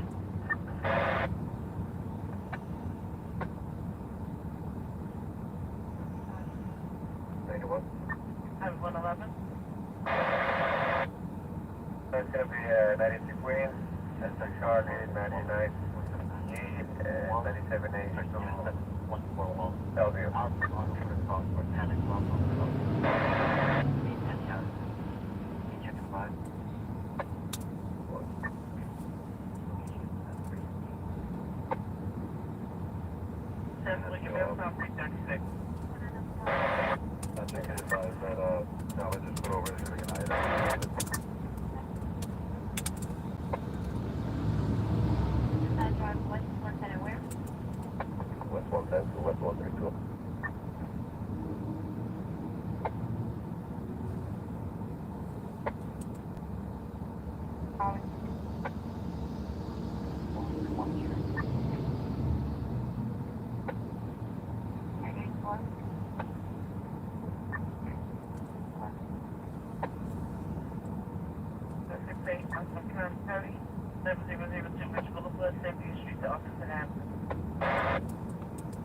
The male, approximately 20 years old, possibly black or Hispanic, light skin, slim build, wearing a blue shirt, blue pants, and black and white t-shirt.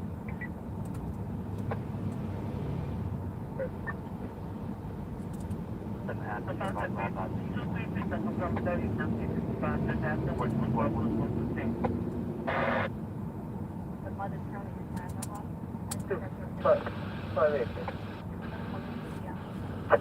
2001, 14, 3703, and cardiac. Elizabeth Street. 88 Elizabeth Street. 198 apartment 18. Cardiac is that location.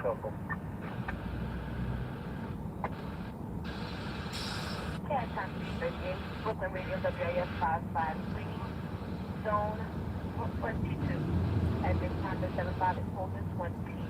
John, oldest being 11 hours, 53 injuries, on San Francisco Lodge, 10 hours and 40 minutes, but vehicle 46 California, 9.5 hours, vehicle 679 Gas Symptoms, 8 hours for family dispute, 861 Fremont, 7 hours for President. 276 Miller, 6 hours and 9 minutes, 22 and 5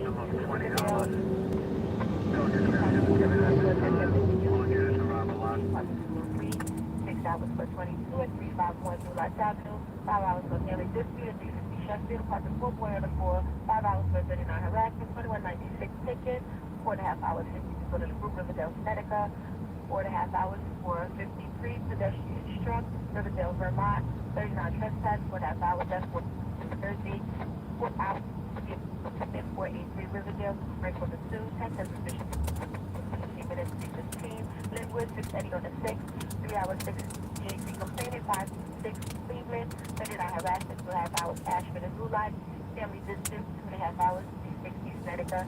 Apartment 5 boy, 2 hours, 68 complaining, 412 Barbie.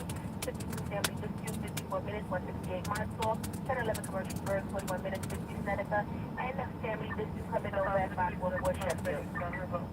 Okay, unit. Negative. That's all. I'm sorry, 40 should be 34 in the water line. Today is Thursday.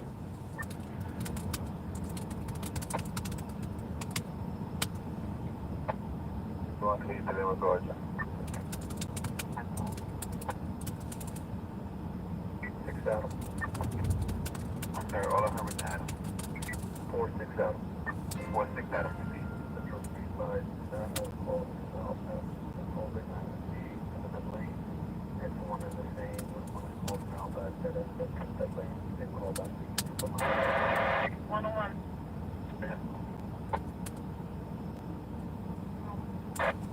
Emma. All 5 portable. Can we get a bus to CCB for a sick prisoner?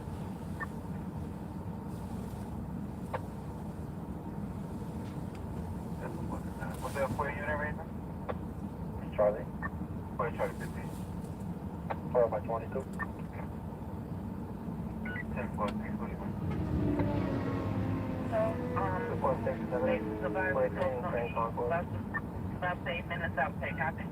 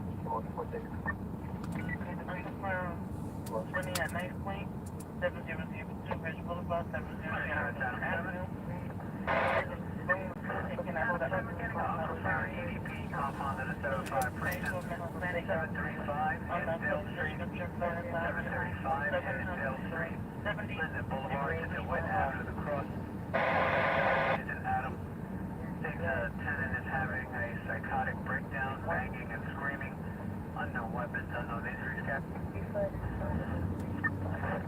10-4K. Adam 7 also be advised for Hinsdale if you do have a prior EDP and domestic violence history, Cap. 10-4K, thank you.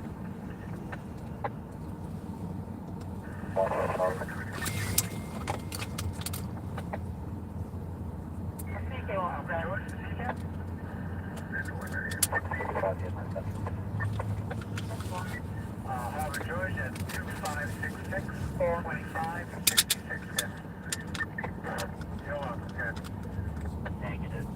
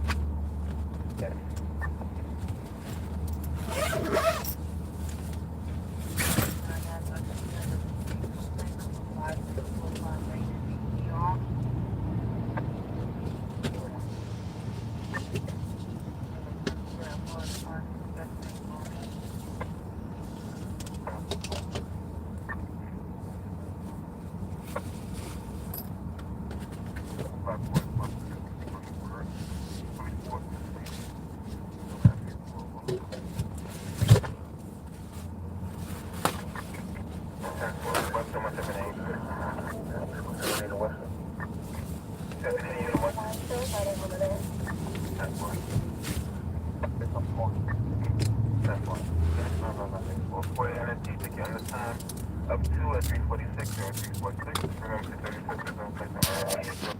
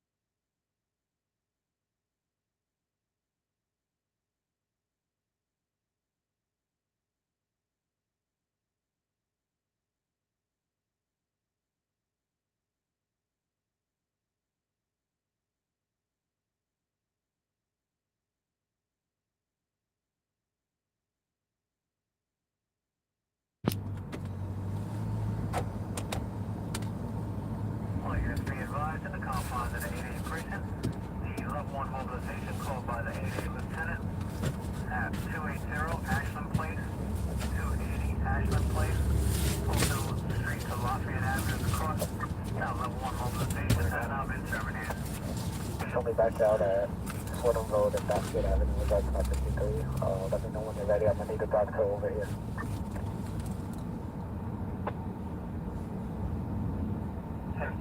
Sergeant Red on Adam, start request case.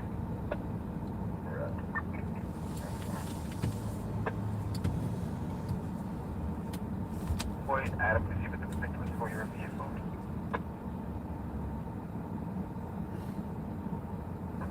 Okay. So, license plate is gonna be 953 Boy George 6. Okay, you guys cut off. You said plate 953 Boy George 6 on an airplane. Alright, service Adam 2. Forward New York plate. And you said this is a moped or a motorcycle? I didn't hear you. Adam 2 getting on confirmed EDP composite at 3237. Service 2406 Frederick Douglass Boulevard. 2406 Frederick Douglass Boulevard. West 128 Street to West 129 Street across. Apartment 5H is in Henry on the 5th floor. We have a heated male, 24 years of age, wearing a red shirt, black pants, red sneakers. States he's acting erratically. Unknown weapons, unknown injuries, Captain.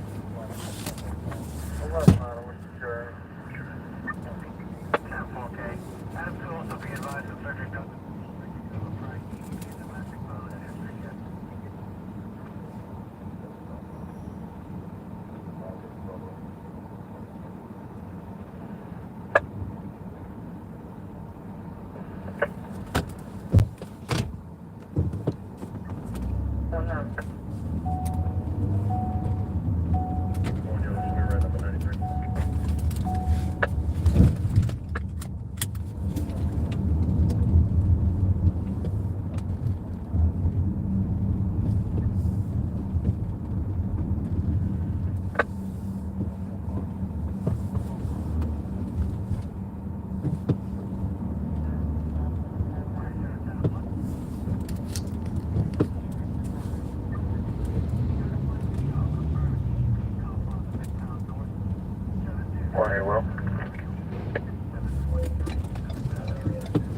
We're 84. Currently canvassing the area.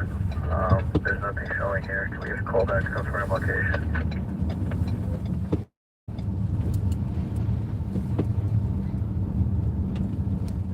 86 Charlie, Sheridan 167, 86 Charlie.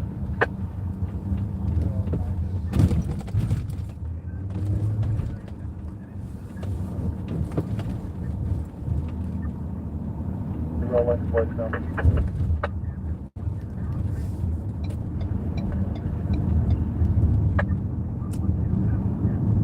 Ma'am, are you guys rolling? Ma'am, Mary? I'm my 10-4 rolling. Let's see what PD does.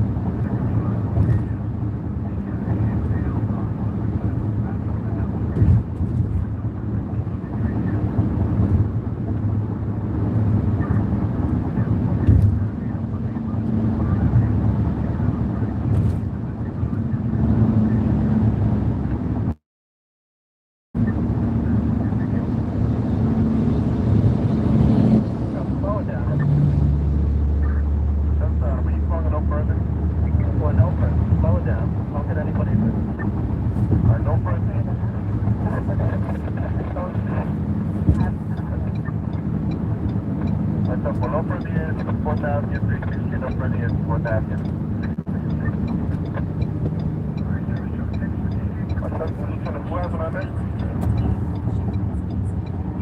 A little bit more active toward the overnight and tomorrow morning, so there may be more impact of tomorrow morning's commute.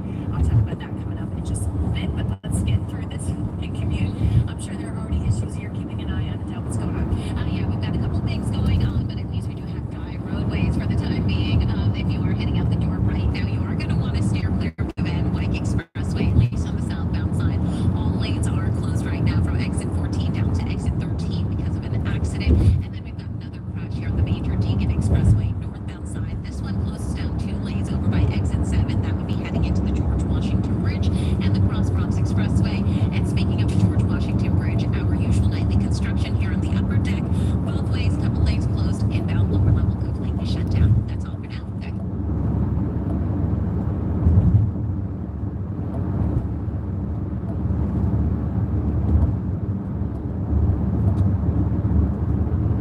Republican rivals took the stage in a debate on the Fox News channel, jockeying for second place. NBC's Alice Barr has the biggest moments from their face-off. The kickoff to the 2024 Republican primary, aimed President Biden's economic agenda. We cannot succeed as a country if you are working hard and you can't afford groceries, a car, or a new home. But they turned on each other in several fiery moments. Now is not the time for on-the-job training. We don't need to bring in a rookie. Do you want a super PAC puppet, or do you want a patriot who speaks the truth? The candidates taking on pressing issues from Ukraine to abortion. We cannot let states like California, New York, and Illinois have abortions on demand. I'm a pro-life governor of a very pro-life state, but I am on the record and I stand behind that we should not have a federal abortion ban. I am unapologetically pro-life, not because the Republican Party tells me to be. Having said that, we need to stop demonizing this issue. The frontrunner, former President Trump, skipping the first debate. The Republican rivals pressed on Mr. Trump's legal troubles. Someone's got to stop normalizing this conduct. Okay? Donald Trump was morally disqualified from being president again as a result of what happened on January 6th. Former President Trump releasing a competing interview with former Fox host Tucker Carlson. If we're going to get your ratings using this crazy form that you're using, then probably the debate. Mr. Trump looking to steal the spotlight on the eve of turning himself in Atlanta on charges he tried to illegally overturn Georgia's 2020 election results as his rivals look ahead to 2024. In Milwaukee, Alice Barr, ABC News. As mentioned earlier, the former president's expected to surrender today to authorities in Fulton County. Faces charges for his alleged efforts to over St. George's 2020 election results. Half of his 18 co-defendants already turned themselves in. Former New York City Mayor Rudy Giuliani, investigative reporter Sarah Wallace is in Atlanta with what the former mayor had to say moments after his arrest. A chaotic scene outside the Fulton County Jail in Atlanta. Check out this aerial view as former New York Mayor Rudy Giuliani addressed the swarm of media after being processed on state charges related to alleged interference in a 2020 presidential election. Giuliani left his Manhattan apartment to fly down to Georgia. His mugshot was released a short time after he was photographed and fingerprinted by the sheriff's office. Giuliani had arrived in an SUV for processing. His attorneys huddled with members of the district attorney's office for most of the afternoon. What were the terms of the bond agreement? $150,000? The attorney saying they a group package of $150,000. That's the highest of any of the former president's 18 co-defendants in the alleged racketeering conspiracy. Trump's bond, $200,000, already negotiated in advance of his surrender. Among the other accused participants in the conspiracy, conservative attorney John Eastman. He was asked if he still believes the election was stolen. Absolutely. Still. No question. If anyone had doubts as to whether Giuliani would continue that narrative, he did, making it clear he also supports his former client in what they say is a battle for freedom. This is an assault on the Constitution. So let's talk about former President Trump. We understand that he will be flying down here from his Bedminster Golf Club, be processed, and then return to New Jersey. The big question, will a mugshot be taken? So far, all of his co-defendants have been photographed and fingerprinted. One thing that will be different, the security. The sheriff telling us there will be a hard lockdown in this area in advance of Trump's surrender. From Atlanta, Sarah Wallace, News 4 New York. Well, now to a developing story in Southern California. At least 4 people are dead, including the suspect following a shooting at a bar. Police say a gunman fired 4 to 6 shots at Cook's Corner Biker Bar in Trabuco Canyon around 7 last night. They say when responding deputies arrived, they confronted the armed suspect. Police say that there was a shootout and the suspect died at the scene. One witness described the chaos. The lady's freaking out. She's telling me they're shooting at the bar. Go over there, go over there. And sure enough, seconds later, I hear the shots. I see the shooter. And then I saw a couple of people walking out. I saw 2 bodies drop. Police say that 6 other people were injured, 2 of them in critical condition. They say a weapon was found at the scene. Police believe the suspect may have been a retired law enforcement officer, and they're working to confirm that. There's no word yet on what led to this shooting. It is formerly a very difficult story in Brooklyn where a mother is dead, her 2 young children fighting for their own lives. They're hospitalized after what was called a horrific attack inside their Sunset Park apartment by a parent roommate who's wielding a hammer. Today it's coming estimated live there at Sunset Park with new information about just a tragic story. Simply harrowing and something, this story, Michael, good morning to you on Darlene, that has affected the mostly Chinese community in Sunset Park. This happened yesterday afternoon, and that roommate you mentioned, Michael, officers say is a 47-year-old man who is now facing multiple charges, including murder and 2 counts of attempted murder. Investigators collected evidence from a Sunset Park apartment at the corner of 52nd Street and 5th Avenue here in Brooklyn and found this bloodstained hammer, which they say Li Yong-ye used to strike and kill 43-year-old Xiao Zhao, the mother of a 5-year-old boy and a 3-year-old girl, who were both attacked also and then rushed to the hospital in serious condition. Detectives are still figuring out the gruesome details of this case, but police say the mother had rented a bedroom space in the same apartment where Li Yong-ye, the attacker, lived with his own child. At this point, sources say that there was some sort of discussion, possibly regarding the rent, when Ye apparently became so angry that he swung the hammer at the woman and then went after the 2 kids who have now lost their mother and are fighting for their lives. NYPD officers quickly apprehended Li Yong-ye, who they say came out of the apartment building covered in blood. A shock. I have never seen anything so gruesome or anything. The moral line has to be crossed. Also, elected officials and people in the community to stop sharing the content of a cell phone video of the children after the horrifying attack, which is making its rounds on social media, which we decided not to show. We are told also that the father of the 2 kids is a man who lives in Ohio and used to visit them once a month. Reporting live from Sunset Park, Gabby Acevedo today in New York. All right, Gabby, thank you very much. 7 minutes after 4 a.m. right now, the woman who killed a beloved Broadway singing coach in a violent and unprovoked attack is now headed to prison. Lauren Pacienza cried as she pleaded guilty to manslaughter and accepted a plea deal yesterday. She will serve 8 years behind bars. Last year, Pacienza called Margaret Guster a derogatory name before pushing her to the ground and leaving her lying on a Chelsea sidewalk bleeding. Guster died a few days later. Pacienza will officially be sentenced next month. It's 4:10 now to the ongoing migrant crisis. The community pushing back ahead of a new shelter opening. This time it's on Staten Island.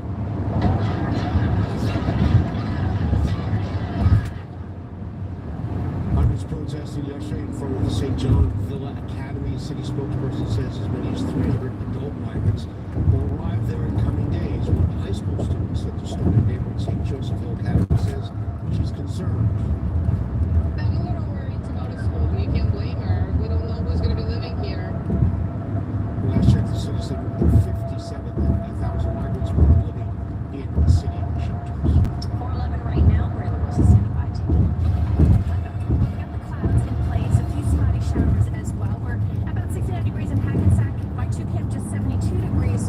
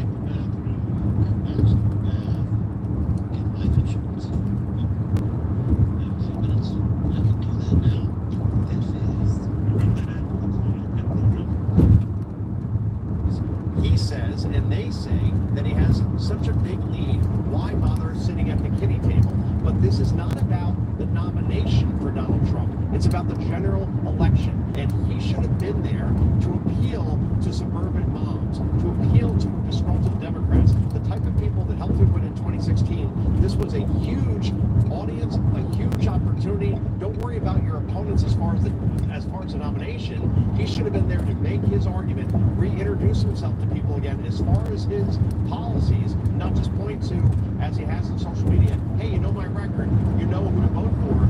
He had that opportunity. He should have been there. But overall, as far as the people that were there, Chris Christie exists in this whole race to attack Donald Trump. He didn't have Donald Trump to attack. Therefore, he wasn't visible. And therefore, I see Vivek Ramaswamy as somebody who really benefited tonight.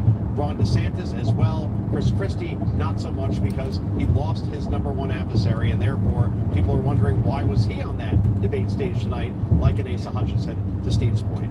Yeah. Did the swings at the former president, but yeah, because he wasn't there, he didn't really have ample opportunity to do that. And we should know that Vivek Ramaswamy was asked about the former president. He said he was the best president of the 21st century, so giving him a little boost even though he wasn't there. I want to talk about this because crime came up, and I thought it was interesting. We have a little montage of crime. This is Mike Pence, Vivek Ramaswamy, Ron DeSantis, and Asa Hutchinson. Here's kind of what they felt about the crime issue, and we'll get your take on this. The Democrats have been talking about defunding the police for the last 5 years.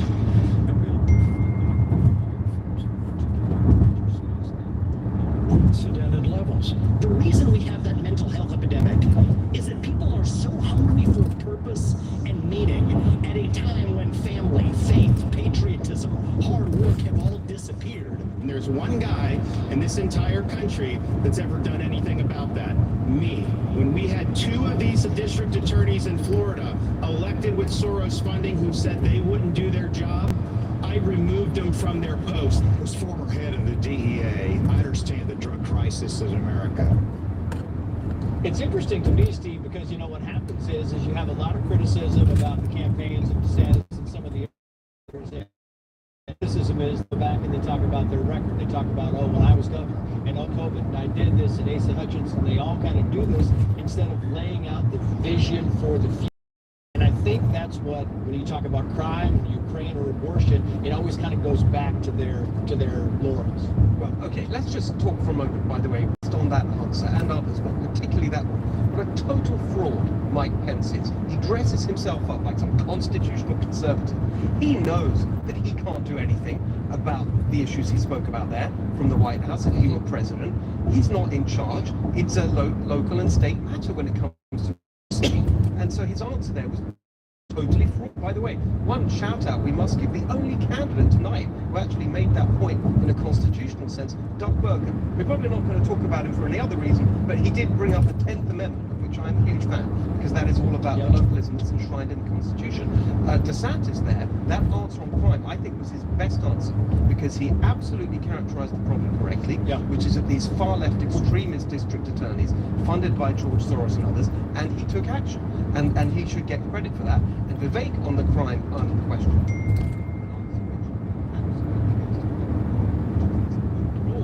Issue in society that contributes to the causes of crime. But Pence there, completely preposterous. And what about you, Joe? What are your thoughts on that? Because you had Vivek Ramaswamy bringing up the whole mental health thing, thinking, you know, listen, we may need to bring back some of these mental health institutions. He went on. His all of his answers were a little bit unique, a little bit different than the rest of the panel. That's correct, Trace. And that's the thing. Mental incapacity, people that have mental problems, when you see these crimes in New York, San Francisco, Chicago, all these cities where people are leaving from to go to places like Florida and Texas and Tennessee, mental health is a huge issue. And the fact that we don't have enough people talking about that, where it's not just about put more police on the street and have district attorneys who enforce the law. Yes, you need those two things, but there is a third part to this problem that needs to be addressed. Vivek Ramaswamy obviously addressed that. Ron DeSantis, as you talked about, has taken action as far as district attorneys. As a president, you only have so much power, but at least you could set the tone and say, this is unacceptable. We need district attorneys that enforce the law. And if you're not going to do that, I'm going to make sure I make or create enough pressure that you're not going to be there anymore. So I think DeSantis, Vivek Ramaswamy, they had the two best answers on that.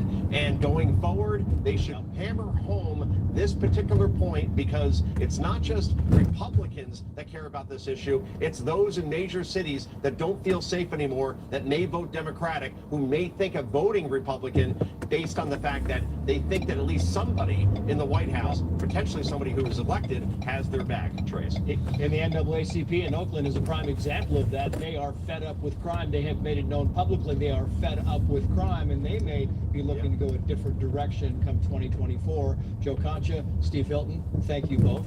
How about the highs and lows of how the media is reacting to what we saw tonight? Let's bring in the host of Media Buzz, Howard Kurtz. Howie, it's great to see you. Thanks for staying up with us. We very much appreciate this. I want to play this soundbite. This is on Mike Pence to Vivek concerning job experience. This was one of your highlights of the night. Watch this, Howie. Now is not the time for on-the-job training. We don't need to bring in a rookie. We don't need to bring in people without experience. Yeah, I mean, when you're calling him a rookie, look, it's a slap. And really, as Steve Hilton was saying earlier, you didn't really expect that from the former vice president. No, it was quite a jab coming from Mike Pence. And, you know, I got to say, Vivek Ramaswamy was remarkably adept as a debater for a guy who's new to politics. He also ticked off everybody on the stage, interrupted, talked over them, and said things like climate change is a hoax. So he is in for a lot more media scrutiny. I don't think there was a strategy there. I think he was just annoyed the people on this stage. Do you want to go to the low light?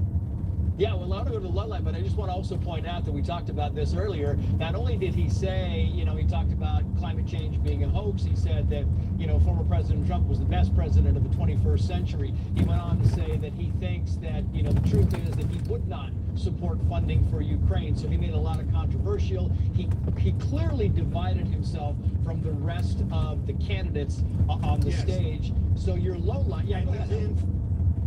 He's in for a lot more media scrutiny as a result, especially with him inching up in the polls. But I thought, if I can just get this in, that Ron DeSantis did the most to help his candidacy tonight. He was forceful and aggressive from the very beginning, if a bit stern. And I think he stabilized his campaign, which is what he needed to do, given that he's had a rough few weeks. So candidates on their war on cops and rogue prosecutors. This is Vivek Ramaswamy, followed by Chris Christie, one of your lows. Howard.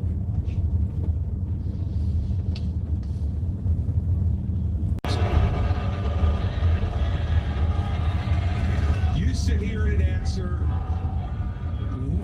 Go ahead, Dr. Christie. Yeah.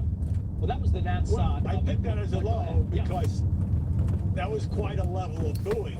But I don't think it's necessarily an entirely bad thing for Chris Christie. He wasn't playing to the audience in the hall. He was playing to the audience at home. And so he is the only one, as was mentioned earlier, that took shots at Donald Trump, even though Trump wasn't there to return fire. And that brings me to this larger point, which is, you know, different candidates, Nikki Haley and so forth, you know, had some really good moments. But did anybody gain ground on the man who wasn't there, a guy who's ahead 30, 40 points nationally, Donald Trump? And with the exception of Christie, and even including Ron DeSantis, they found 14 different ways to duck the question about whether or not Trump's 4 indictments render him unfit for office. And it was up to the voters and weaponization of the Justice Department. And so they may believe that, but also they don't want to go at Trump directly. And I don't see how you beat Trump by pussyfooting around him, because ultimately the people who like Donald Trump are going to stick with him unless you take him on. Because it's a risky strategy for Christie to take him on the way he has repeatedly. Yeah, and well, you know, Chris Christie is trying to do something. He's low in the polls and he needs to make a splash, and I'm not quite sure he did that. Howie, back to you in a bit. Thank you so much for your time. We appreciate it. Well, despite their differences on display tonight, one subject that united all 8 candidates vying for the White House was the current occupant of the Oval Office. Let's get to the senior national correspondent, Kevin Corke. He's live in Washington with that side of the story. Kevin, good evening. Evening, Trace. Vivek Ramaswamy, obviously, Drew, as you just heard Howard point out. You too, Bill. Take care. Sometimes thunderous applause from the crowd throughout the debate tonight. Nikki